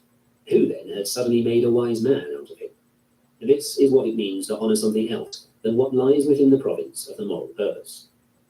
He has been honoured with a tribuneship, says someone. All who meet him offer their congratulations. One man kisses him on the eyes, another on the neck. His slave kisses his hands. He goes home. He finds lamps being lighted. He climbs up the Capitol and offers sacrifice. Now, who ever sacrificed as a thank offering for having had right desire, or for having exercised choice in accordance with nature? For we give thanks to the gods for that wherein we set the good. Today a man was talking to me about a priesthood of Augustus. I say to him, man, drop the matter. You will be spending a great deal to no purpose. But, says he, those who draw up deeds of sale will inscribe my name. Do you really expect then to be present when the deeds are read and say, that is my name they have written? And even supposing that you are now able to be present whenever anyone reads them, what will you do if you die? My name will remain after me. Inscribe it on a stone and it will remain after you. Come now, who will remember you outside of Nicopolis? But I shall wear a crown of gold. If you desire a crown at all, take a crown of roses and put it on. You will look much more elegant in that. Chapter 20. How the reasoning faculty contemplates itself. Every art and faculty makes certain things the special object of its contemplation. Now when the art or faculty itself is of like kind with what it contemplates, it becomes inevitably self-contemplative. But when it is of unlike kind, it cannot contemplate itself. For example, the art of leatherworking has to do with hides, but the art itself is altogether different from the material of hides, wherefore it is not self-contemplative. Again, the art of grammar has to do with written speech. It is not, therefore, also itself written speech, is it? Not at all. For this reason it cannot contemplate itself. Well then, for what purpose have we received reason from nature? For the proper use of external impressions. What then is reason itself? Something composed out of a certain kind of external impressions. Thus it comes naturally to be also self-contemplative. Once more, what are the things that wisdom has been given us to contemplate? Things good, bad, and neither good nor bad. What then is wisdom itself? A good. And what is folly? An evil. Do you see then that wisdom inevitably comes to contemplate both itself and its opposite? Therefore, the first and greatest task of the philosopher is to test the impressions and discriminate between them, and to apply none that has not been tested. You all see in the matter of coinage, in which it is felt that we have some interest, how we have even invented an art, and how many means the tester employs to test the coinage: sight, touch, smell, finally hearing. He throws the denarius down and then listens to the sound, and is not satisfied with the sound it makes on a single test, but as a result of his constant attention to the matter, he catches a tune like a musician. Thus, where we feel that it makes a good deal of difference to us whether we go wrong or do not go wrong, there we apply any amount of attention to discriminating between things that are capable of making us go wrong. But in the case of our governing principle, or thing, we yawn and sleep, and erroneously accept any and every external impression, for here the loss that we suffer does not attract our attention. When, therefore, you wish to realize how careless you are about the good and the evil, and how zealous you are about that which is indifferent, observe how you feel about physical blindness on the one hand and mental delusion on the other, and you will find that you are far from feeling as you ought about things good and things evil. Yes, but this requires much preparation and much hard work and learning many things. Well, what then? Do you expect it to be possible to acquire the greatest art with a slight effort? And yet the chief doctrine of the philosophers is extremely brief. If you would know, read what Zeno has to say and you will see. For what is there lengthy in his statement? To follow the gods is man's end, and the essence of good is the proper use of external impressions. Ask, what then is God, and what is an external impression, and what is nature in the individual and nature in the universe? You already have a lengthy statement. If Epictetus should come and say that the good ought to be in the flesh, again the explanation becomes lengthy, and you must be told what is the principal faculty within us, and what our substantial and what our essential nature is. Since it is not probable that the good of a snail lies in its shell, is it then probable that the good of man lies in his flesh? But take your own case, Epicurus. What more masterful faculty do you yourself possess? What is that thing within you which takes counsel, which examines into all things severally, which, after examining the flesh itself, decides that it is the principal matter? And why do you light a lamp and toil on our behalf, and write such quantities of books? Is it that we may not fail to know the truth? Who are we, and what are we to you? And so the argument becomes lengthy. Chapter 21. To those who would be admired. When a man has his proper station in life, he is not all agape for things beyond it. Man, what is it you want to have happen to you? As for myself, I am content if I exercise desire and aversion in accordance with nature, if I employ choice and refusal as my nature is, and similarly employ purpose and design and assent. Why then do you walk around in our presence as though you had swallowed a spit? It has always been my wish that those who meet me should admire me, and as they follow me should exclaim, "Oh, what a great philosopher!" Who are those people by whom you wish to be admired? Are they not these about whom you are in the habit of saying that they are mad? What then? Do you wish to be admired by the mad? Chapter 22. Of our preconceptions.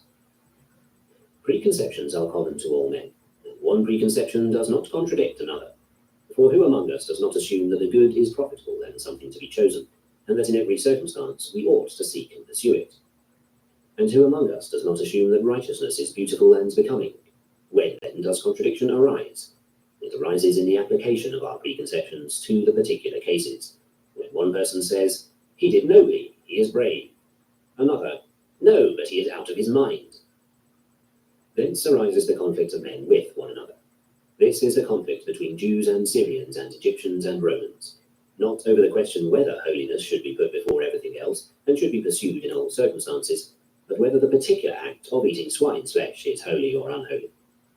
This, you will find, was also the cause of conflict between Agamemnon and Achilles. Come, summon them before us. What do you say, Agamemnon? Ought not that to be done which is proper, and that which is noble? Indeed it ought. And what do you say, Achilles? Do you not agree that what is noble ought to be done? As for me, I agree most emphatically with that principle. Very well, then, apply your preconceptions to the particular cases. It is just there the conflict starts. The one says, "I ought not to be compelled to give back Chryseis to her father," while the other says, "Indeed you ought." Most certainly, one of the two is making a bad application of the preconception, what one ought to do. Again, the one of them says, "Very well, if I ought to give back Chryseis, then I ought to take from some one of you the prize he has won." And the other replies, "Would you then take the woman I love?" "Yes, the woman you love," the first answers. "Shall I then be the only one? But shall I be the only one to have nothing?" So a conflict arises. What then does it mean to be getting an education? It means to be learning how to apply the natural preconceptions to particular cases, each to the other in conformity with nature, and further, to make the distinction that some things are under our control, while others are not under our control. Under our control are moral purpose, and all the acts of moral purpose, but not under our control are the body, the parts of the body, possessions, parents, brothers, children, country, in a word, all that with which we associate. Where, then, shall we place the good? To what class of things are we going to apply it? To the class of things that are under our control? What, is not health, then, a good thing, and a sound body and life? Nay, and not even children, or parents, or country? And who will tolerate you if you deny that? Therefore, let us transfer the designation good to these things. But is it possible, then, for a man to be happy if he sustains injury and fails to get that which is good? It is not possible. And to maintain the proper relations with his associates. And how can it be possible? For it is my nature to look out for my own interest. If it is my interest to have a farm, it is my interest to take it away from my neighbour.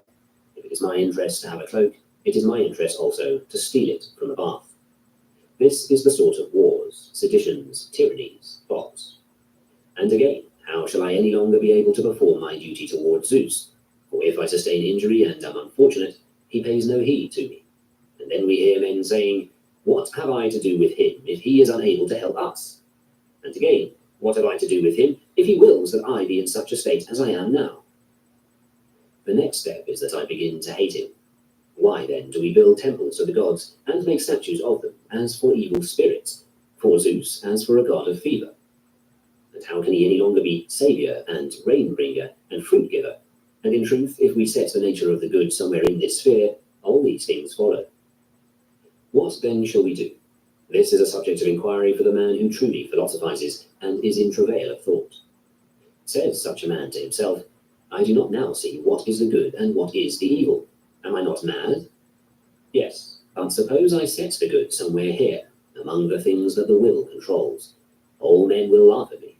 Some white-haired old man with many a gold ring on his fingers will come along, and then he will shake his head and say, listen to me, my son. One ought of course to philosophize, but one ought also to keep one's head. This is all nonsense. You learn a syllogism from the philosophers, but you know better than the philosophers what you ought to do. Man, why then do you censure me, if I know? What shall I say to this slave? If I hold my peace, the fellow bursts with indignation. So I must say, forgive me as you would lovers. I am not my own master. I am mad. Chapter 23. In answer to Epicurus. Even Epicurus understands that we are by nature social beings, but having once set our good in the husk which we wear, he cannot go on and say anything inconsistent with this.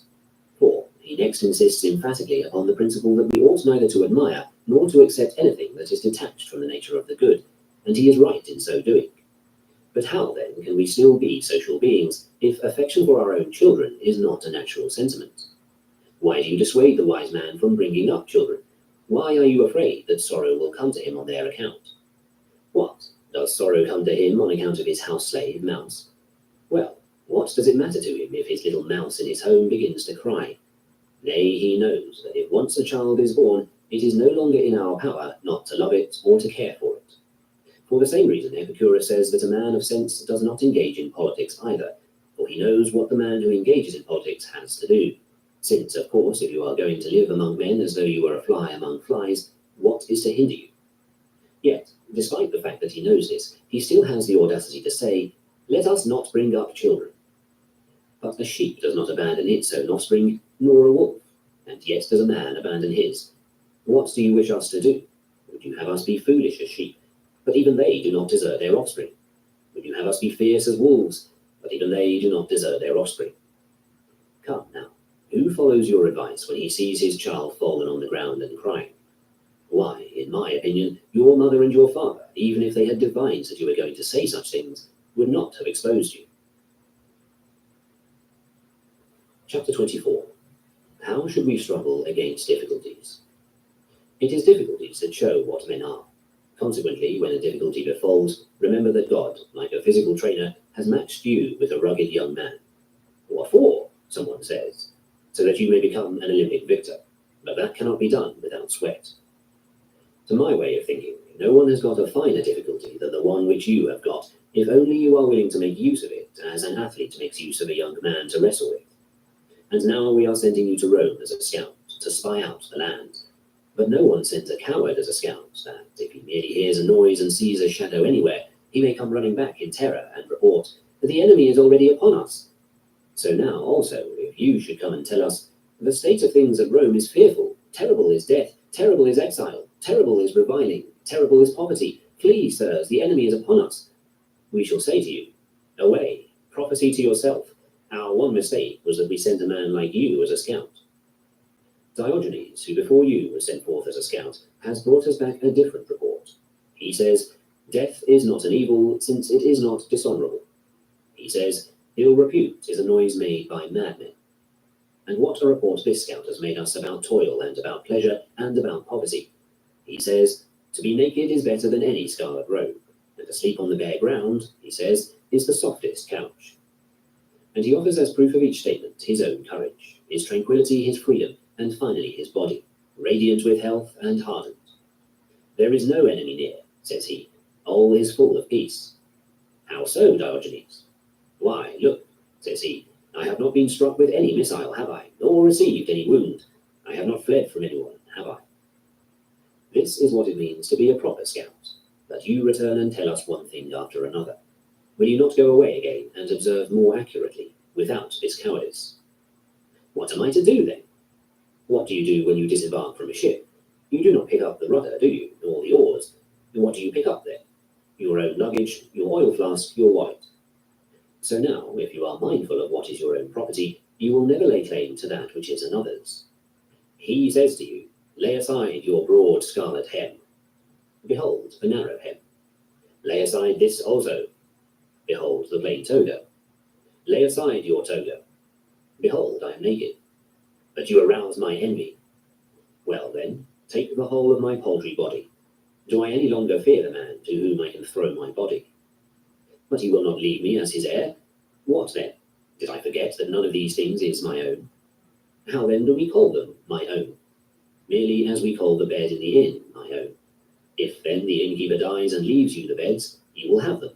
But if he leaves them to someone else, he will have them, and you will look for another bed. If then you do not find one, you will have to sleep on the ground, only do so with good courage, snoring, and remembering that tragedies find a place among the rich and among kings and tyrants, but no poor man fills a tragic role except as a member of the chorus. Now the kings commence in a state of prosperity. Hang the palace with garlands.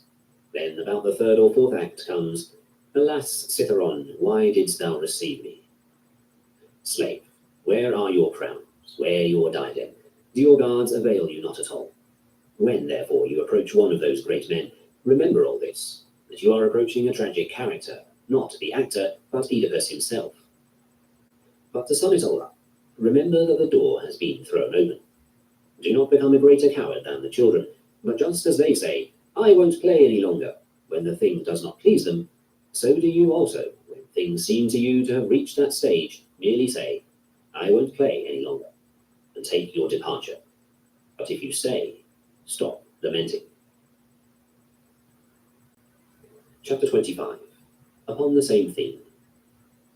If all this is true, and we are not silly, nor merely playing a part when we say, man's good and man's evil lies in moral choice, and all other things are nothing to us, why are we still distressed and afraid? Over the things that we seriously care for, no one has authority, and the things over which other men have authority do not concern us. What kind of thing have we left to discuss? Nay, give me directions. What directions shall I give you? Has not Zeus given you directions? Has he not given you that which is your own, unhindered and unrestrained, while that which is not your own is subject to hindrance and restraint? What directions, then, did you bring with you when you came from him into this world? What kind of an order? Guard by every means that which is your own, but do not grasp at that which is another's. Your faithfulness is your own, your self-respect is your own. Who then can take these things from you? Who but yourself will prevent you from using them? But you, how do you act? When you seek earnestly that which is not your own, you lose that which is your own. Since you have such promptings and directions from Zeus, what kinds do you still want from me? Am I greater than he, or more trustworthy? But if you keep these commands of his, do you need any others besides? But has he not given you these directions? Produce your preconceptions. Produce the demonstrations of the philosophers. Produce what you have often heard. Produce what you have said yourself. Produce what you have read. Produce what you have practiced. How long, then, is it well to keep these precepts and not to break up the game? As long as it is played pleasantly. At the Saturnalia, a king is chosen by lot, for it has been decided to play this game. The king gives his commands. You drink, you mix wine, you sing, you come, you go. I obey, so as not to be the one to break up the game. Come, suppose that you are in an evil plight. I do not so suppose, and who is there to compel me so to suppose? Again, we have agreed to play the story of Agamemnon and Achilles. The one who has been appointed to play the part of Agamemnon says to me, Go to, Achilles, and drag away Briseis. I go. He says, Come, and I come. For as we behave in the matter of hypothetical proposals, so we ought to behave in life also. Let it be night. So be it. What then, is it day? No, for I have accepted the assumption that it is night. Let us suppose that you assume it to be night. So be it. But go on and assume that it is night. That is not consistent with the hypothesis. So also in the present case. Let us suppose that you are unhappy. So be it. Are you then unfortunate? Yes.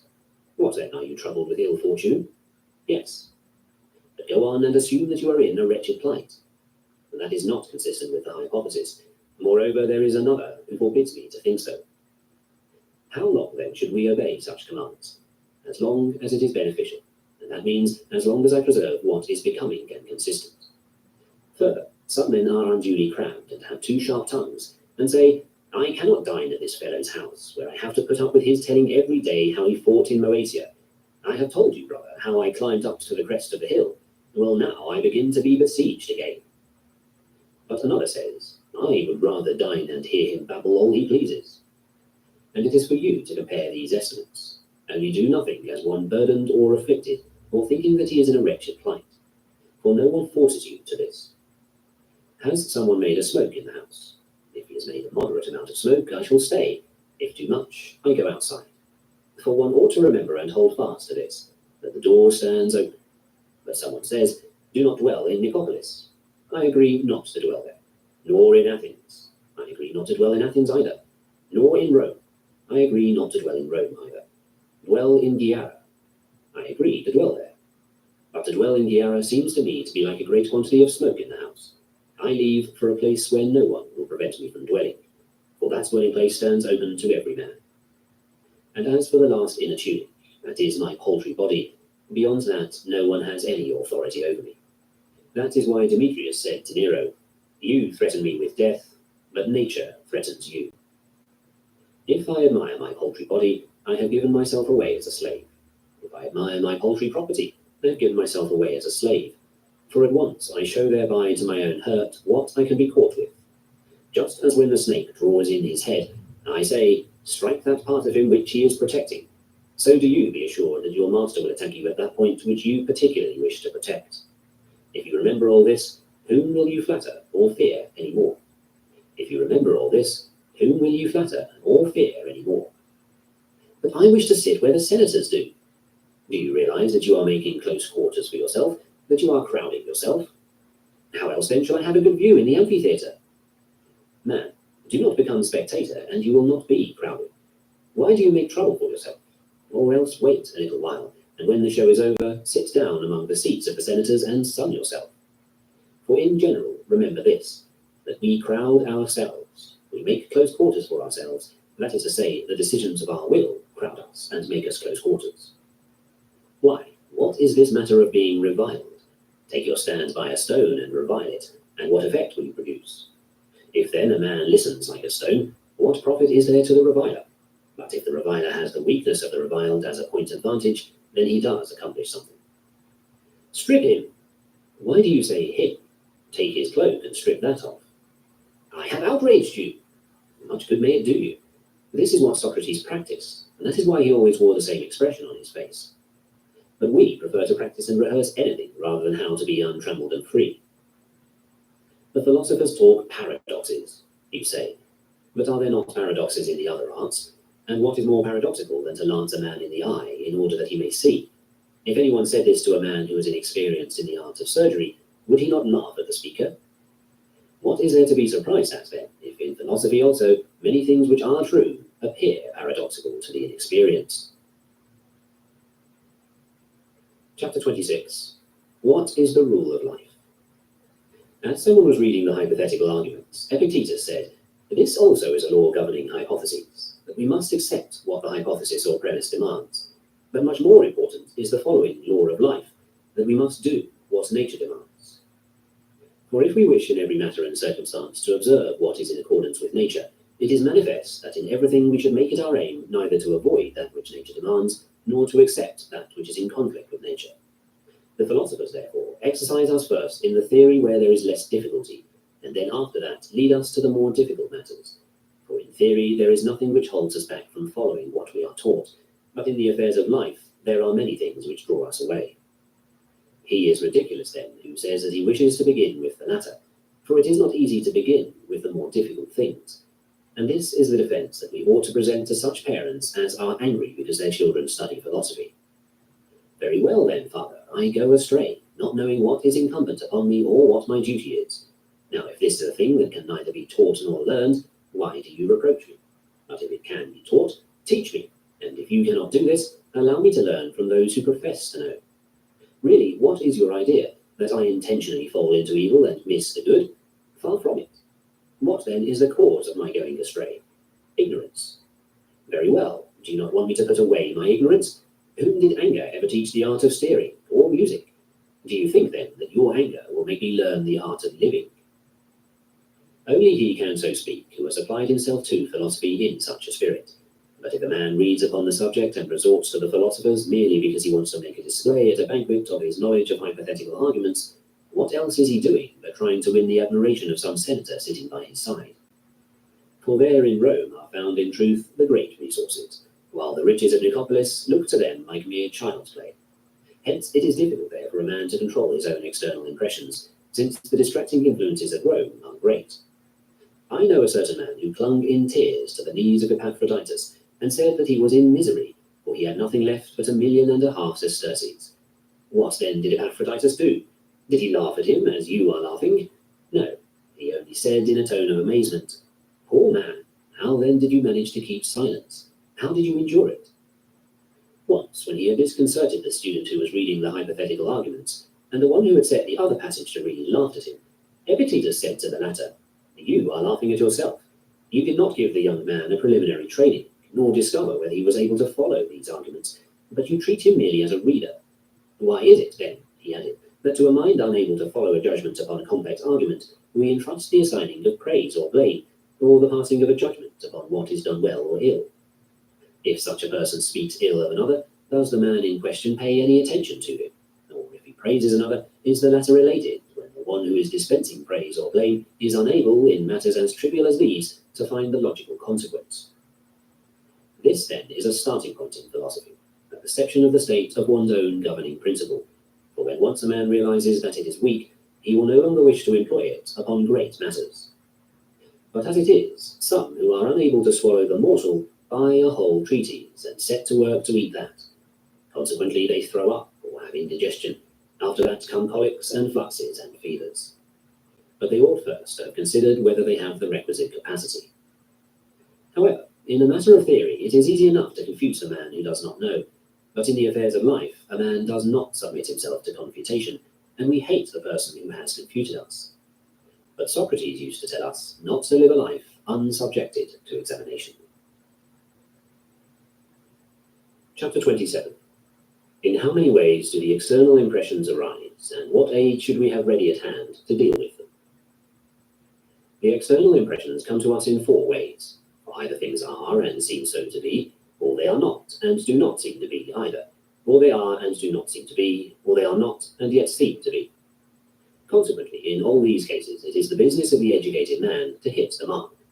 But whatever be the thing that distresses us, against that we ought to bring up our reinforcements. If the things that distress us are sophisms of Pyrrho and the Academy, let us bring up our reinforcements against them.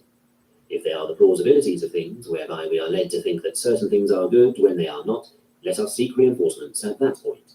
If the thing that distresses us is habit, we should try to hunt up the reinforcements with which to oppose that. What reinforcements, then, is it possible to find with which to oppose habit? Why the contrary habit? You hear the common folk saying, "That poor man, he is dead. His father perished and his mother. He was cut off, yes, and before his time and in a foreign land." Listen to the arguments on the other side. Tear yourself away from these expressions. Set over against one habit, the contrary habit.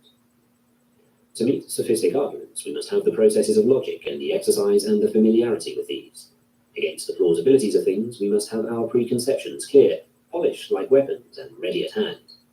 When death appears to be an evil, we must have ready at hand the argument that it is our duty to avoid evils, and that death is an inevitable thing. For what can I do? Where shall I go to escape it? Suppose that I am Sarpedon, the son of Zeus, in order that I may nobly say, as he did, "Seeing that I have left my home for the war, I wish either to win the prize of valor myself, or else to give someone else the chance to win it. If I am unable to succeed in something myself, I shall not begrudge another the achievement of some noble deed."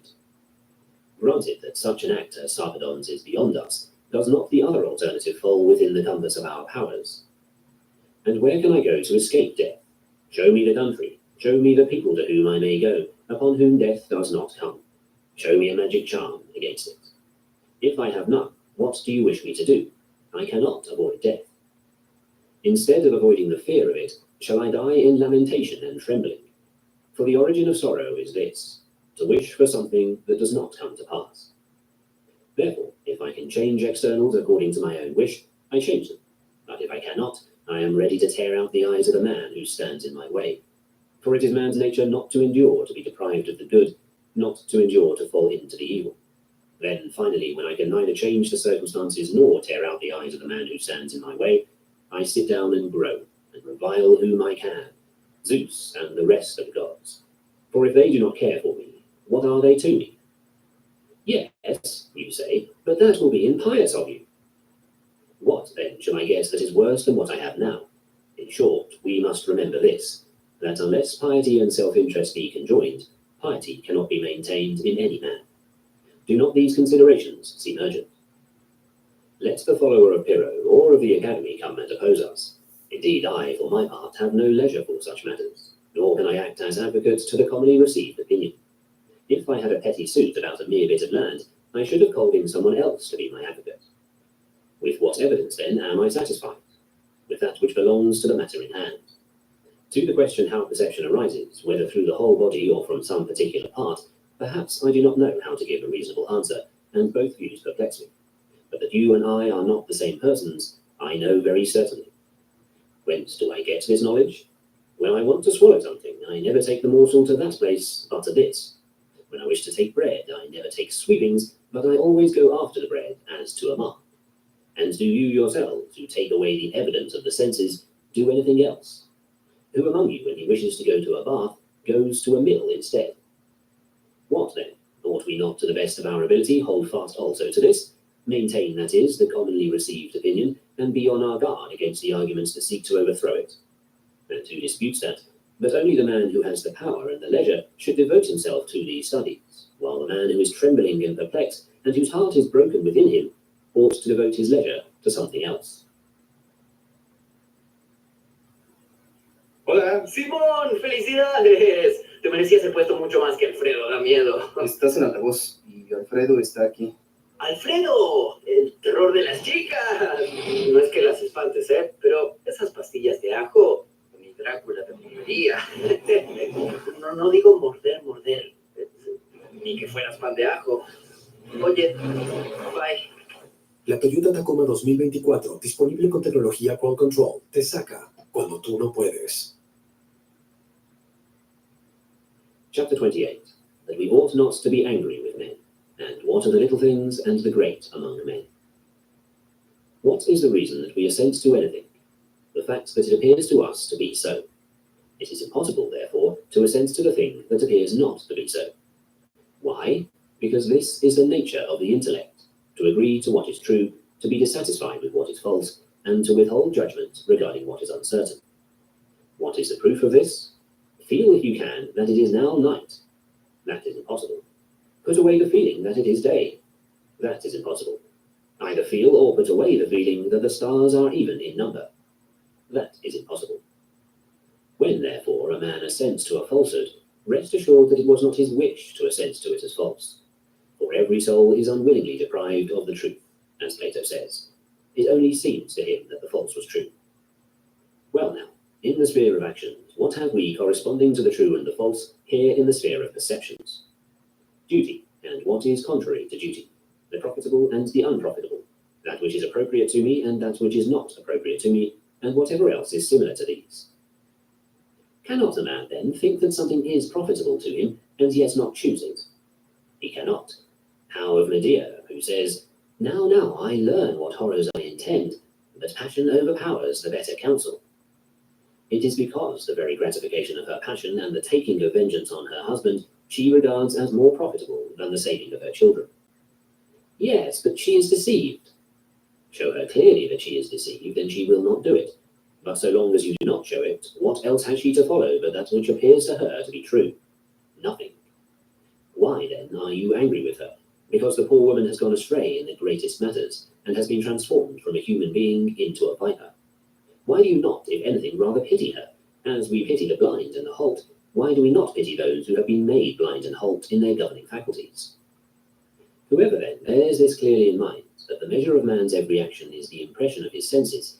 Now this impression may be formed rightly or wrongly. If rightly, the man is blameless. If wrongly, the man himself pays the penalty. For it is impossible that the man who has gone astray is one person, while the man who suffers is another.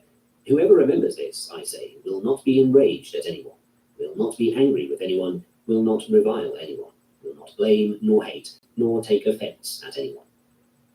So you conclude that such great and terrible things have their origin in this, the impression of one's senses. In this and nothing else. The Iliad is nothing but a sense impression, and a poet's use of sense impressions.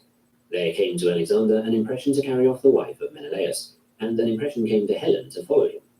Now, if an impression had led Menelaus to feel that it was a gain to be deprived of such a wife, what would have happened? We should have lost not merely the Iliad, but the Odyssey as well. Then, do matters of such great import depend upon one that is so small? But what do you mean by matters of such great import? Wars and factions and deaths of many men and destructions of cities. And what is there great in all this? What, nothing great in this? Why, what is there great in the death of many oxen and many sheep, and the burning and destruction of many nests of swallows or storks? Is there any similarity between this and that? A great similarity. Men's bodies perished in the one case, and bodies of oxen and sheep in the other. Petty dwellings of men were burned, and so were nests of storks. What is there great or dreadful about that? Or else show me in what respect a man's house and a stork's nest differ as a place of habitation. Is there any similarity between a stork and a man? What is that you say? As far as the body is concerned, a great similarity, except that the petty houses of men are made of beams and tiles and bricks, but the nest of a stork is made of sticks and clay. Does a man then differ in no wise from a stork? Far from it, but in these matters he does not differ. In what wise then does he differ? Seek, and you will find that he differs in some other respect. See whether it be not in his understanding what he does. See whether it be not in his capacity for social action, in his faithfulness, his self-respect, his steadfastness, his security from error, his intelligence. Where then is the great evil and the great good among men? Just where the difference is. And if that element wherein the difference lies be preserved and stands firm and well fortified on every side, and neither his self-respect, nor his faithfulness, nor his intelligence be destroyed, then the man also is preserved. But if any of these qualities be destroyed or taken by storm, then the man also is destroyed. And it is in this sphere that the great things are. Did Alexander come to his great fall when the Hellenes assailed Troy with their ships, and when they were devastating the land, and when his brothers were dying? Not at all, for no one comes to his fall because of another's deed. But what went on then was merely the destruction of stork's nests. Nay, he came to his fall when he lost his self-respect, his faithfulness, his respect for the laws of hospitality, his decency of behavior. When did Achilles come to his fall? When Patroclus died? Far from it. But when Achilles himself was enraged, when he was crying about a paltry damsel, when he forgot that he was there not to get sweethearts, but to make war. These are the falls that come to mankind. This is the siege of their city. This is the razing of it. When their correct judgments are torn down, when these are destroyed. Then, when women are driven off into captivity and children are enslaved, And when the men themselves are slaughtered, are not all these things evils? Where do you get the justification for having this opinion? Let me know also. No, on the contrary, do you let me know where you get the justification for saying that they are not evils? Let us turn to our standards. Produce your preconceptions. For this is why I cannot be sufficiently astonished at what men do. In a case where we wish to judge of weights, we do not judge at haphazard. Where we wish to judge what is straight and what is crooked, we do not judge at haphazard. In short, where it makes any difference to us to know the truth in the case, no one of us will do anything at haphazard. Yet where there is involved the first and only cause of acting aright or erring, of prosperity or adversity, of failure or success, there alone are we haphazard and headlong. There I have nothing like a balance, there nothing like a standard, but some sense impression comes, and immediately I go and act upon it. What, am I any better than Agamemnon or Achilles? Are they, because of following the impressions of their senses, to do and suffer such evils, while I am to be satisfied with the impression of my senses? And what tragedy has any other source than this? What is the Atreus of Euripides? His sense impression. The Oedipus of Sophocles? His sense impression. The Phoenix? His sense impression. The Hippolytus? His sense impression. What kind of man, then, do you think he is who pays no attention to this matter? What are those men called who follow every impression of their senses? They are called madmen. Are we, then, acting differently? Chapter 29. Of Steadfastness. The essence of the good is a certain kind of moral purpose, and that of the evil is a certain kind of moral purpose. What, then, are the external things? They are materials for the moral purpose, in dealing with which it will find its own proper good or evil. How will it find the good? If it does not admire the materials. For the judgments about the materials, if they be correct, make the moral purpose good, but if they be crooked and awry, they make it evil. This is the law which God has ordained, and he says, if you wish any good thing, get it from yourself. You say, no, but from someone else. Do not so, but get it from yourself. For the rest, when the tyrant threatens and summons me, I answer, whom are you threatening? If he says, I will put you in chains, I reply, he is threatening my hands and my feet. If he says, I will behead you, I answer, he is threatening my neck. If he says, I will throw you into prison, I say, he is threatening my whole paltry body. And if he threatens me with exile, I give the same answer. Does he then threaten you not at all? If I feel that all this is nothing to me, not at all. But if I am afraid of any of these threats, it is I whom he threatens. Who is there left then for me to fear? The man who is master of what? The things that are under my control? But there is no such man. The man who is the master of things that are not under my control? And what do I care for them? Do you philosophers then teach us to despise our kings? Far from it. Who among us teaches you to dispute their claim to the things over which they have authority? Take my paltry body, take my property, take my reputation, take those who are about me. If I persuade any to lay claim to these things, let some man truly accuse me. Yes, but I wish to control your judgments also. And who has given you this authority? How can you have the power to overcome another's judgments? By bringing fear to bear upon him, he says, I shall overcome him. You fail to realize that the judgment overcame itself. It was not overcome by something else, and nothing else can overcome moral purpose, but it overcomes itself. For this reason, too, the law of God is most good and most just. Let the better always prevail over the worse. 10 are better than 1, you say. For what? For putting in chains, for killing, for dragging away where they will, for taking away a man's property. 10 overcome 1, therefore, in the point in which they are stronger. In what then are they worse? If the 1 has correct judgment and the 10 have not, what then? Can they overcome in this point? How can they? But if they are weighed in the balance, must not the heavier draw down the scales? So that a Socrates may suffer what he did at the hands of the Athenians? Slave, why do you say Socrates? Speak of the matter as it really is, and say that the paltry body of Socrates may be carried off and dragged to prison by those who are stronger than he, and that someone may give hemlock to the paltry body of Socrates, and that it may grow cold and die. Does this seem marvelous to you? Does this seem unjust? For this do you blame God? Did Socrates then have no compensation for this? In what did the essence of the good consist for him? To whom shall we listen? To you, or to Socrates himself? And what does he say? Anytus and Meletus can kill me, but they cannot hurt me. And again, if so it is pleasing to God, so let it be. But do you prove that one who holds inferior judgments prevails over the man who is superior in point of judgments? You will not be able to prove this, no, nor even come near proving it. For this is a law of nature and of God. Let the better always prevail over the worse. Prevail in what? In that in which it is better. One body is stronger than another body. Several persons are stronger than one. The thief is stronger than the man who is not a thief. That is why I lost my lamp, because in the matter of keeping awake, the thief was better than I was. However, he bought a lamp for a very high price. For a lamp, he became a thief. For a lamp, he became faithless. For a lamp, he became beast-like. This seemed to him to be profitable. Very well, but now someone has taken hold of me by my cloak and pulls me into the marketplace, and then others shout at me, "Philosopher, what good have your judgments done you? See, you are being dragged off to prison.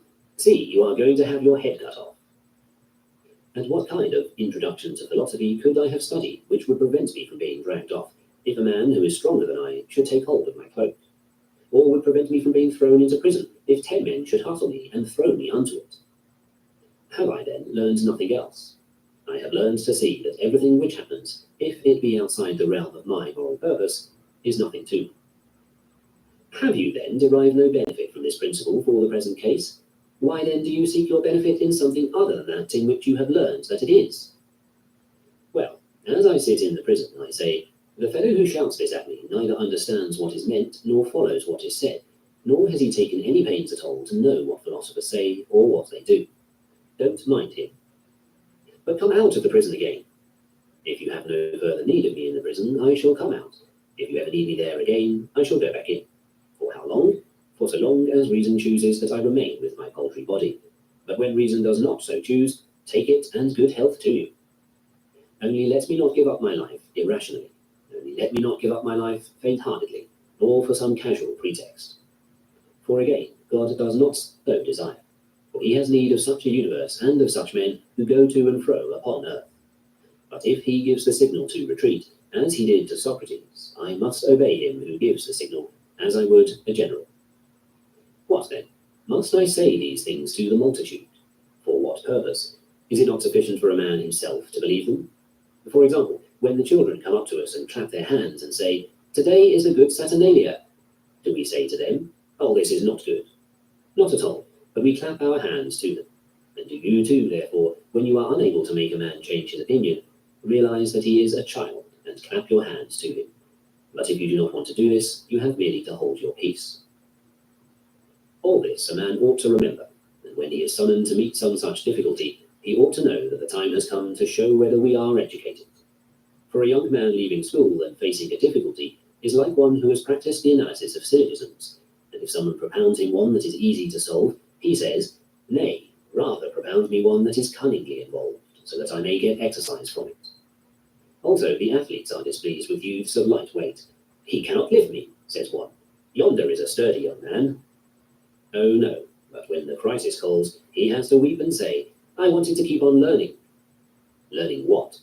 If you do not learn these things so as to be able to manifest them in action, what did you learn them for? I fancy that someone among these who are sitting here is in travail with his own soul, and is saying, "Alas, that such a difficulty does not come to me now as that which has come to this fellow. Alas, that now I must be worn out sitting in a corner, when I might be crowned at Olympia. When will someone bring me word of such a contest?" You ought all to be thus minded. But among the gladiators of Caesar, there are some who complain because no one brings them out, or matches them with an antagonist. And they pray to God and go to their managers, begging to fight in single combat. And yet will no one of you display a like spirit. I wanted to sail to Rome for this very purpose, and to see what my athlete is doing, what practice he is following in his task. "I do not want," says he, "this kind of a task." What? Is it in your power to take any task you want? You have been given such a body, such parents, such brothers, such a country, such a position in it. And then do you come to me and say, "Change the task for me"? What? Do you not possess resources to enable you to utilize that which has been given? You ought to say, "It is yours to set the task, mine to practice it well." No, but do you say, "Do not propose to me such and such a hypothetical syllogism, but rather such and such a one"? Do not urge upon me such and such a conclusion, but rather such and such a one. A time will soon come when the tragic actors will think that their masks and buskins and the long robe are themselves. Man, all these things you have as a subject matter and a task. Say something so that we may know whether you are a tragic actor or a buffoon, for both of these have everything but their lines in common. Therefore, if one should take away from him both his buskins and his mask, and bring him on the stage as a mere shade of an actor, is the tragic actor lost, or does he abide? If he has a voice, he abides. And so it is in actual life. Take a governorship. I take it, and having done so, I show how an educated man comports himself. Lay aside the latter clave, and having put on rags, come forward in a character to correspond. What then? Has it not been given me to display a fine voice? In what role then do you mount the stage now? As a witness summoned by God. God says, "Go you and bear witness for me, for you are worthy to be produced by me as a witness." Is any of those things which lie outside the range of the moral purpose either good or evil? Do I injure any man? Have I put each man's advantage under the control of any but himself? What kind of witness do you bear for God? I am in sore straits, O Lord, and in misfortune. No one regards me, no one gives me anything. All blame me and speak ill of me. Is this the witness that you are going to bear? And is this the way in which you are going to disgrace the summons which he gave you, in that he bestowed this honour upon you and deemed you worthy to be brought forward in order to bear testimony so important? But the one who has authority over you declares, "I pronounce you impious and profane." What has happened to you? I have been pronounced impious and profane. Nothing else? Nothing. But if he had passed judgment upon some hypothetical syllogism, and had made a declaration, "I judge the statement, if it is day, there is light," to be false, what has happened to the hypothetical syllogism? Who is being judged in this case? Who has been condemned? The hypothetical syllogism, or the man who has been deceived in his judgment about it? Who in the world, then, is this man who has authority to make any declaration about you? Does he know what piety or impiety is? Has he pondered the matter? Has he learned it? Where? Under whose instruction? And yet a musician pays no attention to him if he declares that the lowest string is the highest, nor does a geometrician if the man decides that the lines extending from the centre of the circumference of a circle are not equal. But shall the truly educated man pay attention to an uninstructed person when he passes judgment on what is holy and unholy, and on what is just and unjust? How great is the injustice committed by the educated in so doing? Is this, then, what you have learned here? Will you not leave to others, mannikins incapable of taking pains, the petty quibbles about these things, so that they may sit in a corner and gather their petty fees, or grumble because nobody gives them anything? And will you not yourself come forward and make use of what you have learned? For what is lacking now is not quibbles. Nay, the books of the Stoics are full of quibbles. What then is the thing lacking now? The man to make use of them, the man to bear witness to the arguments by his acts. This is the character I would have you assume, that you may no longer use old examples in the school, but may have some example from your own time also. Whose part is it then to contemplate these matters?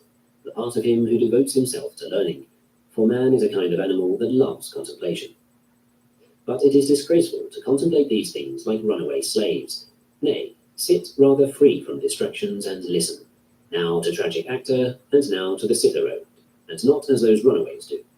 For at the very moment when one of them is paying attention and praising the tragic actor, he takes a glance around, and then if someone mentions the word master, they are instantly all in a flutter and upset. It is disgraceful for men who are philosophers to contemplate the works of nature in this spirit, for what is a master? One man is not master of another man, but death and life and pleasure and hardship are his masters. So bring Caesar to me, if he be without these things, and you shall see how steadfast I am.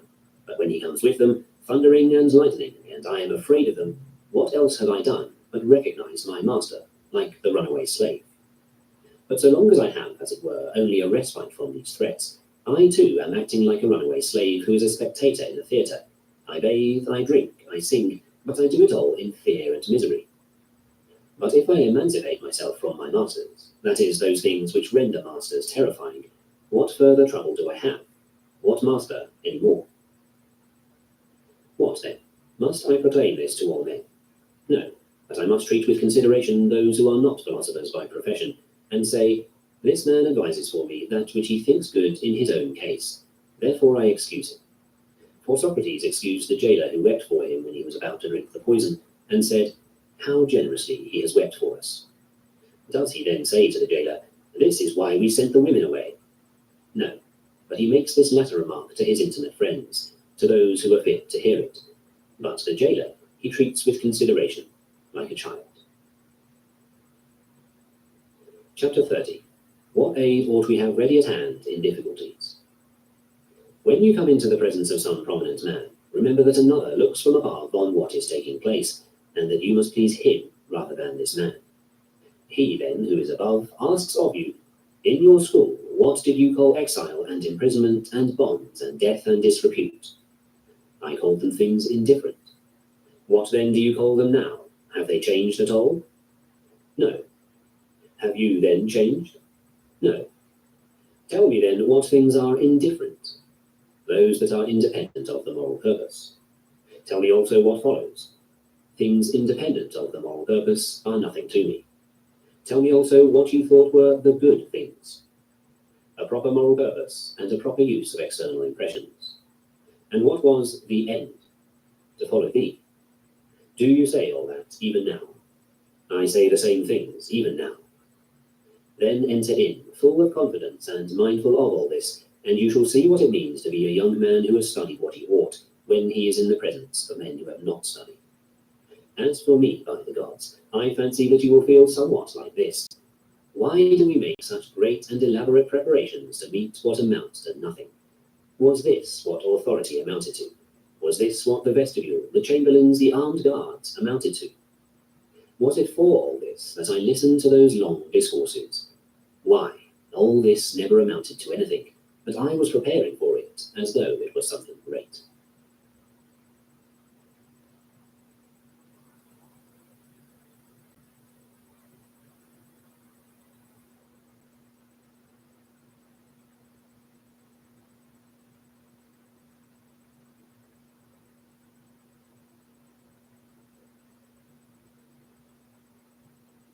Book 2, Chapter 1. The confidence does not conflict with caution. Perhaps the following contention of the philosophers appears paradoxical to some, but nevertheless let us to the best of our ability consider whether it is true that we ought to do everything both cautiously and confidently at the same time. For caution seems to be in a way contrary to confidence, and contraries are by no means consistent. But that which appears to many to be paradoxical in the matter under discussion seems to me to involve something of this sort. If we demanded that a man should employ both caution and confidence in regard to the same things, then we would be justly charged with uniting qualities that are not to be united. But, as a matter of fact, what is there strange about the saying? For if the statements which have often been made and often proved are sound, namely that the nature of the good as well as of the evil lies in the use of the impressions of the senses, but the things which lie outside the province of the moral purpose admit neither the nature of the evil nor the nature of the good, what is there paradoxical about the contention of the philosophers if they say, where the things that lie outside the province of the moral purpose are involved, there show confidence, but where the things that lie within the province of the moral purpose are involved, there show caution? For if the evil lies in an evil exercise of the moral purpose, it is only in regard to matters of this kind that it is right to employ caution. But if the things which lie outside the province of the moral purpose and are not under our control are nothing to us, we ought to employ confidence in regard to them. And so we shall be at one and the same time both cautious and confident. Yes, and by Zeus, confident because of our caution.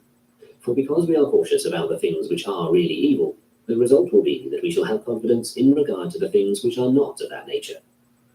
However, we act like deer. When the hinds are frightened by the feathers and run away from them, where do they turn, and to what do they fly for refuge as a safe retreat? Why, to the nets, and so they perish because they have confused the objects of fear with the objects of confidence. So it is with us also. Where do we show fear? About the things which lie outside the province of the moral purpose. Again, in what do we behave with confidence as if there were no danger?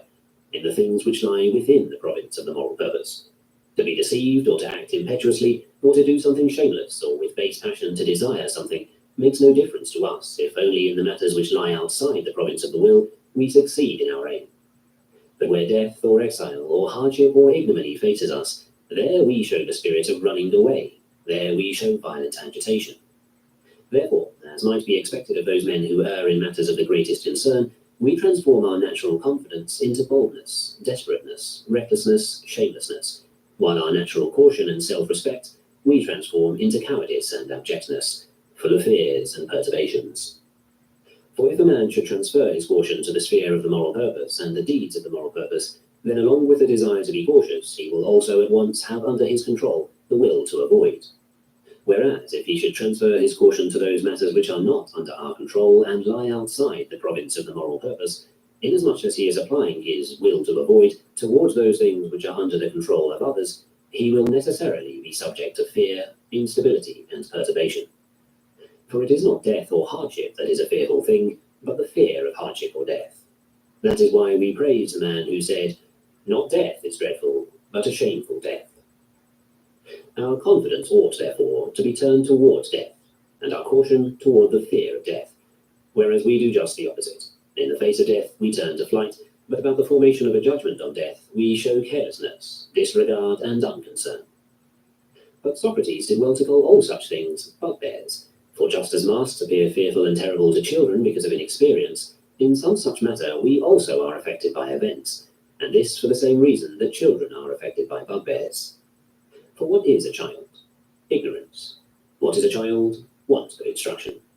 For where a child has knowledge, he is no worse than we are. What is death? A bugbear. Turn it about and learn what it is. See, it does not bite. The paltry body must be separated from the bit of spirit, either now or later, just as it existed apart from it before. Why are you grieved, then, if it be separated now? For if it be not separated now, it will be later. Why? So that the revolution of the universe may be accomplished. For it has need of the things that are now coming into being, and the things that shall be, and the things that have been accomplished. What is hardship? A bugbear. Turn it about and learn what it is. The poor flesh is subjected to rough treatment, and then again to smooth. If you do not find this profitable, the door stands open. If you do find it profitable, bear it. For the door must be standing open for every emergency, and then we have no trouble. What then is the fruit of these doctrines? Precisely that which must needs be both the fairest and the most becoming for those who are being truly educated: tranquility, fearlessness, freedom. For on these matters we should not trust the multitude who say, "Only the free can be educated," but rather the philosophers who say, "Only the educated are free." How is that? Thus, at this time is freedom anything but the right to live as we wish? Nothing else. Tell me then, O men, do you wish to live in error? We do not. Well, no one who lives in error is free. Do you wish to live in fear, in sorrow, in turmoil? By no means. Well then, no man who is in fear, or sorrow, or turmoil is free. But whoever is rid of sorrows and fears and turmoils, this man is by the self-same course rid also of slavery. How then shall we any longer trust you, O dearest lawgivers? Do you allow none but the free to get an education? For the philosophers say, we do not allow any but the educated to be free. That is, God does not allow it. When, therefore, in the presence of the praetor, a man turns his own slave about, has he done nothing? He has done something. What? He has turned his slave about in the presence of the praetor. Nothing more? Yes, he is bound to pay a tax of 5% of the slave's value. What then? Has not the man to whom this has been done become free? He has no more become free than he has acquired peace of mind. You, for example, who are able to turn others about, have you no master? Have you not as your master money, or a mistress, or a boy favourite, or the tyrant, or some friend of the tyrant? If not, why do you tremble when you go to face some circumstance involving those things? That is why I say over and over again, practice these things and have them ready at hand. That is, the knowledge of what you ought to face with confidence, and what you ought to face with caution. That you ought to face with confidence that which is outside the province of the moral purpose, with caution that which is within the province of the moral purpose. But have I not read to you, and do you not know what I am doing? What have you been engaged upon? Trifling phrases. Keep your trifling phrases. Show me rather how you stand in regard to desire and aversion, whether you do not fail to get what you wish, or do not fall into what you do not wish. As for those trifling periods of yours, if you are wise, you will take them away somewhere and blot them out. What then? Did not Socrates write? Yes, who wrote as much as he, but how? Since he could not have always at hand someone to test his judgments, or to be tested by him in turn, He was in the habit of testing and examining himself, and was always in a practical way trying out some particular primary conception. That is what a philosopher writes. The trifling phrases and said he, said I, he leaves to others, to the stupid or the blessed, those who by virtue of their tranquillity live at leisure, or those who by virtue of their folly take no account of logical conclusions. And now, when the crisis calls, will you go off and make an exhibition of your compositions, and give a reading from them, and boast, see how I write dialogues? Do not so, man, but rather boast as follows. See how in my desire I do not fail to get what I wish. See how in my aversions I do not fall into things that I would avoid. Bring on death, and you shall know. Bring on hardships, bring on imprisonment, bring on disrepute, bring on condemnation. This is the proper exhibition of a young man come from school. Leave other things to other people. Neither let anyone ever hear a word from you about them, nor if anyone praises you for them, do you tolerate it, but let yourself be accounted a nobody and a know-nothing. Show that you know this only, how you may never either fail to get what you desire or fall into what you avoid. Let others practice lawsuits, others problems, others syllogisms. Do you practice how to die, how to be enchained, how to be racked, how to be exiled? Do all these things with confidence, with trust in him who has called you to face them and deemed you worthy of this position, in which, having once been placed, you shall exhibit what can be achieved by a rational governing principle when arrayed against the forces that lie outside the province of the moral purpose. And thus the paradox of which we were speaking will no longer appear either impossible or paradoxical, namely, that at the same time we ought to be both cautious and confident. Confident in regard to those things that lie outside the province of the moral purpose, and cautious in regard to those things that lie within the province of the moral purpose. Chapter 2. On Tranquility. Consider, you who are going to court, what you wish to maintain and wherein you wish to succeed. For if you wish to maintain freedom of moral purpose in its natural condition, all security is yours, every facility yours, you have no trouble. For if you are willing to keep guard over those things which are under your direct authority, and by nature free, and if you are satisfied with them, what else do you care about? Who is master of them? Who can take them away from you? If you wish to be self-respecting and honourable, who is it that will not allow you? If you wish not to be hindered nor compelled, what man will compel you to desire what does not seem to you to be desirable, to avoid what you do not feel should be avoided? Well, what then? The judge will do some things to you which are thought to be terrifying, but how can he make you try to avoid what you suffer? When, therefore, desire and aversion are under your control, what more do you care for? This is your introduction. This is the setting forth of your case. This is your proof. This your victory. This your peroration. This your approbation. That is why Socrates, in reply to the man who was reminding him to make preparation for his trial, said, Do you not feel then that with my whole life I am making preparation for this? What kind of preparation? I have maintained, said he, that which is under my control. How then? I have never done anything that was wrong, either in my private or in my public life. But if you wish to maintain also what is external, your paltry body and your petty estate and your small reputation, I have this to say to you. Begin this very moment to make all possible preparation, and furthermore, study the character of your judge and your antagonist. If you must clasp men's knees, clasp them. If you must wail, then wail. If you must groan, then groan. For when you subject what is your own to externals, then from henceforth be a slave, and stop letting yourself be drawn this way and that, at one moment wishing to be a slave, at another not, but be either this or that simply and with all your mind, either a free man or a slave, either educated or uneducated, either a spirited fighting cock or a spiritless one, either endure to be beaten until you die, or give in at once. Far be it from you to receive many blows and yet at the last give in. But if that is disgraceful, begin this very moment to decide the question, where is the nature of good and evil to be found? Where truth also is. Where truth and where nature are, there is caution. Where truth is, there is confidence. Where nature is. Why? Do you think that if Socrates had wished to maintain his external possessions, he would have come forward and said, Anytus and Miletus are indeed able to kill me, but they cannot harm me? Was he so foolish as not to see that this course does not lead to that goal, but elsewhere? Why is it unreasonable, then, to add also a word of provocation, just as my friend Heraclitus, who had an unimportant lawsuit about a small piece of land in Rhodes, after he had pointed out the justice of his claim, He went on to the peroration, in which he said, "But neither will I entreat you, nor do I care what your decision is going to be, and it is you who are on trial rather than I." And so he ruined his case. What is the use of acting like that? Merely make no entreaties, but do not add the words, "Yes, and I make no entreaties," unless the right time has come for you, as it did for Socrates, deliberately to provoke your judges. If you, for your part, are preparing a peroration of that sort, why do you mount the platform at all? Why answer the summons? For if you wish to be crucified, wait, and the cross will come. But if reason decides that you should answer the summons, and do your best to have what you say carry conviction, you must act in accordance therewith, but always maintaining what is your own proper character. Looked at in this way, it is absurd to say, "Advise me." What advice am I to give you? Nay, say rather, enable my mind to adapt itself to whatever comes. Since the other expression is just as if an illiterate should say, "Tell me what to write when some name sets me to write."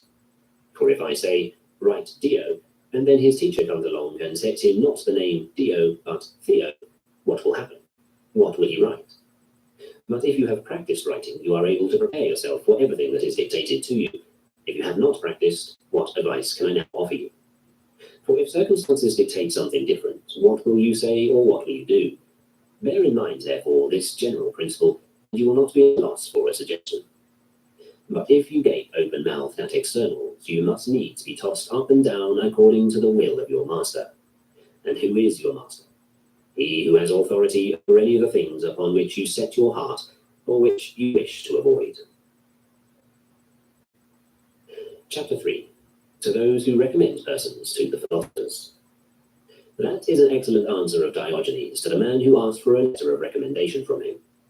That you are a man, he says, he will know at a glance, but whether you are a good or a bad man, he will discover if he has the skill to distinguish between good and bad, and if he is without that skill, he will not discover the facts, even though I write him thousands of times. For it is just as though a drachma asks to be recommended to someone in order to be tested. If the man in question is an assayer of silver, you will recommend yourself. We ought, therefore, to have also in everyday life the sort of thing that we have in the case of silver, so that I may be able to say, as the assayer of silver says, "Bring me any drachma you please, and I will appraise it." Now, in the case of syllogisms, I say, "Bring any man that you please, and I will distinguish for you the man who knows how to resolve syllogisms and the man who does not." How so? Because I know how to analyze syllogisms myself. I have the faculty which the man must have who is going to appraise those who handle syllogisms properly. But in everyday life, what do? Sometimes I call a thing good and sometimes bad. What is the reason? The opposite of what was true in the case of syllogisms, namely ignorance and inexperience. Chapter 4. To the man who had once been caught in adultery. As Epictetus was remarking that man is born to fidelity, and that the man who overthrows this is overthrowing the characteristic quality of man, there entered one who had the reputation of being a scholar, and who had once been caught in the city in the act of adultery. But, goes on Epictetus, if we abandon this fidelity to which we are by nature born, and make designs against our neighbour's wife, what are we doing? Why, what but ruining and destroying? Who? The man of fidelity, of self-respect, of piety. Is that all? Are we not overthrowing also neighbourly feeling, friendship, the state? In what position are we placing ourselves? As what am I to treat you, fellow? As a neighbour, as a friend? Of what kind? As a citizen, what confidence am I to place in you? If you were a vessel so cracked that it was impossible to use you for anything, you would be cast forth upon the dunghills, and even from there no one would pick you up.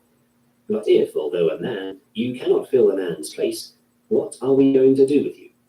For, assuming that you cannot hold the place of a friend, can you hold that of a slave? And who is going to trust you? Are you not willing, therefore, that you too should be cast forth upon some dunghill as a useless vessel, as a piece of dung? For all that, will you say, "Nobody cares for me, a scholar"? No, for you are an evil man and useless. It is just as if the wasps complains that nobody cares for them, but all run away from them, and if anyone can, he strikes them and knocks them down. You have such a sting that you involve in trouble and pain whomever you strike. What do you want us to do with you?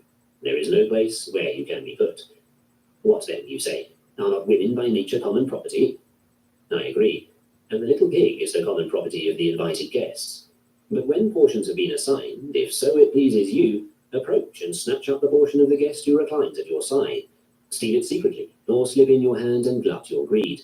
And if you cannot tear off a piece of the meat, get your fingers greasy and lick them. A fine companion you would make at a feast, and a dinner guest worthy of Socrates. Come now, is not the theatre the common property of the citizens? When therefore they are seated, go, if so it pleases you, and throw some one of them out of his seat. In the same way, women also are by nature common property, but when the lawgiver, like a host at a banquet, has apportioned them, are you not willing, like the rest, to look for your own portion, instead of filching away and glutting your greed upon that which is another's? But I am a scholar, and understand Archedimus. Very well, then, understand Archedimus, and be an adulterer and faithless, and a wolf or an ape instead of a man. For what is there to prevent you? Chapter 5. How are magnanimity and carefulness compatible?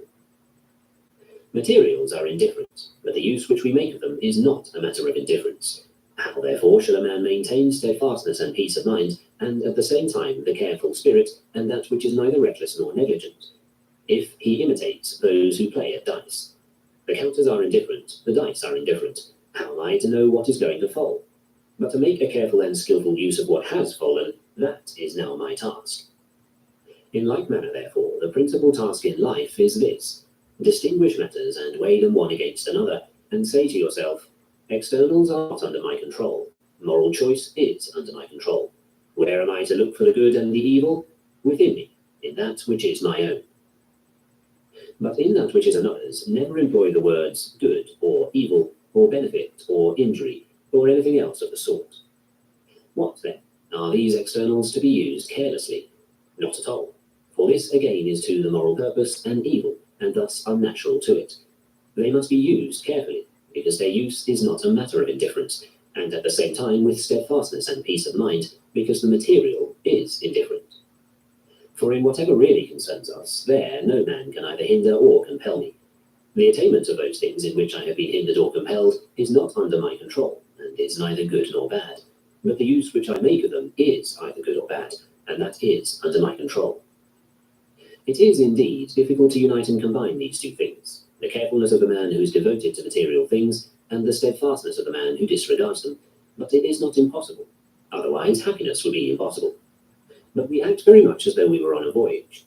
What is possible for me? To select the helmsman, the sailors, the day, the moment. Then the storm comes down upon us. Very well, what further concern have I? For my part has been fulfilled. The business belongs to someone else, that is, the helmsman. But more than that, the ship goes down.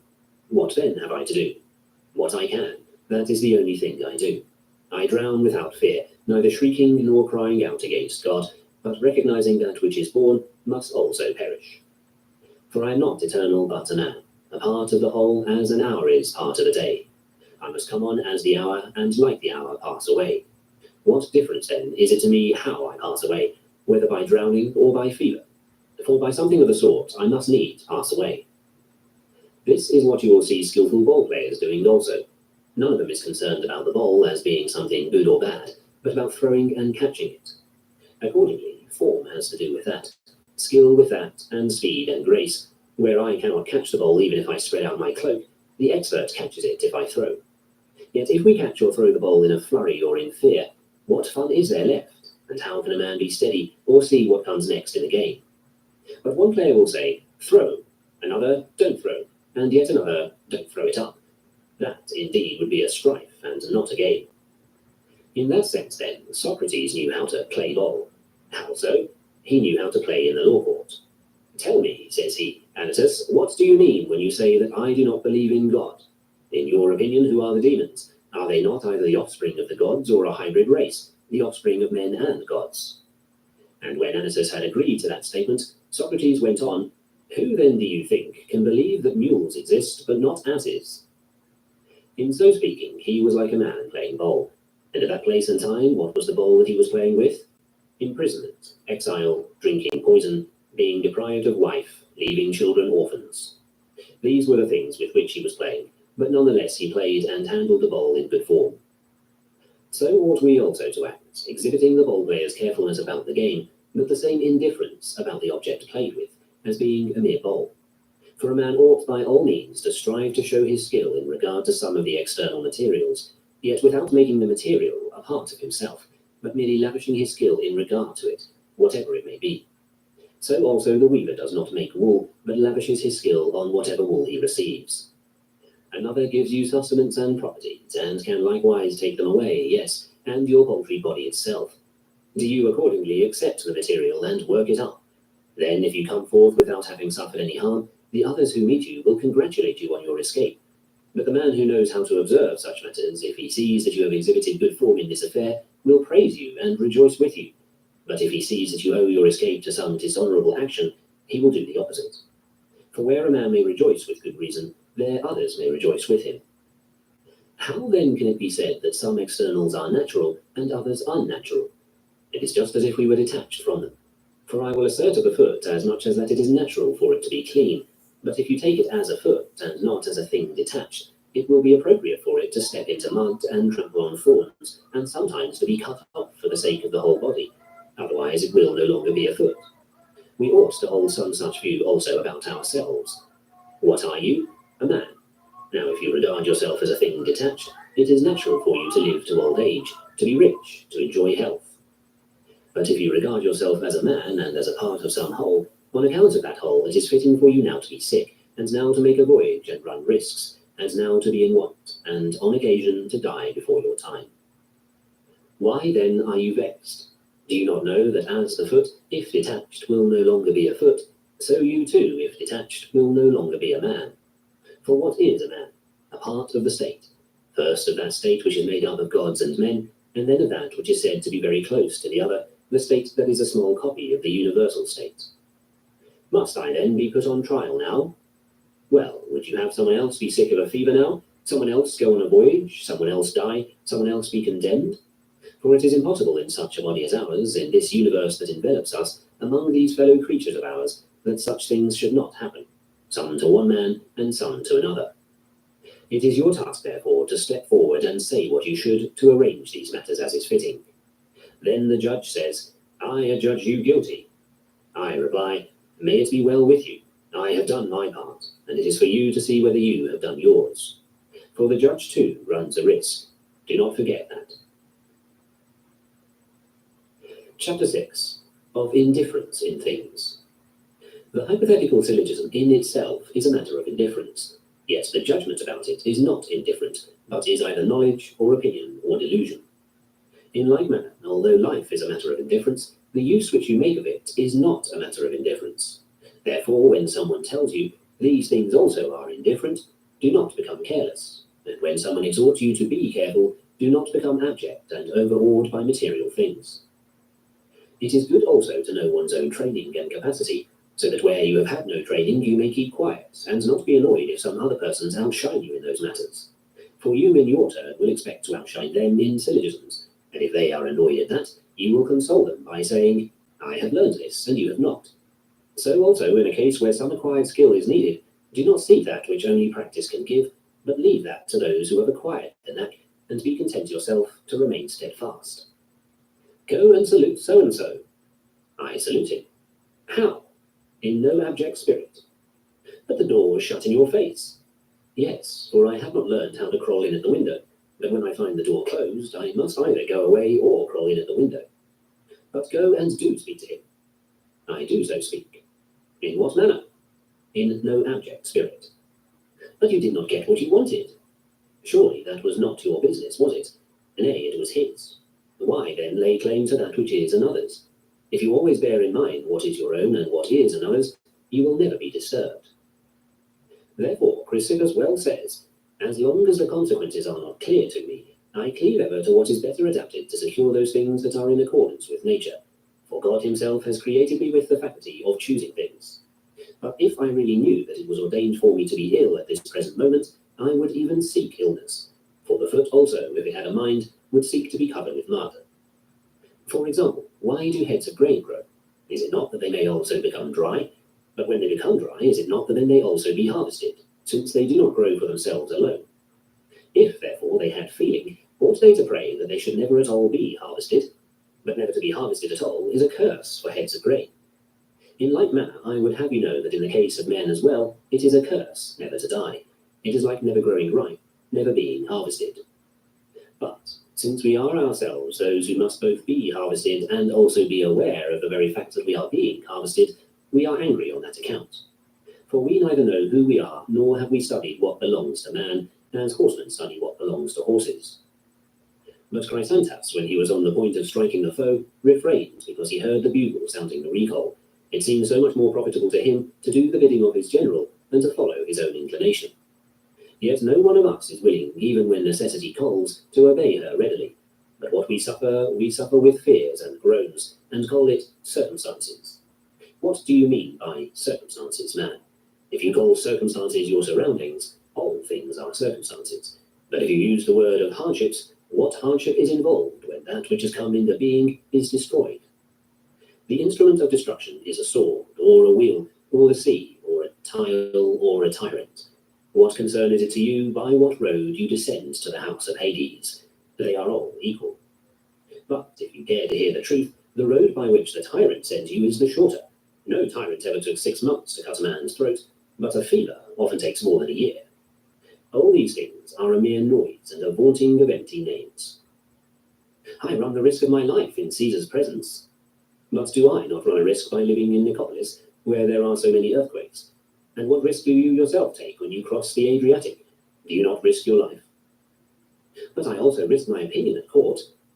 Your own opinion? How so? Why, who can compel you to opine anything against your will? But do you mean some other man's opinion? And what kind of risk is it of yours that others should entertain false opinions? But I run the risk of banishment. What is banishment? To be somewhere else than in Rome? Yes. What then? Suppose that I am sent to Chiara. If it is to your good, you will go. If not, you have a place to which you may go instead of Chiara, where he too will go, whether he will or no, who is sending you to Chiara. Why then do you go up to Rome as though it were some great thing? It amounts to less than your preparation for it, so that a young man of parts may say, it was not worth so much to have listened to so many lectures, and to have written so many exercises, and to have sat so long at the side of a little old man who was not worth very much himself. Only remember that distinction which is drawn between what is yours and what is not yours. Never lay claim to anything that is not your own. A platform and a prison is each a place, the one high and the other low, but your moral purpose can be kept the same, if you wish to keep it the same, in either place. And then we shall be emulating Socrates when we are able to write paeans in prison. But considering what has been our state hitherto, I wonder if we should have enjoyed it had someone else said to us in prison, would you like to have me read you paeans? Why bother me? Do you not know the trouble that I am in? What, is it possible for me in this condition? In what condition then? I am about to die. But will other men be immortal? Chapter 7. How should one employ divination? Because we employ divination when there is no occasion for it, many of us neglect many of the duties of life. For what can the diviner see that is of greater import than death, or danger, or illness, or in general such things as these? If then it becomes necessary for me to risk my life for my friend, and if it becomes my duty even to die for him, where do I find beyond that any occasion to employ divination? Have I not within me the diviner that has told me the true nature of good and of evil, that has set forth the signs characteristic of both of them? What further use have I then of entrails or of birds? But when he says, it is expedient for you, do I accept it? Why? Does he know what is expedient? Does he know what is good? Has he learned the signs characteristic of things good and things evil, as he has the signs characteristic of entrails? For if he knows the signs characteristic of these, he knows also those of things honourable and base, and right and wrong. Man, it is for you to tell me what is indicated by signs, life or death, poverty or wealth, but whether these things are expedient or inexpedient, am I going to ask of you? Why don't you speak on points of grammar? Well then, on this matter in which we mortals are all astray and in conflict with one another, you do speak. Wherefore, that was an admirable answer which the woman gave who wished to send a boatload of supplies to Gratilla after she had been exiled. To a man who said, Domitian will confiscate them. She replies, I should rather have him confiscate them than myself fail to send them. What then induces us to employ divination so constantly? Cowardice, fear of the consequences. This is why we flatter the diviners, saying, Master, shall I inherit my father's property? Let us see. Let us offer a sacrifice about that matter. Yes, master, as fortune wills. Then, if the diviner says, you will inherit the property, we thank him as though we had received the inheritance from him. That is why they in their turn go on making mock of us. Well, what then? We ought to go to them without either desire or aversion, just as the wayfarer asks the man who meets him which of two roads leads to his destination, without any desire to have the right-hand road lead there any more than the left-hand road. For he does not care to travel one particular road of the two, but merely the one that leads to his destination. So also we ought to go to God as a guide, making use of him as we make use of our eyes. We do not call upon them to show us such and such things by preference, but we accept the impressions of precisely such things as they reveal to us. But as it is, we tremble before the bird walker, lay hold upon him, and appealing to him as if he were a god, we beg of him, saying, Master, have mercy, grant that I come off safe. You slave, what? Do you want anything but what is best for you? Is anything else best for you than what pleases God? Why do you do all that in you lies to corrupt your judge, to mislead your counselor? Chapter 8. What is the true nature of the good? God is helpful, but the good also is helpful. It would seem, therefore, that the true nature of the good will be found to be where we find that of God to be. What then is the true nature of God? Flesh? Far from it. Land? Far from it. Fame? Far from it. It is intelligence, knowledge, right reason. Here, therefore, and only here, shall you seek the true nature of the good. Surely you do not seek it at all in a plant, do you? No. Nor in an irrational creature? No. If then you seek it in that which is rational, why do you keep on seeking it somewhere else than in that which differentiates the rational from the irrational? Plants are incapable of dealing even with external impressions. For that reason, you do not speak of the good in referring to them. The good requires, therefore, the faculty of using external impressions. Can that be all that it requires? For if that be all, then you must assert that things good and happiness and unhappiness are to be found in the other animals as well as in man. But as a matter of fact, you do not so assert, and you are right. For even if they have in the highest degree the faculty of using external impressions, still they do not have the faculty of understanding, at all events, their use of the external impressions. And with good reason, for they are born to serve others, and are not themselves of primary importance. The ass, for example, is not born to be of primary importance, is it? No, but because we had need of a back that was able to carry something. But, by Zeus, we had need that it should be able also to walk around.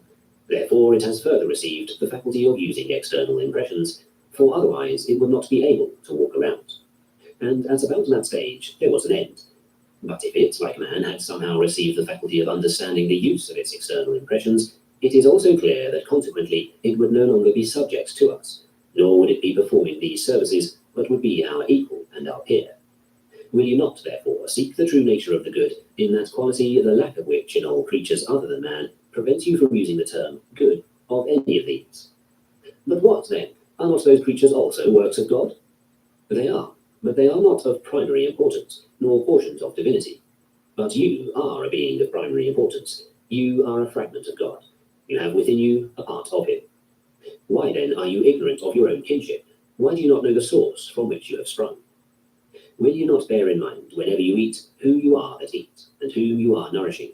Whenever you indulge in intercourse with women, who you are that do this? Whenever you mix in society, whenever you take physical exercise, whenever you converse, do you not know that you are nourishing God, exercising God? You are bearing God about with you, you poor wretch, and know it not. Do you suppose that I am speaking of some external God, made of silver or gold? It is within yourself that you bear him, and do not perceive that you are defiling him with impure thoughts and filthy actions. Yet in the presence of even an image of God, you would not dare do anything of the things you are now doing. But when God himself is present within you, seeing and hearing everything, are you not ashamed to be thinking and doing such things as these, O insensible of your own nature, and object of God's wrath? Again, when we send a young man forth from the school to sundry activities, why are we afraid that he will do something amiss? Eat amiss, have intercourse with women amiss, be abased if dressed in rags, or conceited if he has on fine clothes? This fellow does not know the God within him. This fellow does not know the companion with whom he is setting forth. Nay, can we allow him to say, "O God, would that I had thee here!" Have you not God there where you are? And when you have him, do you seek for someone else? Or will he have other commands for you than these? Nay, if you were a statue of Phidias, his Athena or his Zeus, you would have remembered both yourself and your artificer, and if you had any power of perception, you would have tried to do nothing unworthy of him that had fashioned you, nor of yourself, and you would have tried not to appear in an unbecoming attitude before the eyes of men. But as it is, because Zeus has made you, do you on that account not care what manner of person you show yourself to be? And yet, what comparison is there between the one artificer and the other, or between the one work of art and the other? And what work of an artificer has forthwith within itself the faculties which its workmanship discloses? Is it not mere stone, or bronze, or gold, or ivory? And the Athena of Phidias, when once it has stretched out its hand and received the Nike upon it, stands in this attitude for all time to come. But the works of God are capable of movement, have the breath of life, can make use of external impressions, and pass judgment upon them. Do you dishonor the workmanship of this craftsman when you are yourself that workmanship? Nay, more, do you go so far as to forget not only that he fashioned you, but also that he entrusted and committed you to yourself alone? And moreover, by forgetting, do you dishonor your trust? Yet if God had committed some orphan to your care, would you so neglect him? He has delivered your own self into your keeping, saying, "I had no one more faithful than you. Keep this man for me unchanged from the character with which nature endowed him, reverent, faithful, high-minded, undismayed, unimpassioned, unperturbed." After that, do you fail so to keep him? But men will say, "Where do you suppose our friend here got his proud look and his solemn countenance?" Ah, but my bearing is not yet what it should be, for I still lack confidence in what I have learned and agreed to. I am still afraid of my own weakness. Just let me gain confidence, and then you'll see the right look in my eye and the right bearing. Then, when the statue is finished and polished, I will show it to you. What do you think of it? A lofty air, say you? Heaven forbid, for the Zeus at Olympia does not show a proud look, does he? No, but his gaze is steady, as befits one who is about to say, "No word of mine can be revoked or prove untrue." Of such character will I show myself to you, faithful, reverent, noble, unperturbed. You do not mean, therefore, immortal or ageless or exempt from disease? No, but one who dies like a god, who bears disease like a god. This is what I have, this is what I can do, but all else I neither have nor can do. I will show you the sinews of a philosopher. What do you mean by sinews? A desire that fails not of achievement, an aversion proof against encountering what it would avoid, an appropriate choice, a thoughtful purpose, a well-considered assent. This is what you shall see. Chapter 9. That although we are unable to fulfill the profession of a man, we adopt that of a philosopher. It is no simple task, this of fulfilling merely the profession of a man. For what is a man? A rational, mortal animal, someone says. To begin with, from what are we distinguished by the rational element? From the wild beasts. And from what else? From sheep and the like. See to it, then, that you never act like a wild beast. If you do, you will have destroyed the man in you. You have not fulfilled your profession. See to it that you never act like a sheep.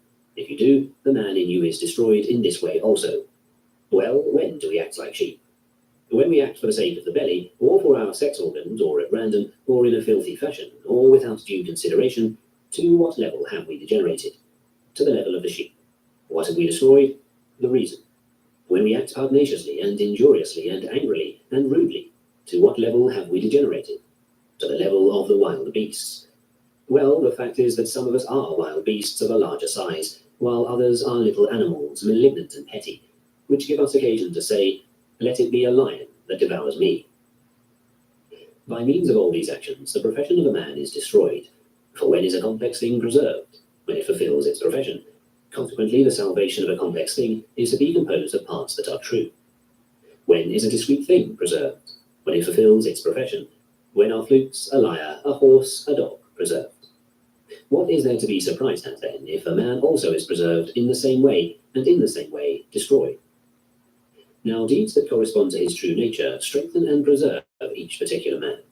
Carpentry does that for the carpenter, grammatical studies for the grammarian. But if a man acquires the habit of writing ungrammatically, his art must necessarily be destroyed and perish. So modest acts preserve the modest man, whereas immodest acts destroy him, and faithful acts preserve the faithful man, while acts of the opposite character destroy him. And again, acts of the opposite character strengthen men of the opposite character. Shamelessness strengthens the shameless man, faithlessness the faithless, abuse the abusive, wrath the wrathful, a disproportion between what he receives and what he pays out, the miserly. That is why the philosophers admonish us not to be satisfied with merely learning, but to add thereto practice also, and then training. For in the course of years we have acquired the habit of doing the opposite of what we learn, and have in use opinions which are the opposite of the correct ones.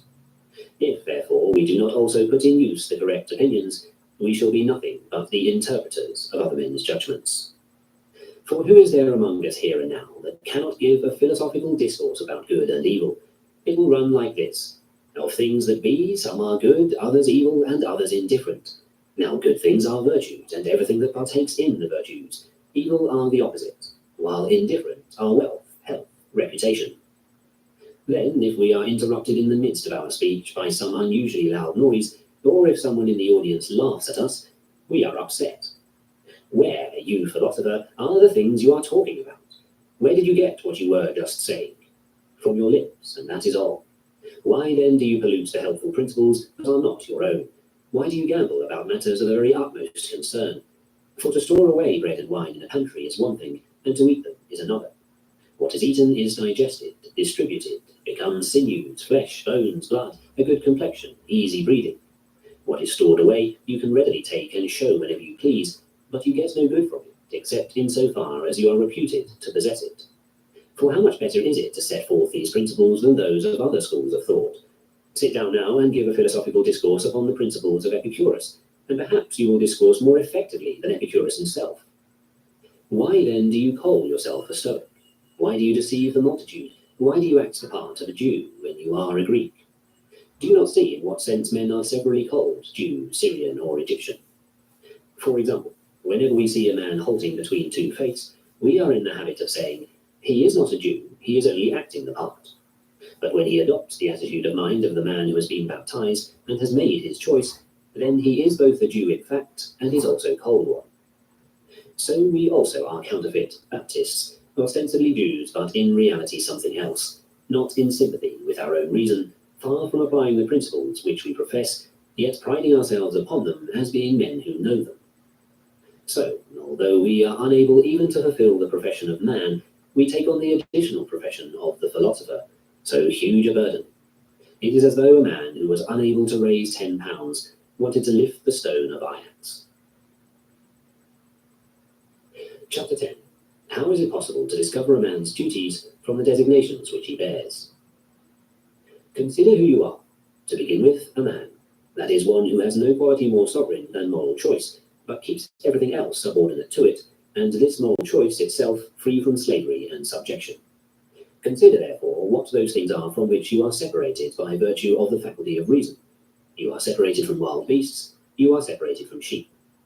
In addition to this, you are a citizen of the world, and a part of it, not one of the parts destined for service, but one of primary importance, for you possess the faculty of understanding the divine administration of the world, and of reasoning upon the consequences thereof. What, then, is the profession of a citizen? To treat nothing as a matter of private profit, not to plan about anything as though he were a detached unit, but to act like the foot or the hand, which, if they had the faculty of reason and understood the constitution of nature, would never exercise choice or desire in any other way but by reference to the whole. Hence the philosophers well say that if the good and excellent man knew what was going to happen, he would help on the processes of disease and death and maiming, because he would realize that this allotment comes from the orderly arrangement of the whole, and the whole is more sovereign than the part, and the state more sovereign than the citizen. But as it is, seeing that we do not know beforehand what is going to happen, it is our duty to cleave to that which is naturally more fit to be chosen, since we are born for this purpose. Next, bear in mind that you are a son. What is the profession of this character? To treat everything that is his own as belonging to his father, to be obedient to him in all things, never to speak ill of him to anyone else, nor to say or do anything that will harm him, to give way to him in everything and yield him precedence, helping him as far as is within his power. Next, know that you are also a brother.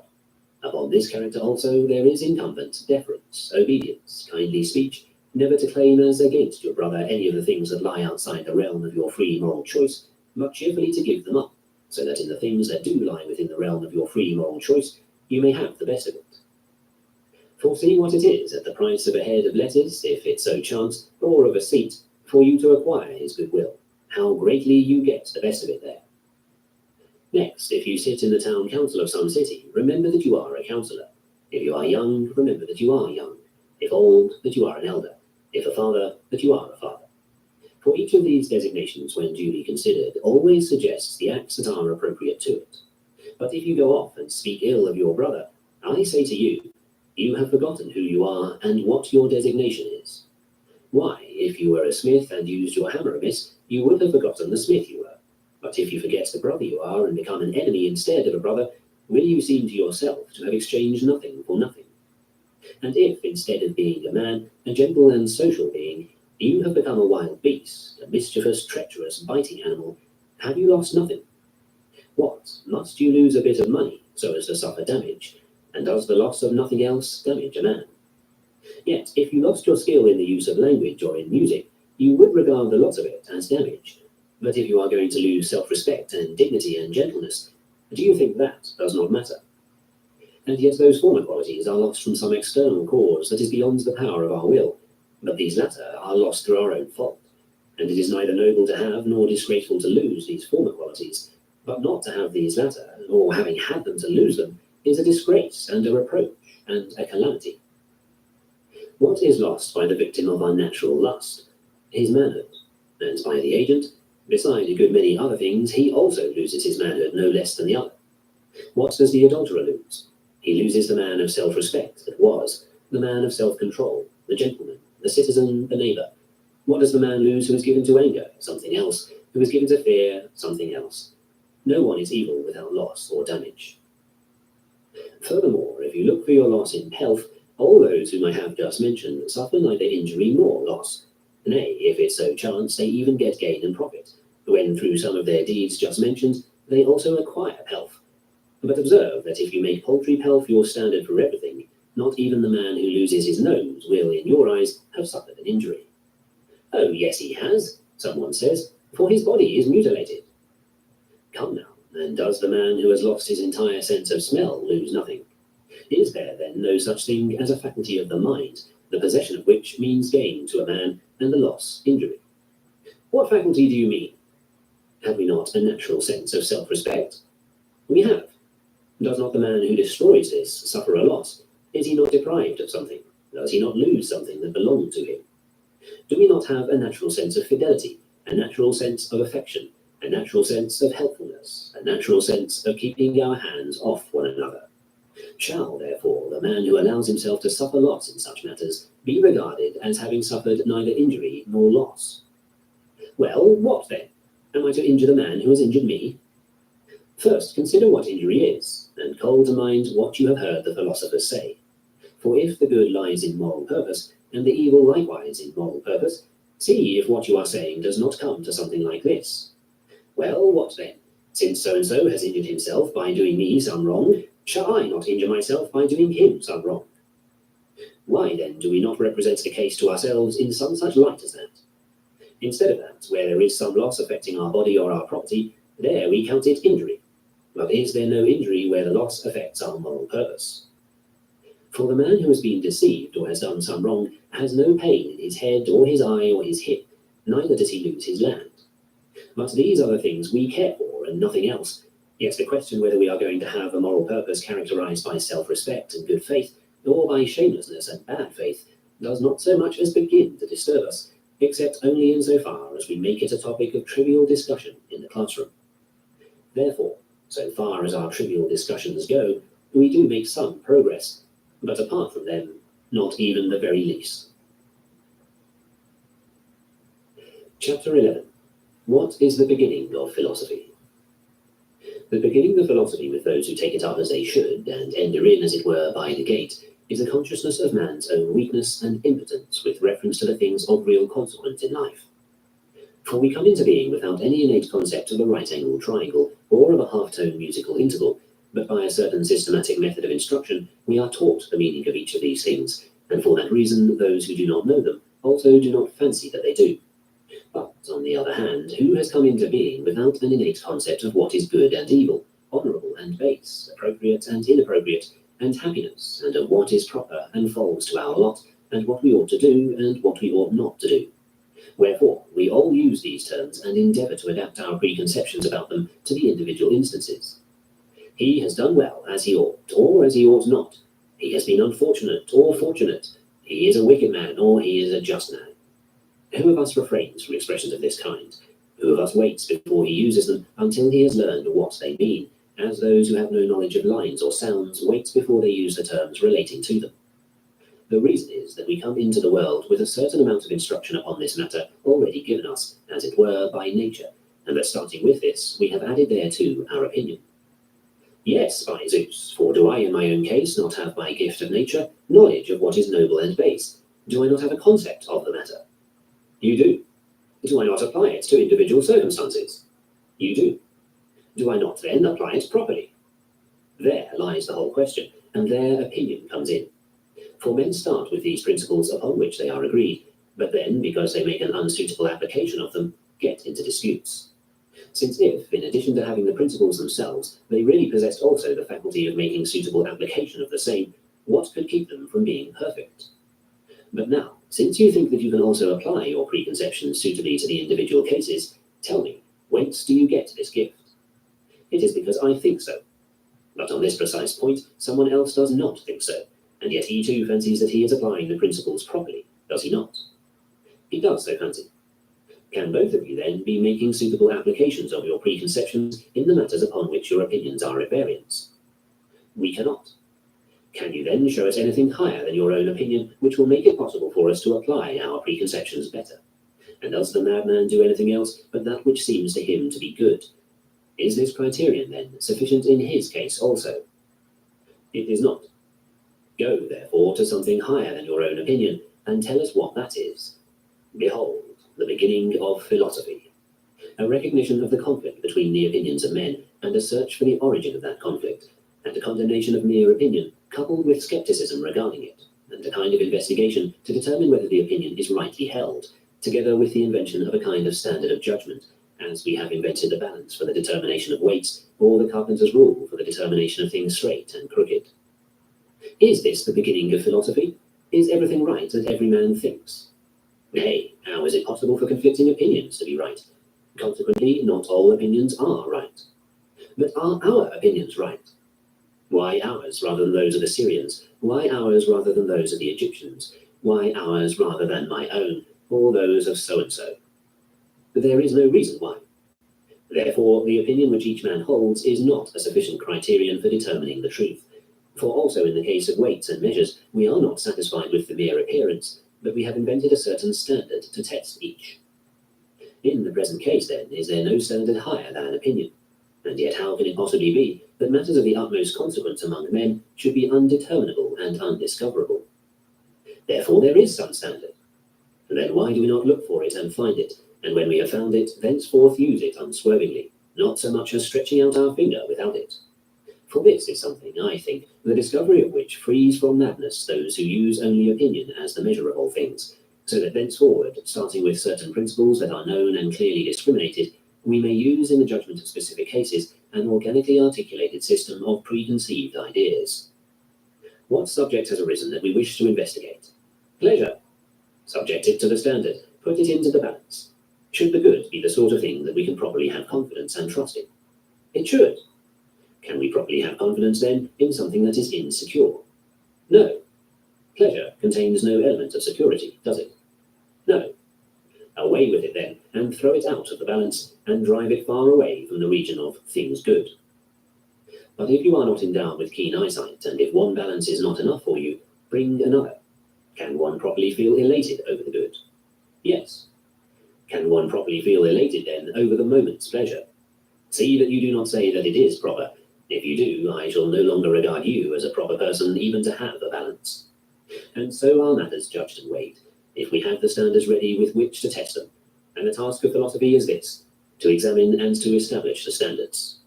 But to go ahead and use them after they have become known is the task of the good and excellent man. Chapter 12. upon the art of argumentation. What a man ought to learn before he will know how to conduct an argument has been precisely defined by the philosophers of our school. But as to the proper use of what we have learned, we are still utterly inexperienced. At all events, give to any one of us you please some layman with whom to carry on an argument. He will find no way of dealing with him. But after moving the man a little, in case the latter thwarts him, our man gives up trying to handle him, and thereafter either reviles him or laughs him to scorn, and remarks, "He is a mere layman. It is impossible to do anything with him." But the real guide, whenever he finds a person going astray, leads him back to the right road, instead of leaving him with a scornful laugh or an insult. So also do you show him the truth, and you will see that he follows. But so long as you do not show him the truth, do not laugh him to scorn, but rather recognize your own incapacity. How did Socrates act? He used to force the man who was arguing with him to be his witness, and never needed any other witness. That is why he could say, "I can dispense with all the others, and am always satisfied to have my fellow disputant for a witness, and the votes of the rest I do not take, but only that of my fellow disputant." For he used to make so clear the consequences which followed from the concepts that absolutely everyone realized the contradiction involved and gave up the battle. And so does the man who feels envy rejoice in it? Not at all, but he experiences pain rather than joy. By the contradiction in terms, he has moved the other party to the argument. Very well, does envy seem to you to be the feeling of pain at evils? And yet what envy is there of evils? Consequently, he has made his opponent say that envy is a feeling of pain at good things. Very well, would a man feel envy about matters that did not concern him in the least? Not at all. And so he filled out and articulated the concept, and after that went his way. He did not start in by saying, "Define envy for me," and then, when the other had defined it, remark, "That is a bad definition you have made, for the definition term does not fit the subject defined." Those are technical terms, and for that reason wearisome to the layman and hard for him to follow, and yet we are unable to dispense with them. But as to terms which the layman could himself follow, and so, by the assistance of his own external impressions, be able to accept or reject some proposition, we are absolutely unable to move him by their use. The result is that, recognizing this incapacity of ours, we naturally refrain from attempting the matter, those of us, I mean, who are at all cautious. But the rash multitude of men, when once they have let themselves in for something of this sort, get confused themselves and confuse others, and finally, after reviling their opponents and being themselves reviled, they walk away. Now this was the first and most characteristic thing about Socrates, that he never got wrought up during an argument, never used any term of abuse or insolence, but endured the abuse of others and put an end to strife. If you wish to know how great was the faculty he had in this field, read the Symposium of Xenophon, and you will see how many cases of strife he settled. Therefore, and with good reason, among the poets also very high praise has been accorded to the following sentiment. Soon doth he shrewdly make an end of a quarrel, though weighty. Well, what then? Nowadays this activity is not a very safe one, and especially so in Rome. For the man who engages in it will clearly be under obligation not to do it in a corner, but he must go up to some rich person of consular rank, if it so chance, and ask him, "You there, can you tell to whose care you have entrusted your horses?" "I can indeed," answers the man. "Is it then some chance comer, a man who knows nothing about the care of horses?" "Not at all." "And what then? Can you tell me to whom you have entrusted your gold, or your silver, or your clothing?" "I have not entrusted these either to a chance comer." "And have you ever thought about entrusting your body to someone to look after it?" "Why, certainly." "And of course he too is a man of special skill in the art of physical training, or medicine, is he not?" "Yes, indeed." "Are these your most valuable possessions, or have you something else that is better than all of them?" "And just what do you mean?" "That, by Zeus, which utilizes these things, and puts each of them to the test, and exercises deliberation." "Ah, so you are talking about my soul, are you?" "You have understood me aright, for it is precisely this that I am talking about. By Zeus, I regard this as far and away the most valuable of all my possessions." "Can you then tell in what way you have taken care of your soul? For it is not to be supposed that as wise a man as yourself, and one so honored in the city, is recklessly and at random allowing the very best of his possessions to go to ruin through neglect." "Yet certainly not." "But have you yourself taken care of that possession? Did you learn how to take care of it from somebody else, or did you discover how yourself?" Then comes the danger that first he will say, "What is it to you, good sir? Are you my master?" And after that, if you persist in annoying him, that he will lift his fist and give you a blow. This was a pursuit that I too was very fond of once upon a time, before I fell to my present estate. Chapter 13. Of Anxiety. When I see a man in anxiety, I say to myself, what can it be that this fellow wants? For if he did not want something that was outside of his control, how could he still remain in anxiety? That is why the Cithero, when singing all alone, shows no anxiety, but does so when he enters the theatre, even though he has a very beautiful voice and plays the cithara admirably. For he does not wish merely to sing well, but also to win applause, and that is no longer under his control. Accordingly, where he has skill, there he shows confidence. Set before him any layman that you please, and the musician pays no attention to him. But in a matter of which he has no knowledge, and which he has never studied, there he is in anxiety. What is the meaning of this? Why, he simply does not know what a crowd is, nor the applause of a crowd. To be sure, he has learned how to strike the lowest and the highest strings on the cithara, but what the praise of the multitude is, and what function it has in life, that he neither knows nor has studied. Hence, he must needs tremble and turn pale. Now then, I cannot say that the man is not a citharo when I see anyone in a state of fear, but I can say something else of him, and indeed not one thing only, but a number of things. And first of all, I call him a stranger, and say, this man does not know where in the world he is, but though he has been living here so long a time, he is ignorant of the laws of the city and its customs, what he is allowed to do and what he is not allowed to do. Nay more, he has never even called in a lawyer to tell him and explain to him what are the usages conformable with law. Yet he does not write a will without knowing how he ought to write it, or else calling in an expert, nor does he just casually affix his seal to a bond or give a written guarantee. But without the services of a lawyer, he exercises desire and aversion, and choice and design and purpose. How do I mean, without the services of a lawyer? Why, he does not know that he is wishing for things that are not vouchsafed him, and wishing to avoid the inevitable, and he does not know either what is his own or what is another's. Did he but know, he would never feel hindered, never constrained, would not be anxious. How could he? Is any man in fear about things that are not evil? No. What then? Is he in fear about things that are evil indeed, but that are not in his own power to prevent? Not at all. If then things indifferent are neither good nor bad, but all matters of moral purpose are under our control, and no man can either take them away from us, or bring upon us such of them as we do not wish, what room is there left for anxiety? Yet we are anxious about our wretched body, about our trifling estate, about what seasonable thing, but are anxious about none of the things that are within us. We are not anxious about not conceiving a false opinion, are we? No, for that is under my control. Or about making a choice contrary to nature. No, not about this either. Then whenever you see a man looking pale, just as the physician, judging from the complexion, says, this man's spleen is affected, and this man's liver, so do you also say, this man's desire and aversion are affected. He is not getting along well, he is feverish. For there is nothing else that changes a man's complexion, or makes him tremble, or his teeth to chatter, or to shift from knee to knee, and rest on either foot.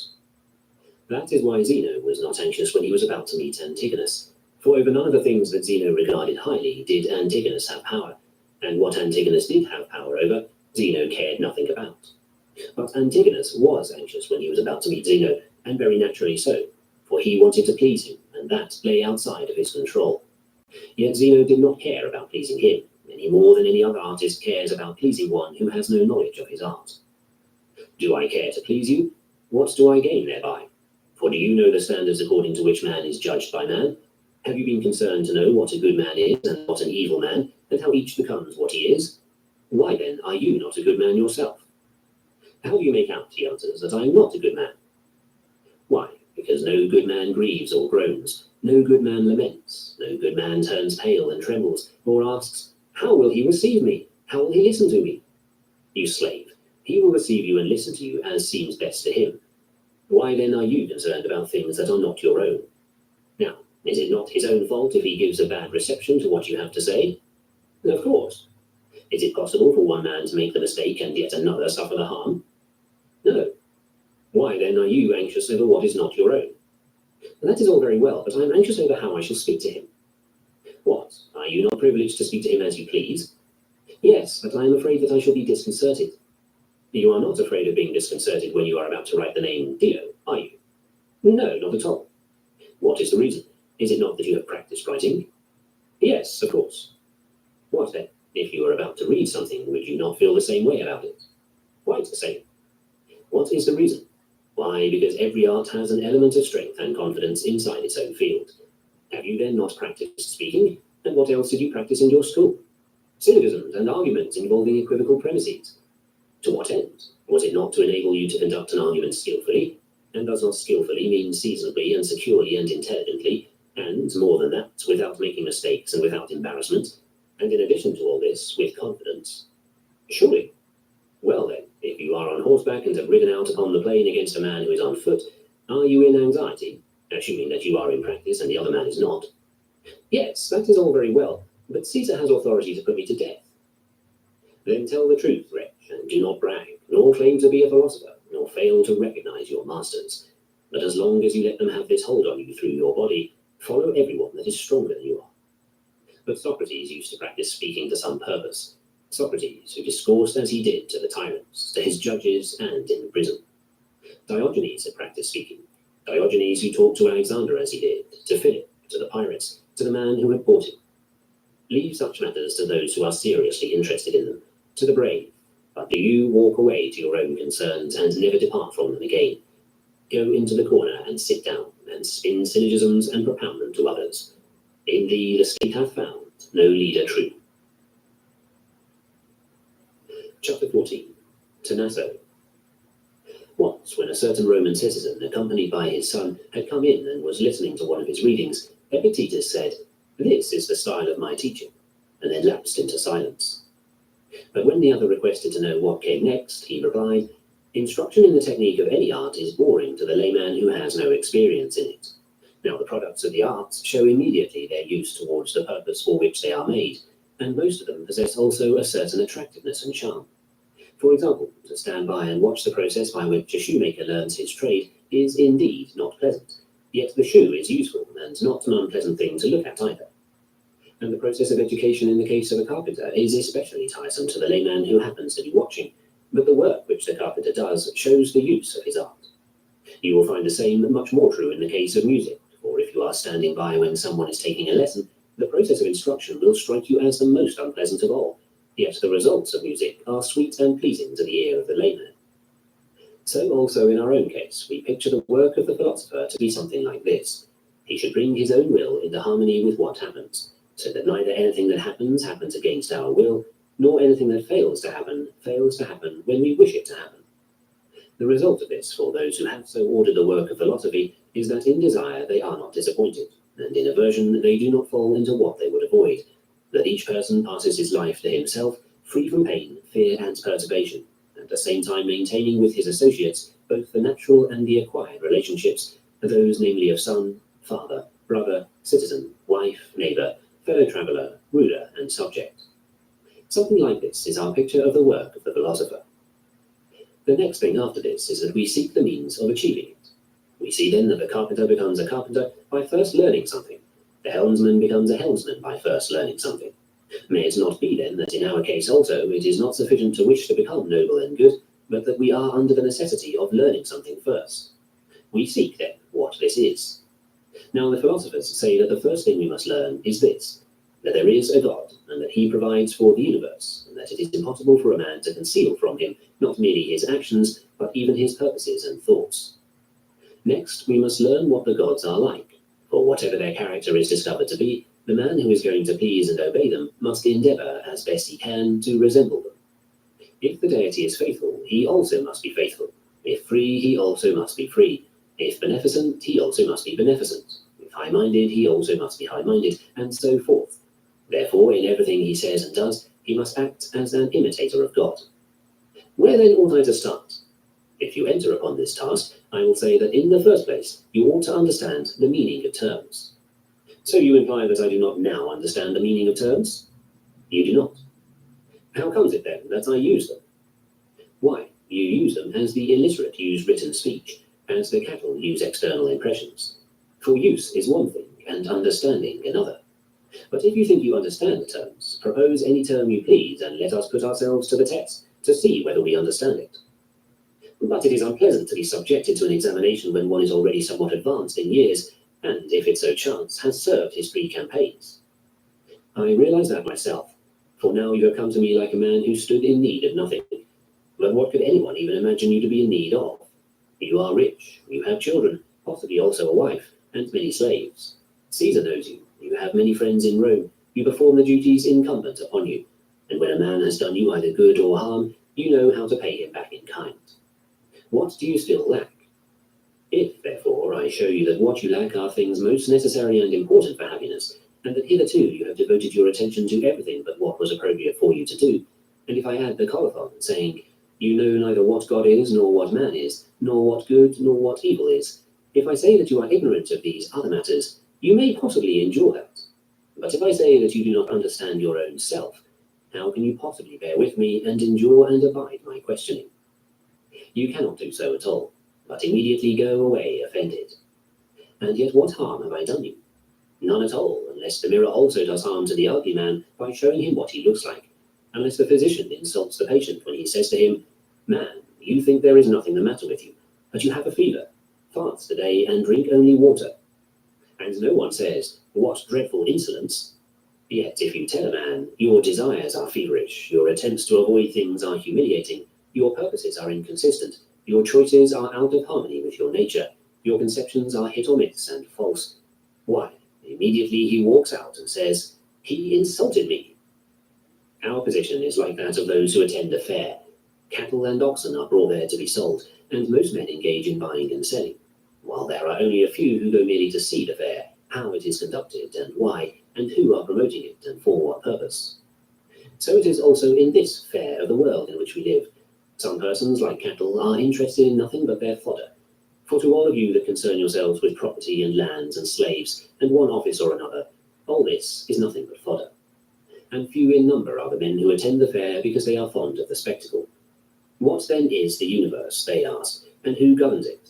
No one. Yet how can it be that while it is impossible for a city or a household to remain even a very short time without someone to govern and care for it, nevertheless this great and beautiful structure should keep in such orderly arrangement by sheer accident and chance? There must be, therefore, one who governs it. What kind of being is he, and how does he govern it? And what are we who have been created by him, and for what purpose were we created? Do we then really have some contact and relation with him, or none at all?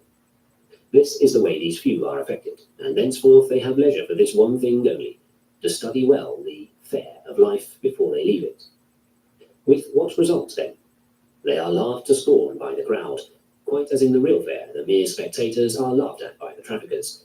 Yes, and if the cattle themselves had any comprehension like ours of what was going on, they too would laugh at those who had any wonder and admiration for anything but their fodder. Chapter 15. To those who cling obstinately to the judgments which they have once formed. Some men, when they hear the following precepts, that one ought to be steadfast, and that the moral purpose is naturally free and not subject to compulsion, while everything else is liable to interference and compulsion, subject to others and not our own, some men, I say, fancy that whenever they have formed a judgment, they ought to stand by it immovably. And yet the first requirement is that the judgment formed be a sound one. For I want vigor in the body, but it must be the vigor of the body in a state of health and physical exercise. Whereas, if you show me that you possess the vigor of a madman and boast about it, I will say to you, man, look for someone to cure you. This is not vigor, but feebleness. The following is another way in which the minds of those are affected who hear these precepts amiss. For example, a friend of mine, for no reason at all, made up his mind to starve himself. I learned about it when he was already in the third day of his fasting, and went and asked him what had happened. I have decided, he answered. Very well, but still what was it that induced you to make up your mind? For if your judgment was good, see, we are at your side and ready to help you make your exit from this life. But if your judgment was irrational, change it. I must abide by my decisions. Why, man, what are you about? You mean not all your decisions, but only the right ones. For example, if you are convinced at this moment that it is night, do not change your opinion, if that seems best to you, but abide by it, and say that you ought to abide by your decisions. Do you not wish to make your beginning and your foundation firm? That is, to consider whether your decision is sound or unsound, and only after you have done that, proceed to rear thereon the structure of your determination and your firm resolve. But if you lay a rotten and crumbling foundation, you cannot rear thereon even a small building. But the bigger and stronger your superstructure is, the more quickly it will fall down. Without any reason, you are taking out of this life, to our detriment, a human being who is a familiar friend, a citizen of the same states, both the large state and the small, and then, though in the act of murder, and while engaged in the destruction of a human being that has done no wrong, you say that you must abide by your decisions. But if the idea ever entered your head to kill me, would you have to abide by your decisions? Well, it was hard work to persuade that man, but there are some men of today whom it is impossible to move, so that I feel that I now know what I formerly did not understand, the meaning of the proverb, a fool you can neither persuade nor break. God forbid that I should ever have for a friend a wise fool. There is nothing harder to handle. I have decided, he says. Why, yes, and so have madmen. But the more firm their decision is about what is false, the more hellebore they need. Will you not act like a sick man and summon a physician? I am sick, sir, help me. Consider what I ought to do. It is my part to obey you. So also in the present instance, I know not what I ought to be doing, but I have come to find out. Thus one should speak. No, but this is what one hears. Talk to me about anything else, but on this point I have made my decision. Anything else, indeed. Why, what is more important or more to your advantage than to be convinced that it is not sufficient for a man merely to have reached decisions and to refuse to change? These are the sinews of madness, not health. If you force me to this, I would gladly die. What for, man? What has happened? I have decided. It was fortunate for me that you did not decide to kill me. Or again, another says, I take no money for my services. Why so? Because I have decided. Rest assured that there is nothing to prevent you from someday turning irrationally to taking money for your services, and that with the same vehemence with which you now refuse to take it, and then saying again, I have decided. Precisely as in a diseased body suffering from a flux, the flux inclines now in this direction and now in that. Such is also the sick mind. It is uncertain which way it is inclined, but when vehemence also is added to this inclination and drift, then the evil gets past help and past cure. Chapter 16. That we do not practice the application of our judgments about things good and evil. Wherein lies the good? In moral purpose. Wherein lies the evil? In moral purpose. Wherein lies that which is neither good nor evil? In the things that lie outside the domain of moral purpose. Well, what of it? Does any one of us remember these statements outside the classroom? Does any one of us, when by himself, practice answering facts in the way he answers these questions? So it is day, is it? Yes. What then? Is it night? No. What then? Is the number of stars even? I cannot say. When you are shown money, have you practiced giving the proper answer, namely that it is not a good thing? Have you trained yourself in answers of this kind, or merely to answer sophisms? Why then are you surprised to find that in the fields in which you have practiced, you surpass yourself, but in that in which you have not practiced, you remain the same? For why is it that the orator, although he knows that he has composed a good speech, has memorized what he has written, and is bringing a pleasing voice to his task, is still anxious despite all that? Because he is not satisfied with the mere practice of oratory. What then does he want? He wants to be praised by his audience. Now he has trained himself with a view to being able to practice oratory, but he has not trained himself with reference to praise and blame. For when did he ever hear anyone say what praise is, what blame is, and what is the nature of each? What kinds of praise are to be sought, and what kinds of blame are to be avoided? And when did he ever go through this course of training in accordance with these principles? Why then are you any longer surprised because he surpasses all others in the field in which he has studied, but in that in which he has not practiced, he is no better than the multitude? He is like a cicerone who knows how to play the harp, sings well, has a beautiful flowing gown, and still trembles when he comes upon the stage. For all that has gone before he knows, but what a crowd is he does not know, nor what the shouting and the scornful laughter of a crowd are. Nay, he does not even know what this anxiety itself is, whether it is something that we can control or beyond our powers, whether he can stop it or not. That is why, if he is praised, he goes off the stage all puffed up, but if he is laughed to scorn, that poor windbag of his conceit is pricked and flattens out. We too experience something of the same kind. What do we admire? Externals. What are we in earnest about? About externals.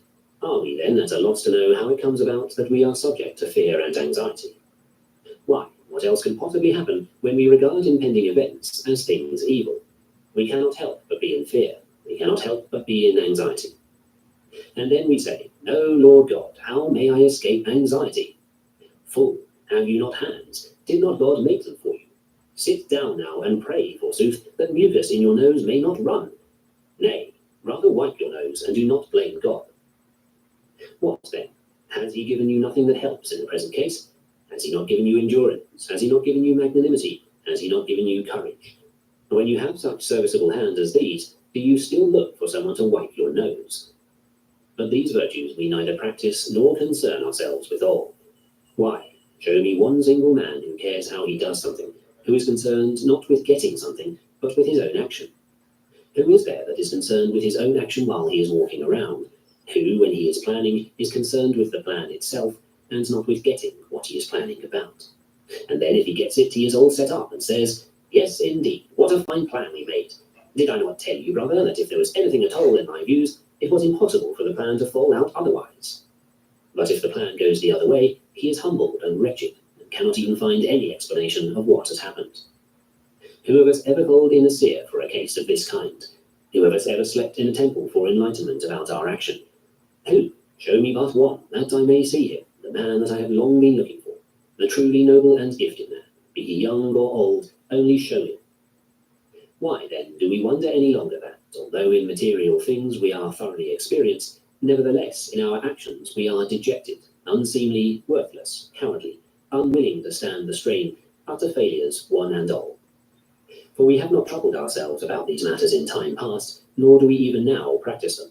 Yet if we were afraid not of death or exile, but of fear itself, then we should practice how not to encounter those things that appear evil to us.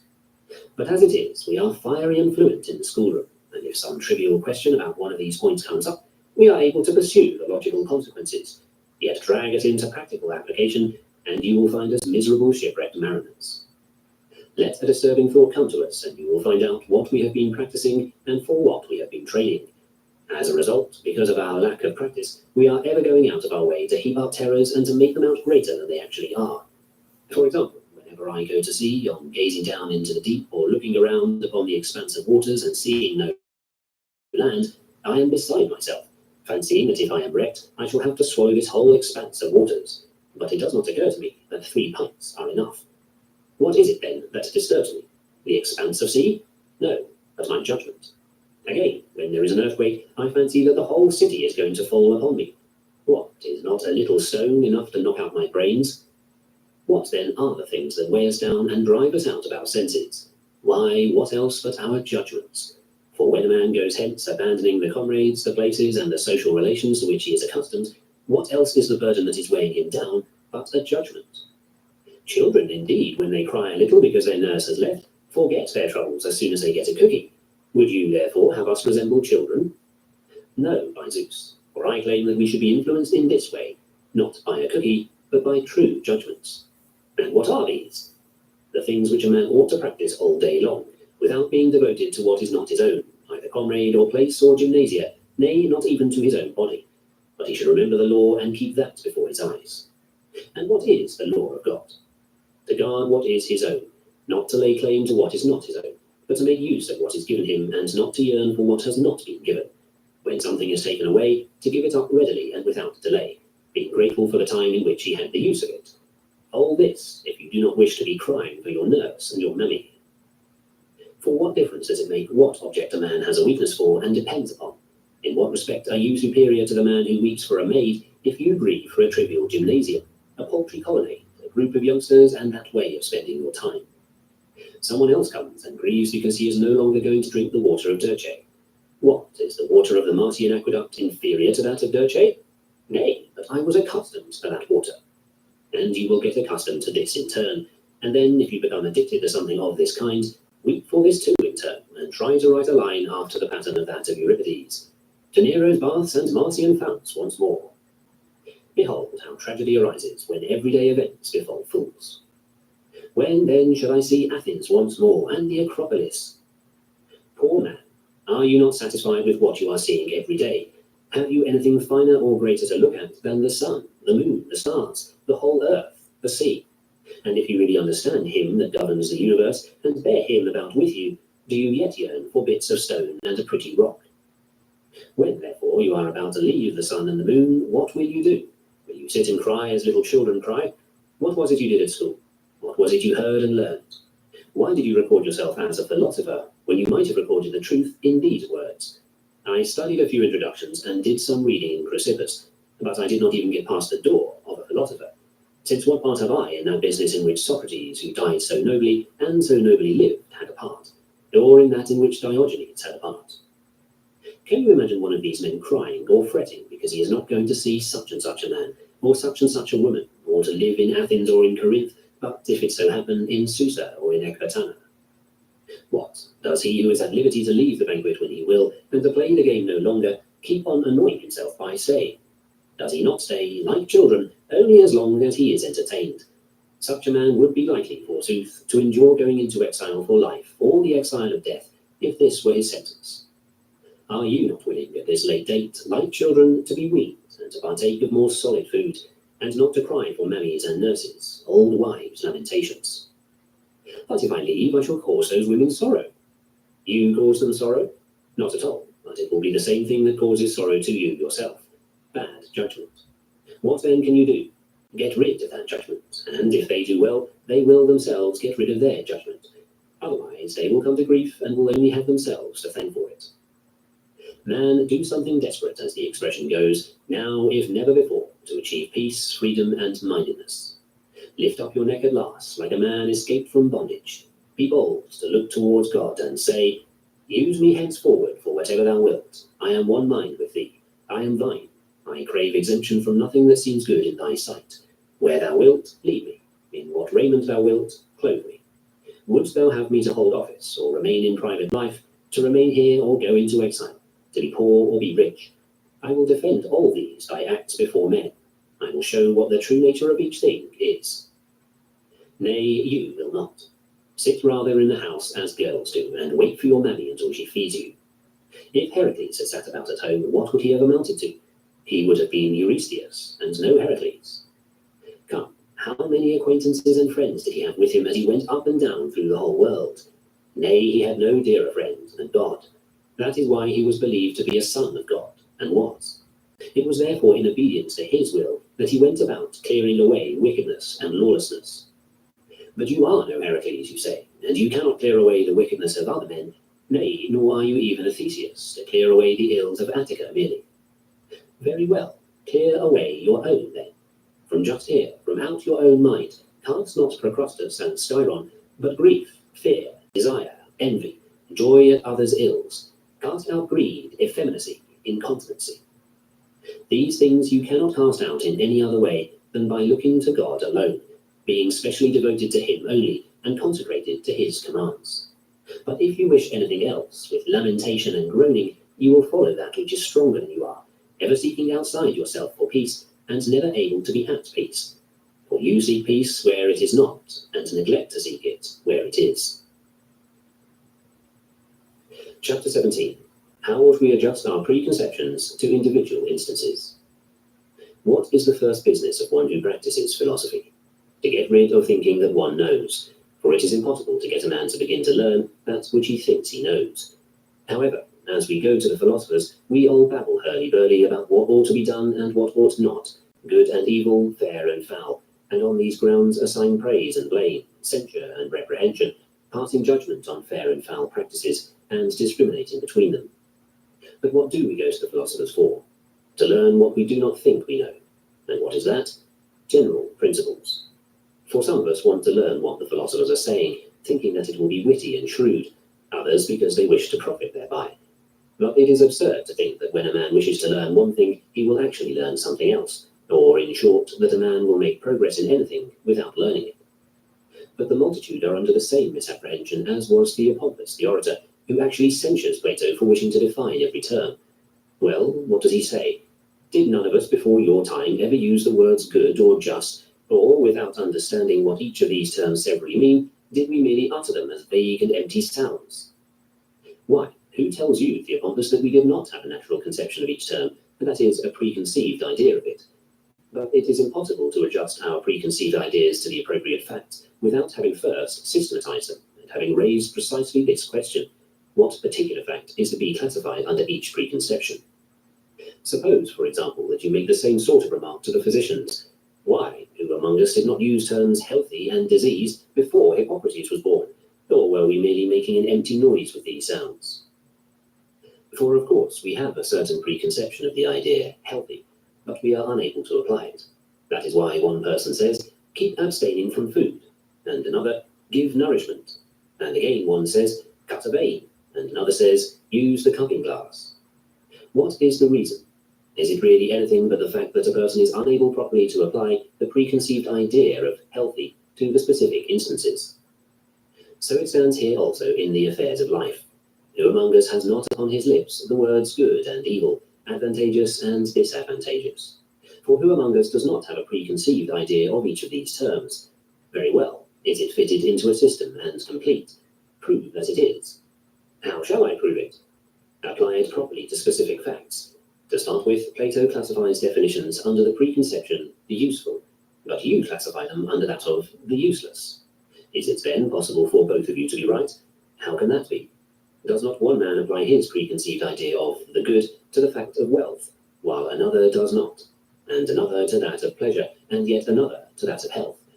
Indeed, to sum up the whole matter, if all of us who have these terms upon our lips possess no mere empty knowledge of each one severally, and do not need to devote any pains to the systematic arrangement of our preconceived ideas, why do we disagree? Why fight? Why blame one another? And yet what need is there for me to bring forward now our strife with one another, and to make mention of that? Take your own case. If you apply properly your preconceived ideas, why are you troubled? Why are you hampered? Let us pass by for the moment to the second field of study, that which has to do with our choices and the discussion of what is our duty in regard to them. Let us pass by also the third, that which has to do with our assents. I make you a present of all this. Let us confine our attention to the first field, one which allows an almost palpable proof that you do not properly apply your preconceived ideas. Do you at this moment desire what is possible in general and what is possible for you in particular?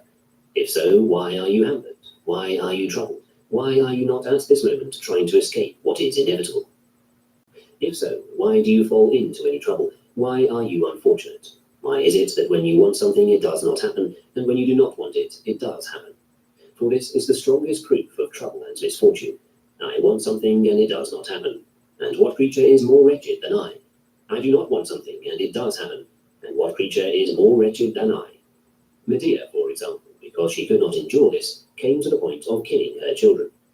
In this respect at least, hers was the act of a great spirit, for she had the proper conception of what it means for anyone's wishes not to come true. Very well then, she says, in these circumstances I shall take vengeance upon the man who has wronged and insulted me. Yet what good do I get out of his being in such an evil plight? How can that be accomplished? I kill my children, but I shall be punishing myself also. Yet what do I care? This is the outburst of a soul of great force, for she did not know where the power lies to do what we wish, that we cannot get this from outside ourselves, nor by disturbing and deranging things. Give up wanting to keep your husband, and nothing of what you want fails to happen. Give up wanting him to live with you at any cost.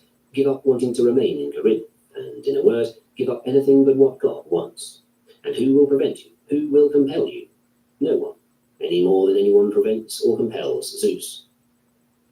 When you have such a leader as Zeus, and identify your wishes and your desires with his, why are you still afraid that you will fail? Give to poverty and to wealth your aversion and your desire, you will fail to get what you wish, and you will fall into what you would avoid. Give them to health, you will come to grief. So also if you give them to offices, honours, country, friends, children, in short to anything that lies outside the domain of moral purpose. But give them to Zeus and the other gods, entrust them to their keeping, let them exercise the control, let your desire and your aversion be ranged on their side, and how can you be troubled any longer? But if you show envy, wretched man, and pity and jealousy and timidity, and never let a day pass without bewailing yourself and the gods, how can you continue to say that you have been educated? What kind of education, man, do you mean? Because you have worked on syllogisms and arguments with equivocal premises.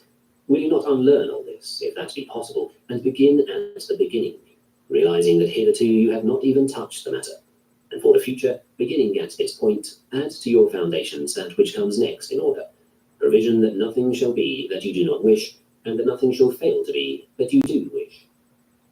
Give me but one young man who has come to school with this purpose in view, who has become an athlete in this activity, saying, "As for me, let everything else go. I am satisfied if I shall be free to live untrammeled and untroubled, to hold my neck in the face of facts like a free man, and to look up to heaven as a friend of God, without fearing of what may possibly happen. Let one of you show me such a person, so that I can say to him, enter, young man, into your own, for it is your destiny to adorn philosophy. Yours are these possessions, yours these books, yours these discourses." Then, when he has worked his way through this first field of study and mastered it like an athlete, let him come to me again and say, "I want, it is true, to be tranquil and free from turmoil, but I want also, as a God-fearing man, a philosopher and a diligent student, to know what is my duty towards the gods, towards parents, towards brothers, towards my country, towards strangers." Advance now to the second field of study. This also is yours. Yes, but I have already studied this second field. What I wanted was to be secure and unshaken, and as not merely in my waking hours, but also when asleep and drunk and melancholy mad. Man, you are a god. Great are the designs you cherish. No, that is not the way it goes. But someone says, "I wish to know what Chrysippus means in his treatise on the lyre." If that is your design, go hang, you wretch. And what good will knowing that do you? With sorrow you will read the whole treatise, and with trembling you will talk about it to others. This is the way you also, my hearers, behave. You say, "Shall I read aloud to you, brother, and you to me? Man, you write wonderfully." And again, "You have a great gift for writing in the style of Xenophon. You for that of Plato. You for that of Aristophanes." And then, when you have told dreams to one another, you go back to the same things again. You have exactly the same desires as before, the same aversions. In the same way you make your choices, your designs, and your purposes. You pray for the same things, and are interested in the same things. In the second place, you do not even look for anybody to give you advice, but you are annoyed if you are told what I am telling you. Again, you say, "He is an old man without the milk of human kindness in him. He did not weep when I left." Nor say, "I fear you are going into a very difficult situation, my son. If you come through safely, I will light lamps." Is this what a man with the milk of human kindness in him would say? It will be a great piece of good luck for a person like you to come through safely, a thing worth lighting lamps to celebrate. Surely you ought to be free from death and free from disease.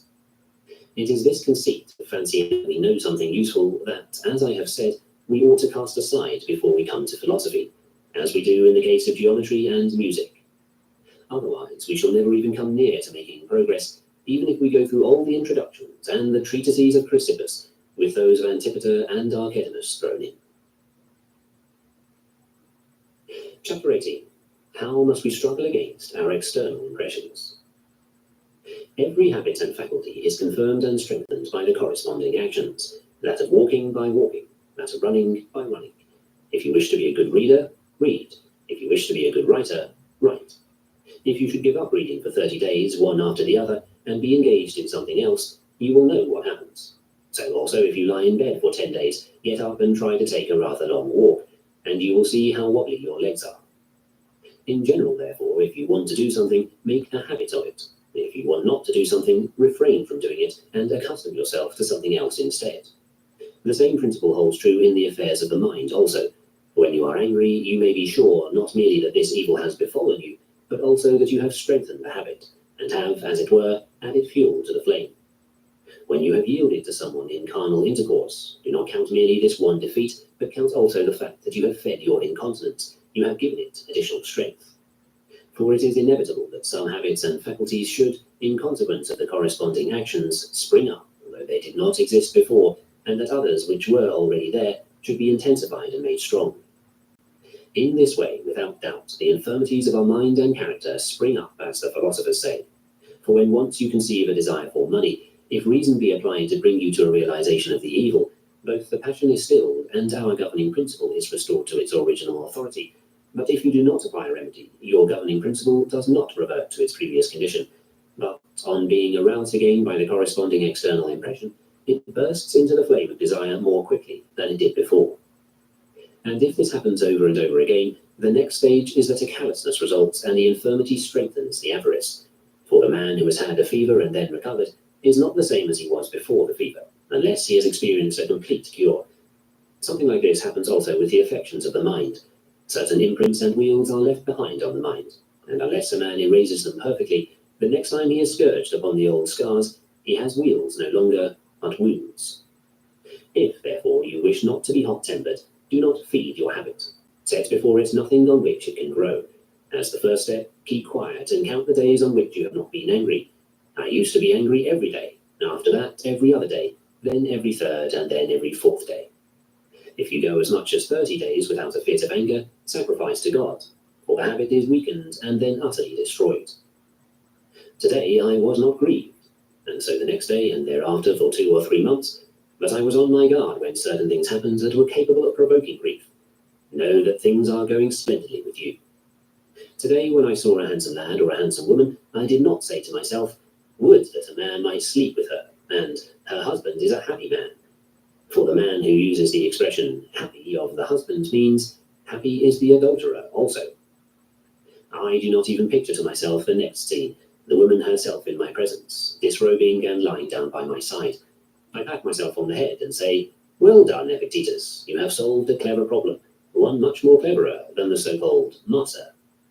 But when the wench is not only willing, but nods to me and sends for me, yes, and when she even lays hold upon me and snuggles up to me, if I still hold aloof and conquer, this has become a solved problem greater than the lyre and the quiescent. On this score, a man has a right to be proud indeed, but not about his proposing the master problem. How then may this be done? Make it your wish finally to satisfy your own self. Make it your wish to appear beautiful in the sight of God. Set your desire upon becoming pure in the presence of your pure self and of God. Then, when an external impression of that sort comes suddenly upon you, says Plato, go and offer an expiatory sacrifice. Go and make offering as a suppliant to the sanctuaries of the gods who avert evil. It is enough if you only withdraw to the society of the good and excellent men, and set yourself up to comparing your conduct with theirs, whether you take as your model one of the living or one of the dead. Go to Socrates and mark him as he lies down beside Alcibiades, and make light of his youthful beauty. Bethink yourself how great a victory he once won, and knew it himself, like an Olympic victory, and what his rank was, counting in order from Heracles, so that by the gods one might justly greet him with the salutation, Hail, wondrous man! For he was victor over something more than these rotten boxers and pancratiasts and the gladiators who resemble them. If you confront your external impression with such thoughts, you will overcome it, and not be carried away by it. But, to begin with, be not swept off your feet, I beseech you, by the vividness of the impression, but say, wait for me a little, O impression, allow me to see who you are, and what you are an impression of, allow me to put you to the test. And after that, do not suffer it to lead you on by picturing to you what will follow. Otherwise it will take possession of you, and go off with you wherever it will. But do you rather introduce and set over against it some fair and noble impression, and throw out this filthy one.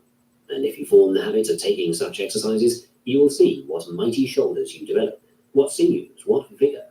But as it is, you have merely your philosophic quibbles, and nothing more. The man who exercises himself against such external impressions is the true athlete in training.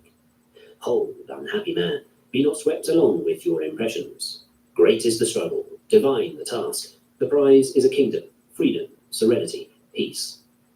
Remember God, call upon him to help you and stand by your side, just as voyagers in a storm call upon the Dioscuri. For what storm is greater than that stirred up by powerful impressions, which unseat the reason? As for the storm itself, what else is it but an external impression? To prove this, take away the fear of death, and then bring on as much thunder and lightning as you please, and you will realize how great is the calm, how fair the weather, in your governing principle. But if you be once defeated, and say that by and by you will overcome, and then a second time do the same thing, know that at last you will be in so wretched a state and so weak that by and by you will not so much as notice that you are doing wrong, but you will even begin to offer arguments in justification of your conduct, and then you will confirm the truth of the saying of Hesiod, forever with misfortunes dire must he who loiters cope. Chapter 19. To those who take up the teachings of the philosophers only to talk about them. The master argument appears to have been propounded on the strength of some such principles as the following, since there is a general contradiction with one another between these three propositions, to wit, 1. Everything true as an event in the past is necessary, and 2. an impossible does not follow a possible. And 3, what is not true now and never will be is nevertheless possible. Diodorus, realizing this contradiction, used the plausibility of the first 2 propositions to establish the principle. Nothing is possible which is neither true now nor ever will be. But one man will maintain among the possible combinations of 2 at a time the following, namely 3, something is possible which is not true now and never will be, and 2, an impossible does not follow a possible. Yet he will not grant the 3rd proposition, 1, everything true as an event in the past is necessary, which is what Cleanthes and his group, whom Antipater has stoutly supported, seem to think. But others will maintain the other 2 propositions, 3, a thing is possible which is not now true and never will be, and 1, everything true as an event in the past is necessary, and then will assert that an impossible does follow a possible. But there is no way by which one can maintain all 3 of these propositions because of their mutual contradiction. If then someone asks me, but which pair of these do you yourself maintain? I shall answer him that I do not know, but I have received the following account. Diodorus used to maintain 1 pair, Panthoides and his group, I believe, and Cleanthes another, and Chrysippus and his group the 3rd. What then is your opinion? I do not know, and I was not made for this purpose, to test my own external impression upon the subject, to compare the statements of others, and to form a judgment of my own. For this reason I am no better than the grammarian. When asked who was the father of Hector, he replied, Priam. Who were his brothers? Alexander and Deiphobus. And who was their mother? Hecuba. This is the account that I have received. From whom? From Homer, he said. And Hellanicus also, I believe, writes about these same matters, and possibly others like him. And so it is with me about the master argument. What further have I to say about it? But if I am a vain person, I can astonish the company, especially at a banquet, by enumerating those who have written on the subject. Chrysippus also has written admirably on this topic in the 1st book of his treatise On Things Possible, and Cleanthes has written a special work on the subject, and Aurelius. Antipater also has written, not only in his book On Things Possible, but also a separate monograph in his discussion of the master argument. Have you not read the treatise? I have not read it. Oh, then read it. And what good will it do him? He will be more trifling and tiresome than he is already. You, for example, what have you gained by the reading of it? What judgment have you formed on the subject? Nay, you will tell us of Helen and Priam and the island of Calypso, which never was and never will be.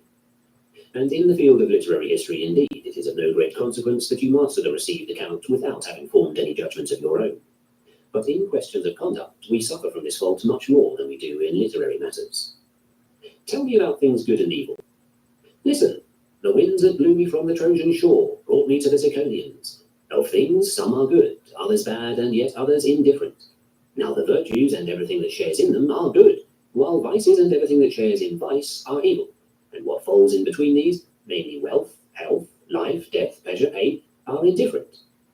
And where do you get that knowledge? Hellanicus says so in the history of Egypt. For what difference does it make whether you say this, or that Diogenes says so in his treatise on ethics, or Chrysippus or Cleanthes? Have you then tested any of these statements, and have you formed your own judgment upon them? Show me how you are in the habit of conducting yourself in a storm on board a ship. Do you bear in mind this logical distinction between good and evil when the sail crackles, and you have screamed, and some fellow passenger, untimely humorous, comes up and says, Tell me, I beseech you by the gods, just what were you saying a little while ago? Is it a vice to suffer shipwreck? Is there any vice in that? Will you not pick up a piece of wood and cuddle him? What have we to do with you, fellow? We are perishing, and you come and crack jokes. And if Caesar sends for you to answer an accusation, do you bear in mind this distinction? Suppose someone approaches you when you are going in, pale and trembling, and says, Why are you trembling, fellow? What is the affair that concerns you? Does Caesar inside the palace bestow virtue and vice upon those who appear before him? Why do you also make mock of me and add to my other ills? But yet, philosopher, tell me, why are you trembling? Is not the danger death, or prison, or bodily pain, or exile, or disrepute? Why? What else can it be? Is it a vice at all, or anything that shares in vice? What was it, then, that you used to call these things? What have I to do with you, fellow? My own evils are enough for me. And in that you are right, for your own evils aren't enough for you. Your baseness, your cowardice, the bragging that you indulged in when you were sitting in the lecture room. Why did you pride yourself upon things that were not your own? Why did you call yourself a Stoic? Observe yourself thus in your actions, and you will find out to what sect of the philosophers you belong. You will find that most of you are Epicureans, some few Peripatetics, but these without any backbone. For wherein do you, in fact, show that you consider virtue equal to all things else, or even superior? But as for a Stoic, show me one if you can. Where, or how? Nay, but you show me thousands who recite the petty arguments of the Stoics. Yes, but do these same men recite the petty arguments of the Epicureans any less well? Do they not handle with the same precision the petty arguments of the Peripatetics also? Who then is a Stoic? As we call a statue for Dion that has been fashioned according to the art of Phidias, in that sense, show me a man fashioned according to the judgments which he utters. Show me a man who, though sick, is happy, though in danger, is happy, though dying, is happy, though condemned to exile, is happy, though in disrepute, is happy. Show him. By the gods, I would fain see a Stoic. But you cannot show me a man completely so fashioned. Then show me at least one who is becoming so fashioned, one who has begun to tend in that direction. Do me this favour. Do not begrudge an old man the sight of that spectacle which to this very day I have never seen. Do you fancy that you are going to show me the Zeus or the Athena of Phidias, a creation of ivory and gold? Let one of you show me the soul of a man who wishes to be of one mind with God, and never again to blame either God or man, to fail in nothing that he would achieve, to fall into nothing that he would avoid, to be free from anger, envy, and jealousy. But why the circumlocutions? A man who has set his heart upon changing from a man into a god, and, although he is still in this paltry body of death, does nonetheless have his purpose set upon fellowship with Zeus. Show him to me, but you cannot. Why then do you mock your own selves and cheat everybody else? And why do you put on a guise that is not your own, and walk about as veritable thieves and robbers who have stolen these designations and properties that in no sense belong to you? And so now I am your teacher, and you are being taught in my school, and my purpose is this, to make of you a perfect work, secure against restraint, compulsion, and hindrance, free, prosperous, happy, looking to God in everything, both small and great. And you are here with the purpose of learning and practicing all this. Why then do you not complete the work? If it is true that you on your part have the right kind of purpose, and I on my part, in addition to the purpose, have the right kind of preparation, what is it that is lacking? When I see a craftsman who has material lying ready at hand, I look for the finished product. Here also then is the craftsman, and here is the material. What do we yet lack? Cannot the matter be taught? It can. Is it then not under our control? Nay, it is the only thing in the whole world that is under our control. Wealth is not under our control, nor health, nor fame, nor, in a word, anything else except the right use of external impressions. This alone is by nature secure against restraint and hindrance. Why, then, do you not finish the work? Tell me the reason, for it lies either in me, or in you, or in the nature of the thing. The thing itself is possible, and is the only thing that is under our control. Consequently, then, the fault lies either in me, or in you, or, what is nearer the truth, in us both. What, then? Would you like to have us at last begin to introduce here a purpose such as I have described? Let us let bygones be bygones. Only let us begin, and take my word for it, you shall see. Chapter 20. Against Epicureans and Academics. The propositions which are true and evident must of necessity be employed even by those who contradict them, and one might consider as perhaps the strongest proof of a proposition being evident the fact that even the man who contradicts it finds himself obliged at the same time to employ it. For example, if a man should contradict the proposition that there is a universal statement which is true, it is clear that he must assert the contrary and say, no universal statement is true. Slave, this is not true either, for what else does this assertion amount to than, if a statement is universal, it is false? Again, if a man comes forward and says, I would have you know that nothing is knowable, but that everything is uncertain, or if someone else says, believe me and it will be to your advantage when I say, one ought not to believe a man at all, or again someone else, learn from me, man, that it is impossible to learn anything. It is I who tell you this, and I will prove it to you if you wish. What difference is there between these persons and, oh, whom should I say, those who call themselves academics? O men, say the academics, give your assent to the statement that no man assents to any statement. Believe us when we say that no man can believe anybody. So also Epicurus, when he wishes to do away with the natural fellowship of men with one another, at the same time makes use of the very principle that he is doing away with. For what does he say? Be not deceived, men, nor led astray, nor mistaken. There is no natural fellowship with one another among rational beings, believe me. Those who say the contrary are deceiving you and leading you astray with false reasons. Why do you care, then? Allow us to be deceived. Will you fare any the worse if all the rest of us are persuaded that we do have a natural fellowship with one another, and that we ought by all means to guard it? Nay, your position will be much better and safer. Man, why do you worry about us? Why keep vigil on our account? Why light your lamp? Why rise betimes? Why write such big books? Is it to keep one or another of us from being deceived into the belief that the gods care for men? Or is it to keep one or another of us from supposing that the nature of the good is other than pleasure? For if this is so, off to your couch and sleep, and lead the life of a worm, of which you have judged yourself worthy. Eat and drink and copulate and defecate and snore. What do you care how the rest of mankind will think about these matters, or whether their ideas be sound or not? For what have you to do with us?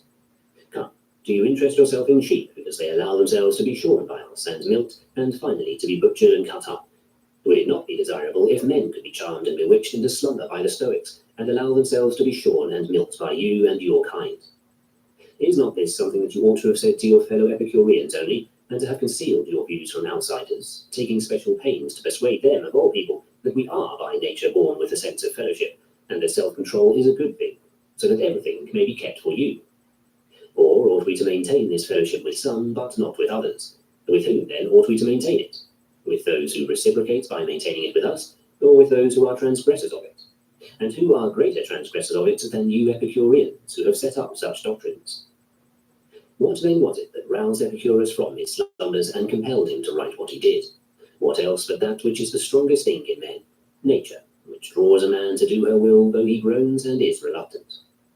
For, said she, since you hold these antisocial opinions, write them down and bequeath them to others, and give up your sleep because of them, and become in fact yourself the advocate to denounce your own doctrines. Shall we speak of Aleister as being pursued by the Furies and roused from his slumbers?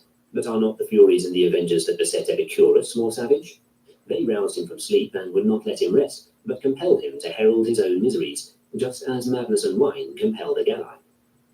Such a powerful and invincible thing is the nature of man. For how can a vine be moved to act not like a vine, but like an olive? Or again, an olive to act not like an olive, but like a vine? It is impossible, inconceivable. Neither then is it possible for a man absolutely to lose the affections of a man, and those who cut off their bodily organs are unable to cut off the really important thing, their sexual desires. So with Epicurus, he cut off everything that characterizes a man, the head of a household, a citizen, and a friend, but he did not succeed in cutting off the desires of human beings. For that he could not do any more than the easygoing academics are able to cast away or blind their own sense perceptions, although they have made every effort to do so. Ah, what a misfortune! A man has received from nature measures and standards for discovering the truth, and then does not go on and take the pains to add to these and to work out additional principles to supply the deficiencies, but does exactly the opposite, endeavoring to take away and destroy whatever faculty he does possess for discovering the truth. What do you say, philosopher? What is your opinion of piety and sanctity? If you wish, I shall prove that it is good. By all means, prove it, that our citizens may be converted and may honour the divine, and at last cease to be indifferent about the things that are of supreme importance. Do you then possess the proofs? I do, thank heaven. Since then you are quite satisfied with all this, hear the contrary. The gods do not exist, and even if they do, they pay no attention to men, nor have we any fellowship with them, and hence this piety and sanctity which the multitude talk about is a lie told by impostors and sophists, or, I swear, by legislators to frighten and restrain evildoers. Well done, philosopher. You have conferred a service upon our citizens. You have recovered our young men who were already inclining to despise things divine. What then? Does not all this satisfy you? Learn now how righteousness is nothing, how reverence is folly, how a father is nothing, how a son is nothing. Well done, philosopher. Keep at it. Persuade the young men that we may have more who feel and speak as you do. It is from principles like these that our well-governed states have grown great. Principles like these have made Sparta what it was. These are the convictions which Lycurgus wrought into the Spartans by his laws and his system of education, namely that neither is slavery base rather than noble, nor freedom noble rather than base. Those who died at Thermopylae died because of these judgments regarding slavery and freedom. And for what principles but these did the men of Athens give up their city? And then those who talk thus must marry and beget children, and fulfill the duties of citizens, and get themselves appointed priests and prophets. Priests and prophets of whom? Of gods that do not exist, and they themselves consult with the Pythian priestess in order to hear lies and to interpret the oracles to others. Oh, what monstrous shamelessness and imposture! Man, what are you doing? You are confuting your own self every day, and are you unwilling to give up these frigid attempts of yours? When you eat, where do you bring your hand? To your mouth or to your eye? When you take a bath, into what do you step? When did you ever call the pot a plate or the ladle a spit? If I were a slave to one of these men, even if I had to be soundly flogged by him every day, I would torment him. Boy, throw a little oil into the bath. I would have thrown a little fish sauce in, and as I left, would pour it down on his head. What does this mean? I had an external impression that could not be distinguished from olive oil. Indeed, it was altogether like it. I swear by your fortune. Here, give me the gruel. I would have filled a side dish with vinegar and fish sauce and brought it to him. Did I not ask for the gruel? Yes, master, this is gruel. Is not this vinegar and fish sauce? How so, any more than gruel? Take it and smell it. Take it and taste it. Well, how do you know if the senses deceive us? If I had 3 or 4 fellow slaves who felt as I did, I would have made him burst with rage and hang himself, or else change his opinion. But as it is, such men are toying with us. They use all the gifts of nature, while in theory doing away with them. Grateful men indeed, and reverential. Why, if nothing else, at least they eat bread every day, and yet have the audacity to say, we do not know if there is a Demeter, or a Kore, or a Pluto. Not to mention that, although they enjoy night and day, the changes of the year, and the stars, and the sea, and the earth, and the cooperation of men, they are not moved in the least by any one of these things, but look merely for a chance to belch out their trivial problem, and after thus exercising their stomach, to go off to the bath. But what they are going to say, or what they are going to talk about, or to whom, and what their hearers are going to get out of these things that they are saying, all this has never given them a moment's concern. I greatly fear that a noble-spirited young man may hear these statements and be influenced by them, or, having been influenced already, may lose all the germs of the nobility which he possesses. That we may be giving an adulterer grounds for brazening out his acts, that some embezzler of public funds may lay hold of a specious plea based upon these theories, that someone who neglects his own parents may gain additional effrontery from them. What, then, in your opinion, is good or bad, base or noble, this or that? What, then? Is there any use in arguing further against any of these persons, or giving them a reason, or listening to one of theirs, or trying to convert them? By Zeus, one might much rather hope to convert a filthy degenerate than men who have become so deaf and blind. Chapter 21. Of Inconsistency. Some of their faults men readily admit, but others not so readily. Now no one will admit that he is foolish or unintelligent, but quite to the contrary, you hear everyone say, I wish I had as much luck as I have sense. But they readily admit that they are timid and say, I am a bit timid, I admit, but in general you will not find me to be a fool. A man will not readily admit that he is incontinent, not at all that he is unjust, and will never admit that he is envious or meddlesome, but most men will admit that they are moved by pity. What is the reason for this? The principal reason is confusion of thought and an unwillingness to admit a fault in matters which involve good and evil. But apart from that, different people are affected by different motives, and as a rule, they will never admit anything that they conceive to be disgraceful. Timidity, for example, they conceive to be an indication of a prudent disposition, and the same is true of pity. But stupidity, they conceive to be a slave's quality altogether. Also, they will never plead guilty to offences against society. Now, in the case of most errors, the principal reason why men are inclined to admit them is because they conceive that there is an involuntary element in them, as, for instance, in timidity and pity. And if a man ever does grudgingly admit that he is incontinent, he adds that he is in love, expecting to be excused as for an involuntary act. But injustice they do not at all conceive of as involuntary. In jealousy there is also, as they fancy, an element of the involuntary, and therefore this too is a fault which men grudgingly admit. When such are the men we live among, so confused, so ignorant both of what they mean by evil and what evil quality they have, or whether they have one, or if so, how they come to have it, or how they will get rid of it, among such men I wonder whether it is not worthwhile for us also to watch ourselves, each one asking himself the questions, is it possible that I too are one of these people? What conceit am I cherishing regarding myself? How do I conduct myself? Do I, for my part, act like a wise man? Do I, for my part, act like a man of self-control? Do I, for my part, ever say that I have been educated to meet whatever comes? Have I the consciousness proper to a man who knows nothing, that I do know nothing? Do I go to my teacher like one who goes to consult an oracle, prepared to obey? Or do I, too, like a sniffling child, go to school to learn only the history of philosophy, and to understand the books which I did not understand before, and if chance offers, to explain them to others? Now, at home you have fought a regular prize fight with your slave. You have driven your household into the street. You have disturbed your neighbour's peace. And now do you come to me with a solemn air, like a philosopher, and sitting down pass judgment on the explanation I gave of the reading of the text and on the application, forsooth, of the comments I made as I babbled out whatever came into my head. You have come in a spirit of envy, in a spirit of humiliation, because nothing is being sent you from home, and you sit there while the lecture is going on, thinking on your part of nothing in the world but how you stand with your father or your brother. You reflect, what are my people at home saying about me? At this moment they are thinking that I am making progress in my studies, and they are saying, he will know everything when he comes back home.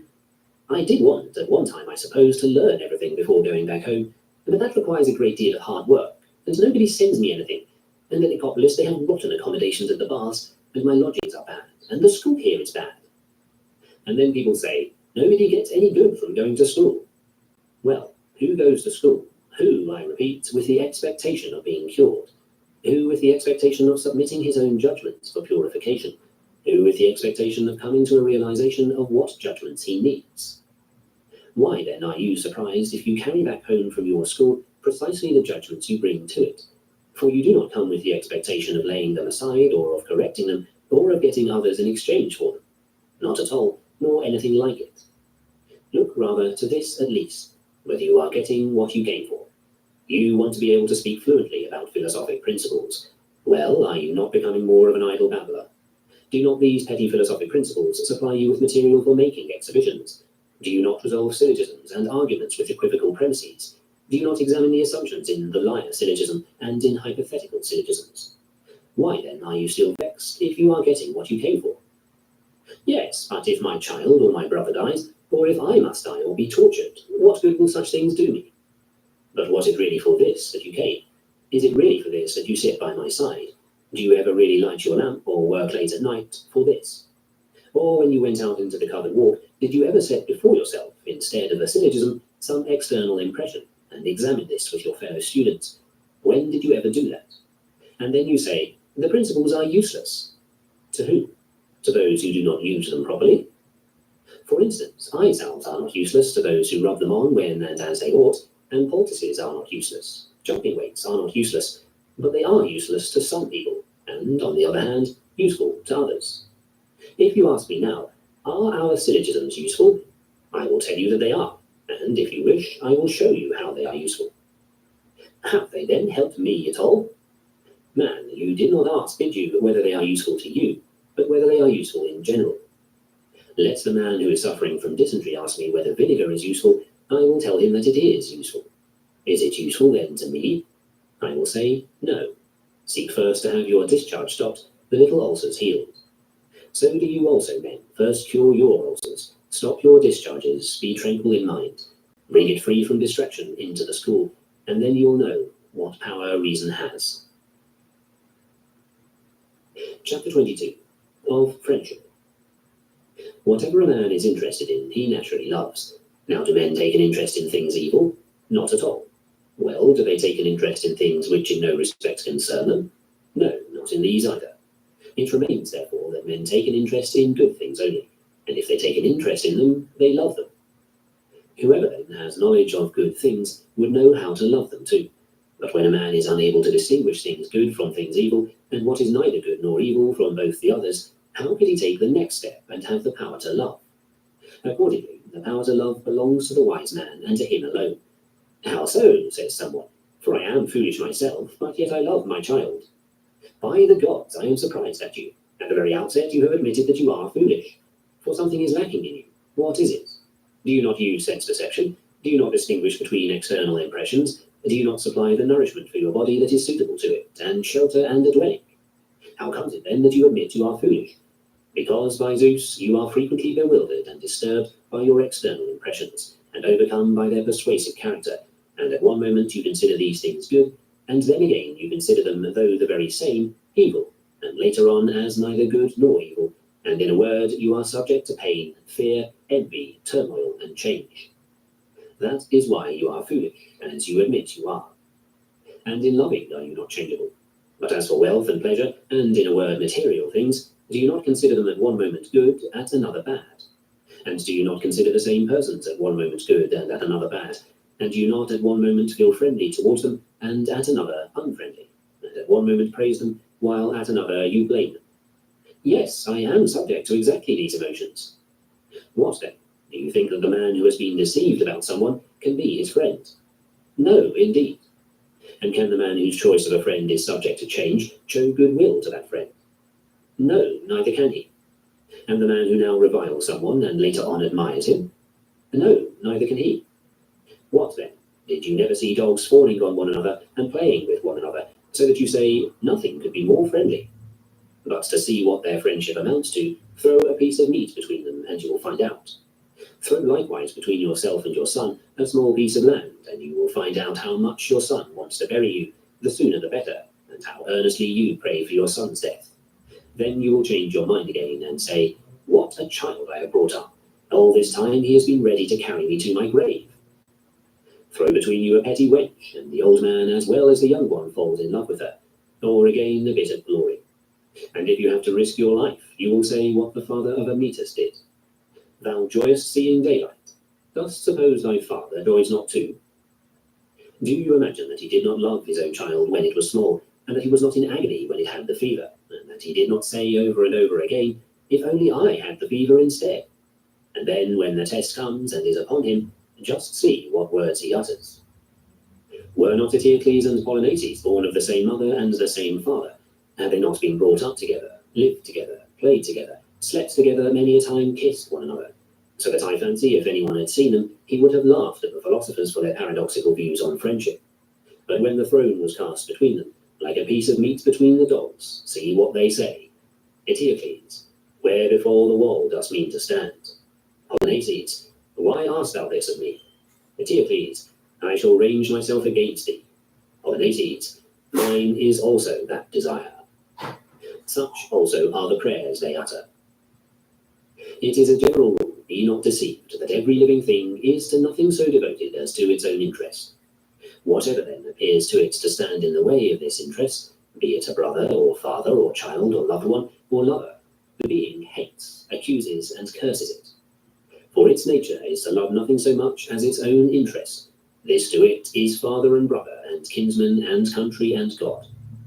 When, for instance, we think that the gods stand in the way of our attainment of this, we revile even them, cast their statues to the ground, and burn their temples, as Alexander ordered the temples of Asclepius to be burnt when his loved one died. For this reason, if a man puts together in one scale his interests, and righteousness, and what is honourable, and country, and parents, and friends, they are all safe. But if he puts his interest in one scale, and in the other friends, and country, and kinsmen, and justice itself, all these latter are lost, because they are outweighed by his interest. For where one can say I and mine, to that side must the creature perforce incline. If they are in the flesh, there must the ruling power be. If they are in the moral purpose, there must it be. If they are in externals, there must it be. If, therefore, I am where my moral purpose is, then and only then will I be the friend and son and the father that I should be. For then this will be my interest, to keep my good faith, my self-respect, my forbearance, my abstinence, and my cooperation, and to maintain my relations with other men. But if I put what is mine in one scale, and what is honourable in the other, then the statement of Epictetus assumes strength, in which he declares that the honourable is either nothing at all, or at best only what people hold in esteem. It was through ignorance of this that the Athenians and Lacedaemonians quarrelled, and the Thebans with both of them, and the great king with Greece, and the Macedonians with both of them, and in our days the Romans with the Getae. And yet earlier than any of these, what happened at Ilium was due to this. Alexander was a guest of Menelaus, and if anyone had seen their friendly treatment of one another, he would have disbelieved any man who said they were not friends. But there was thrown in between them a morsel, a pretty woman, and to win her, war arose. So now, when you see friends or brothers who seem to be of one mind, do not instantly make pronouncements about their friendship, nor even if they swear to it, or even if they say that they cannot be separated from one another. The ruling principle of bad men is not to be trusted. It is insecure, incapable of judgment, a prey now to one external impression and now to another. Nay, do not make the same inquiry that most men do, asking whether two men are of the same parents or were brought up together or had the same school attendant, but this and this only. Where do they put their interest? Outside themselves or in their moral purpose? If outside, call them not friends any more than you would call them faithful, steadfast, courageous, or free. Nay, call them not even human beings, if you are wise, for it is no judgment of human sort which makes them bite, that is, revile one another, and take to the desert, that is, to the marketplace, as wild beasts take to the mountains, and in law courts act the part of brigands. Nor is it a judgment of human sort which makes them profligates and adulterers and corrupters. Nor is it any such thing that makes men guilty of any of the many other crimes which they commit against one another. It is because of one single judgment, and this alone, because they put themselves and what belongs to themselves in the category of things which lie outside the sphere of moral purpose. But if you hear these men assert that in all sincerity they believe the good to be where moral purpose lies, and where there is the right use of external impressions, then you need no longer trouble yourself as to whether they are son and father, or brothers, or have been schoolmates a long time and are comrades, but though this is the only knowledge you have concerning them, you may confidently declare them friends, just as you may declare them faithful and upright. For where else is friendship to be found than where there is fidelity, respect, a devotion to things honourable, and to naught beside? But he has paid attention to me all these years, and did he not love me? How do you know, slave, whether he has paid attention to you just as he sponges his shoes or curries his horse? How do you know but that when you have lost your utility as that of some utensil, he will throw you away like a broken plate? But she is my wife, and we have lived together all these years. But how long did Arafeli live with Amphiaraus? Yes, and bore him children, and many of them. But a necklace came in between them. And what does a necklace signify? One's judgment about things like a necklace. That was the brutish element, that was what sundered the bond of love, what would not allow a woman to be a wife, a mother to remain a mother. So let every one of you who is eager to be a friend to somebody himself, or to get somebody else for a friend, eradicate these judgments, hate them, banish them from his own soul. When this is done, first of all, he will not be reviling himself, fighting with himself, repenting, tormenting himself. And in the second place, in relation to his comrade, he will be always straightforward to one who is like him himself, while to one who is unlike, he will be tolerant, gentle, kindly, forgiving, as to one who is ignorant or is making a mistake in things of the greatest importance. He will not be harsh with anybody, because he knows well the saying of Plato that every soul is unwillingly deprived of the truth. But if you fail to do this, you may do everything else that friends do, drink together and share the same tent and sail on the same ship, and you may be sons of the same parents. Yes, and so may snakes.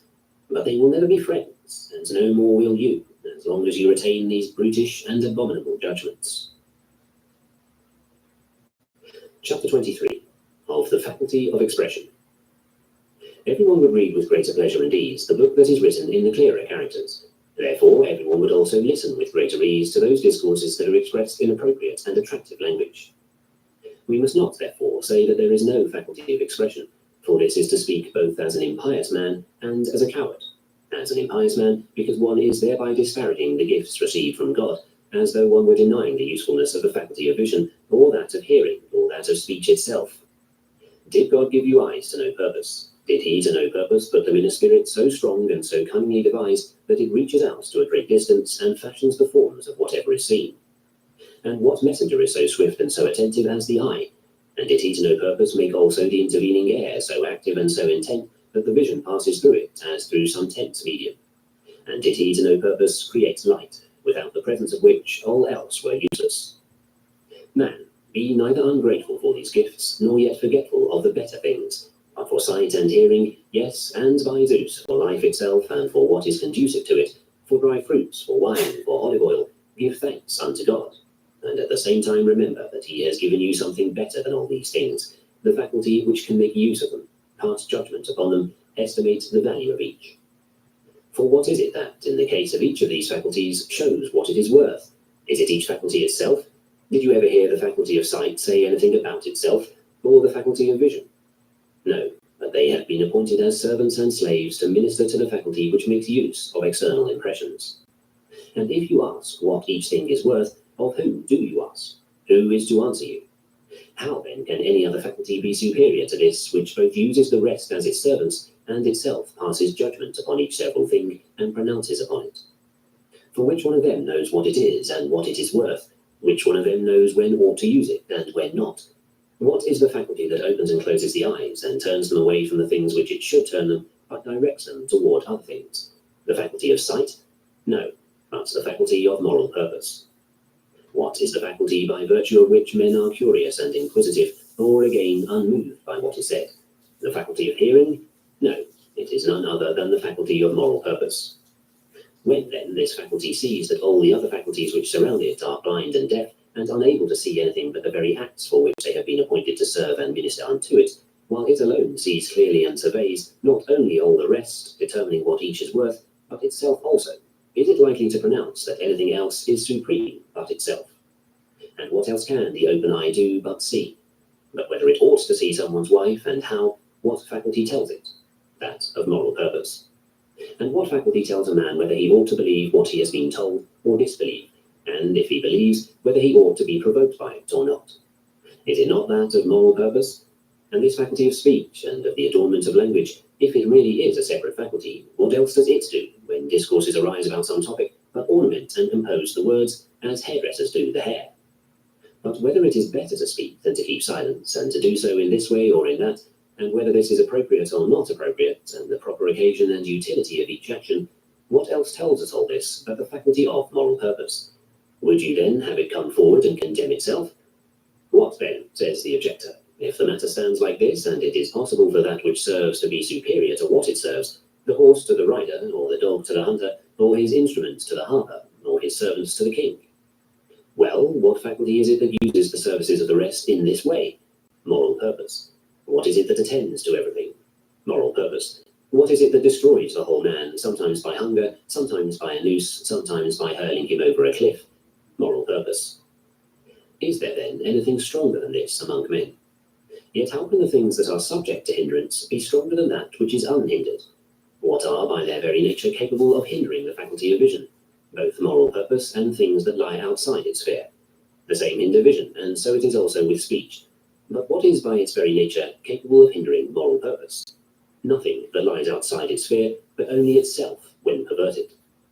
Therefore, since it is so great a faculty and has been set over everything else, let it come before us and say that the flesh is of all things the most excellent. Nay, even if the flesh itself called itself most excellent, one would not have tolerated such a statement. But now what is it, Epicurus, that makes such a declaration, that composed the treatise on the end, or the physics, or on the standard, that caused you to let your beard grow long, that wrote as it was dying, we are spending what is our last, and at the same time a happy day? Was it the flesh, or the moral purpose? Come, do you confess that you have something superior to the flesh, and you are not insane either? Are you, in all truth, so blind and deaf? Well, what then? Does a man despise his other faculties? Far from it. Does a man say there is no use or advancement save in the faculty of moral purpose? Far from it. That is unintelligent, impious, ungrateful towards God. Nay, he is but assigning its true value to each thing. For there is some use in an ass, but not as much as there is in an ox. There is some use also in a dog, but not as much as there is in a slave. There is use also in a slave, but not as much as there is in your fellow citizens. There is use also in these, but not as much as there is in the magistrates. Yet because some things are superior, we ought not to despise the use which the others give. There is a certain value also in the faculty of eloquence, but it is not as great as that of the faculty of moral purpose. When, therefore, I say this, let no one suppose that I am bidding you neglect speech, any more than I bid you neglect eyes, or ears, or hands, or feet, or dress, or shoes. But if you ask me, what then is the highest of all things, what should I say? The faculty of eloquence? I cannot, but rather that of moral purpose, when it becomes a right moral purpose.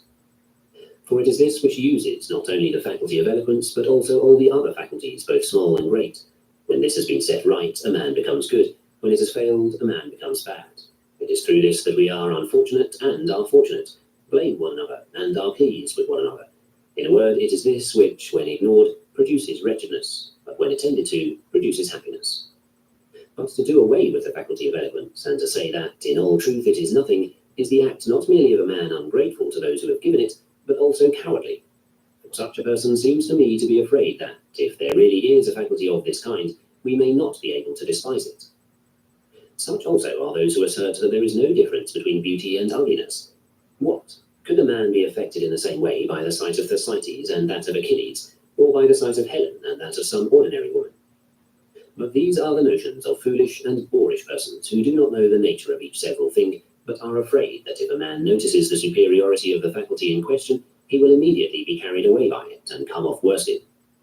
Nay, the great thing is this, to leave each in the possession of his own proper faculty, and so leaving him to observe the value of the faculty, and to learn what is the highest of all things, and in everything to pursue after this, to be zealous about this, treating all other things as of secondary value in comparison with it, though without neglecting these as far as this is possible.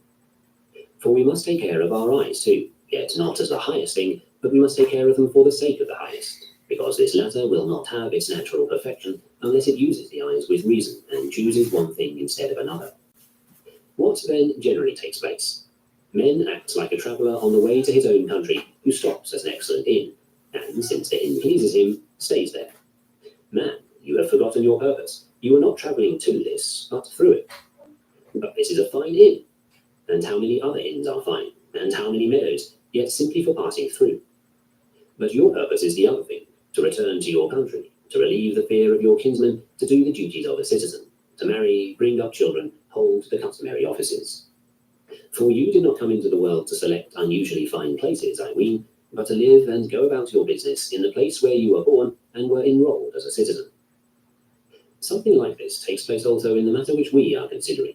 Since a man must advance to perfection through the spoken word and such instruction as you receive here, and must purify his own moral purpose and correct the faculty which makes use of external impressions, and since the instruction must necessarily be given by means of certain principles and in a particular style, and with a certain variety and impressiveness in the form of these principles, some persons are captivated by all these things and stay where they are. One is captivated by style, another by syllogisms, another by arguments with equivocal premises, another by some other in of that sort, and staying there they moulder away as though they were among the sirens.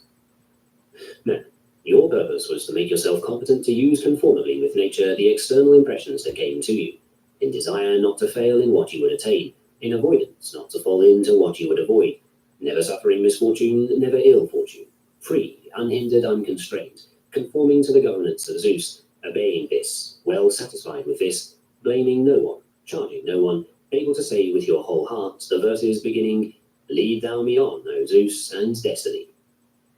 And then, although you have this purpose, because some petty trick of style or certain principles catch your fancy, are you going to stay just where you are and choose to dwell there, forgetful of the things at home and saying, "This is fine"? Well, who says that it is not fine, but only like a passageway, like an inn? For what is to prevent a man having the eloquence of Demosthenes and yet being unhappy? And what is to prevent him from analyzing syllogisms like Chrysippus and yet being wretched, from sorrowing, envying, in a word, from being disturbed and miserable? Absolutely nothing. You see then that these were inns of no value, while your purpose was something else. When I speak thus to some people, they think that I am disparaging the study of rhetoric or that of general principles. Yet I am not disparaging this, but only the habit of dwelling unceasingly on these matters and setting one's hopes in them. If a man does his hearers harm by presenting this view, set me down too as one of those who work harm. But when I see that one thing is the highest and supreme, I cannot say the same of something else in order to gratify you, my hearers. Chapter 24. To one of those whom he did not deem worthy. Someone said to him, "I have often come to you wishing to hear you, and you have never given me an answer. And now, if it be possible, I beg you to say something to me."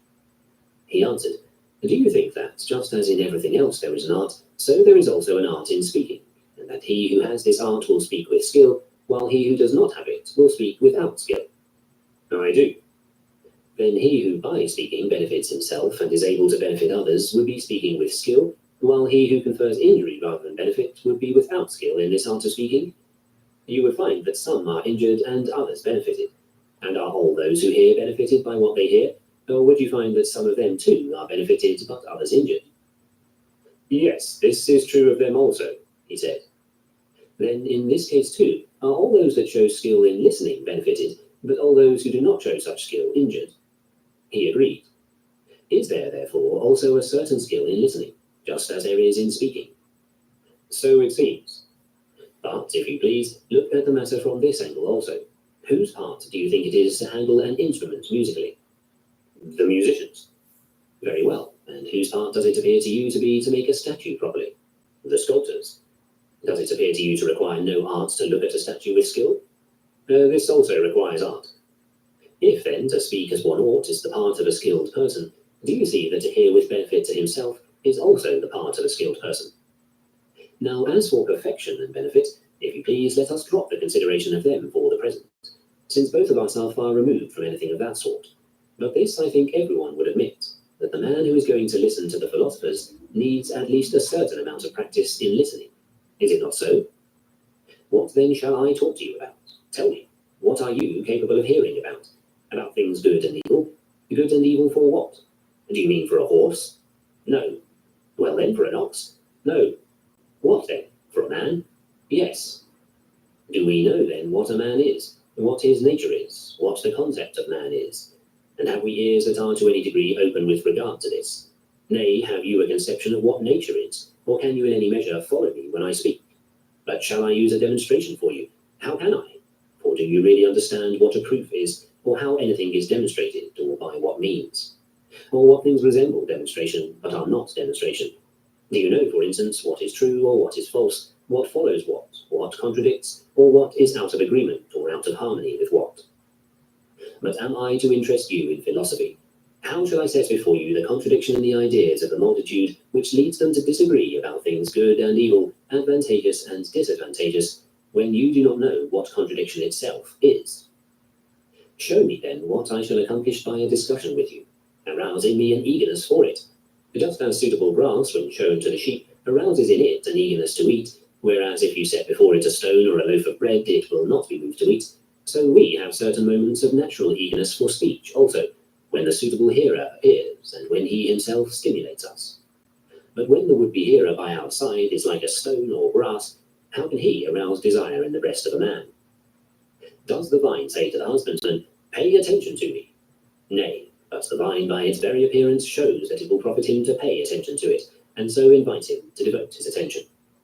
Who is not tempted by attractive and wide-awake children to join their sports, and crawl on all fours with them, and talk baby talk with them?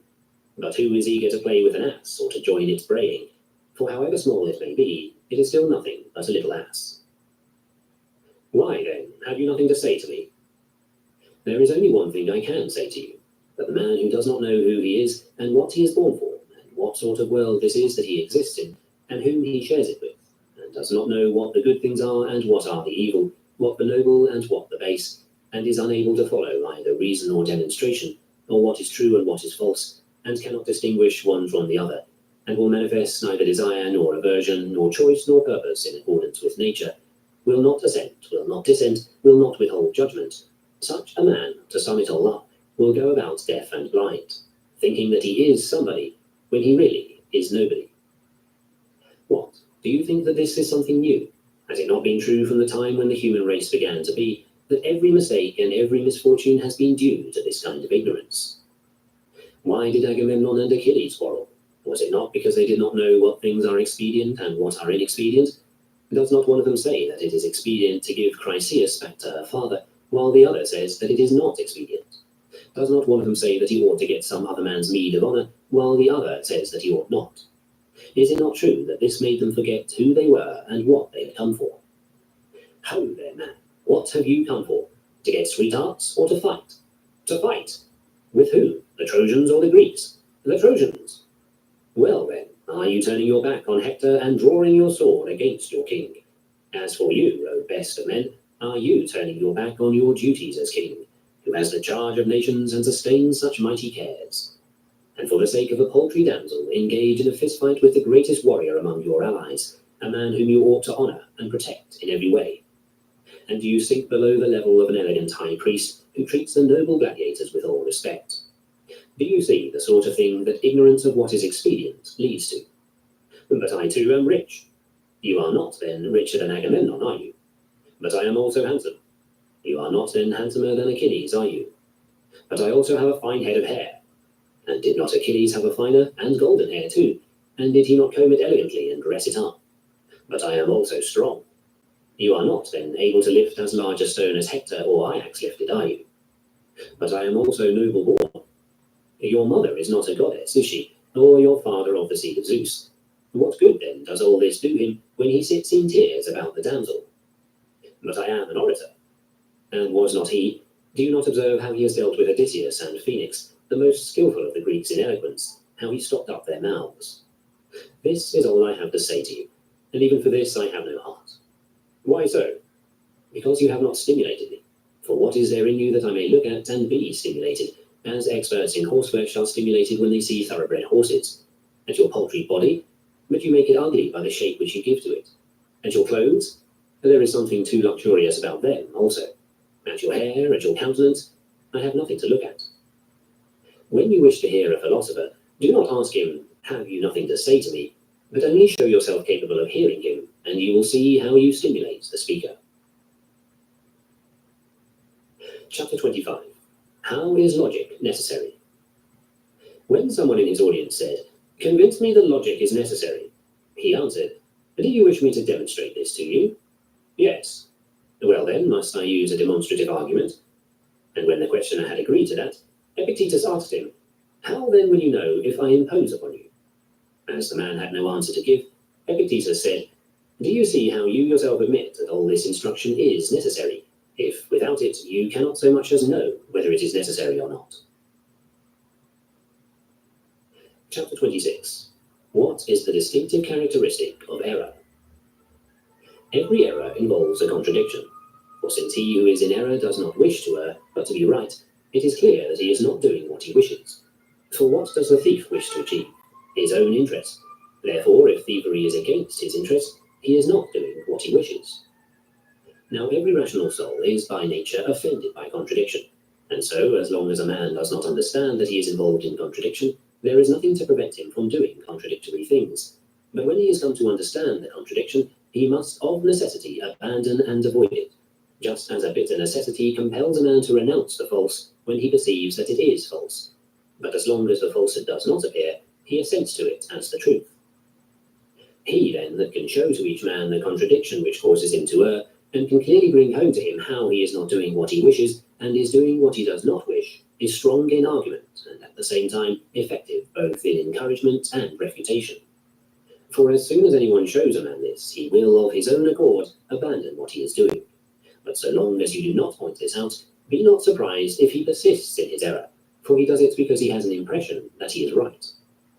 That is why Socrates, because he trusted in this faculty, used to say, "I am not in the habit of calling any other witness to what I say, but I am always satisfied with my fellow disputant, and I call for his vote and summon him as a witness, and he, though but a single person, is sufficient for me in place of all men." For Socrates knew what moves a rational soul, and that like the beam of a balance it will incline whether you wish or no. Point out to the rational governing faculty a contradiction, and it will desist. But if you do not point it out, blame yourself rather than the man who will not be persuaded.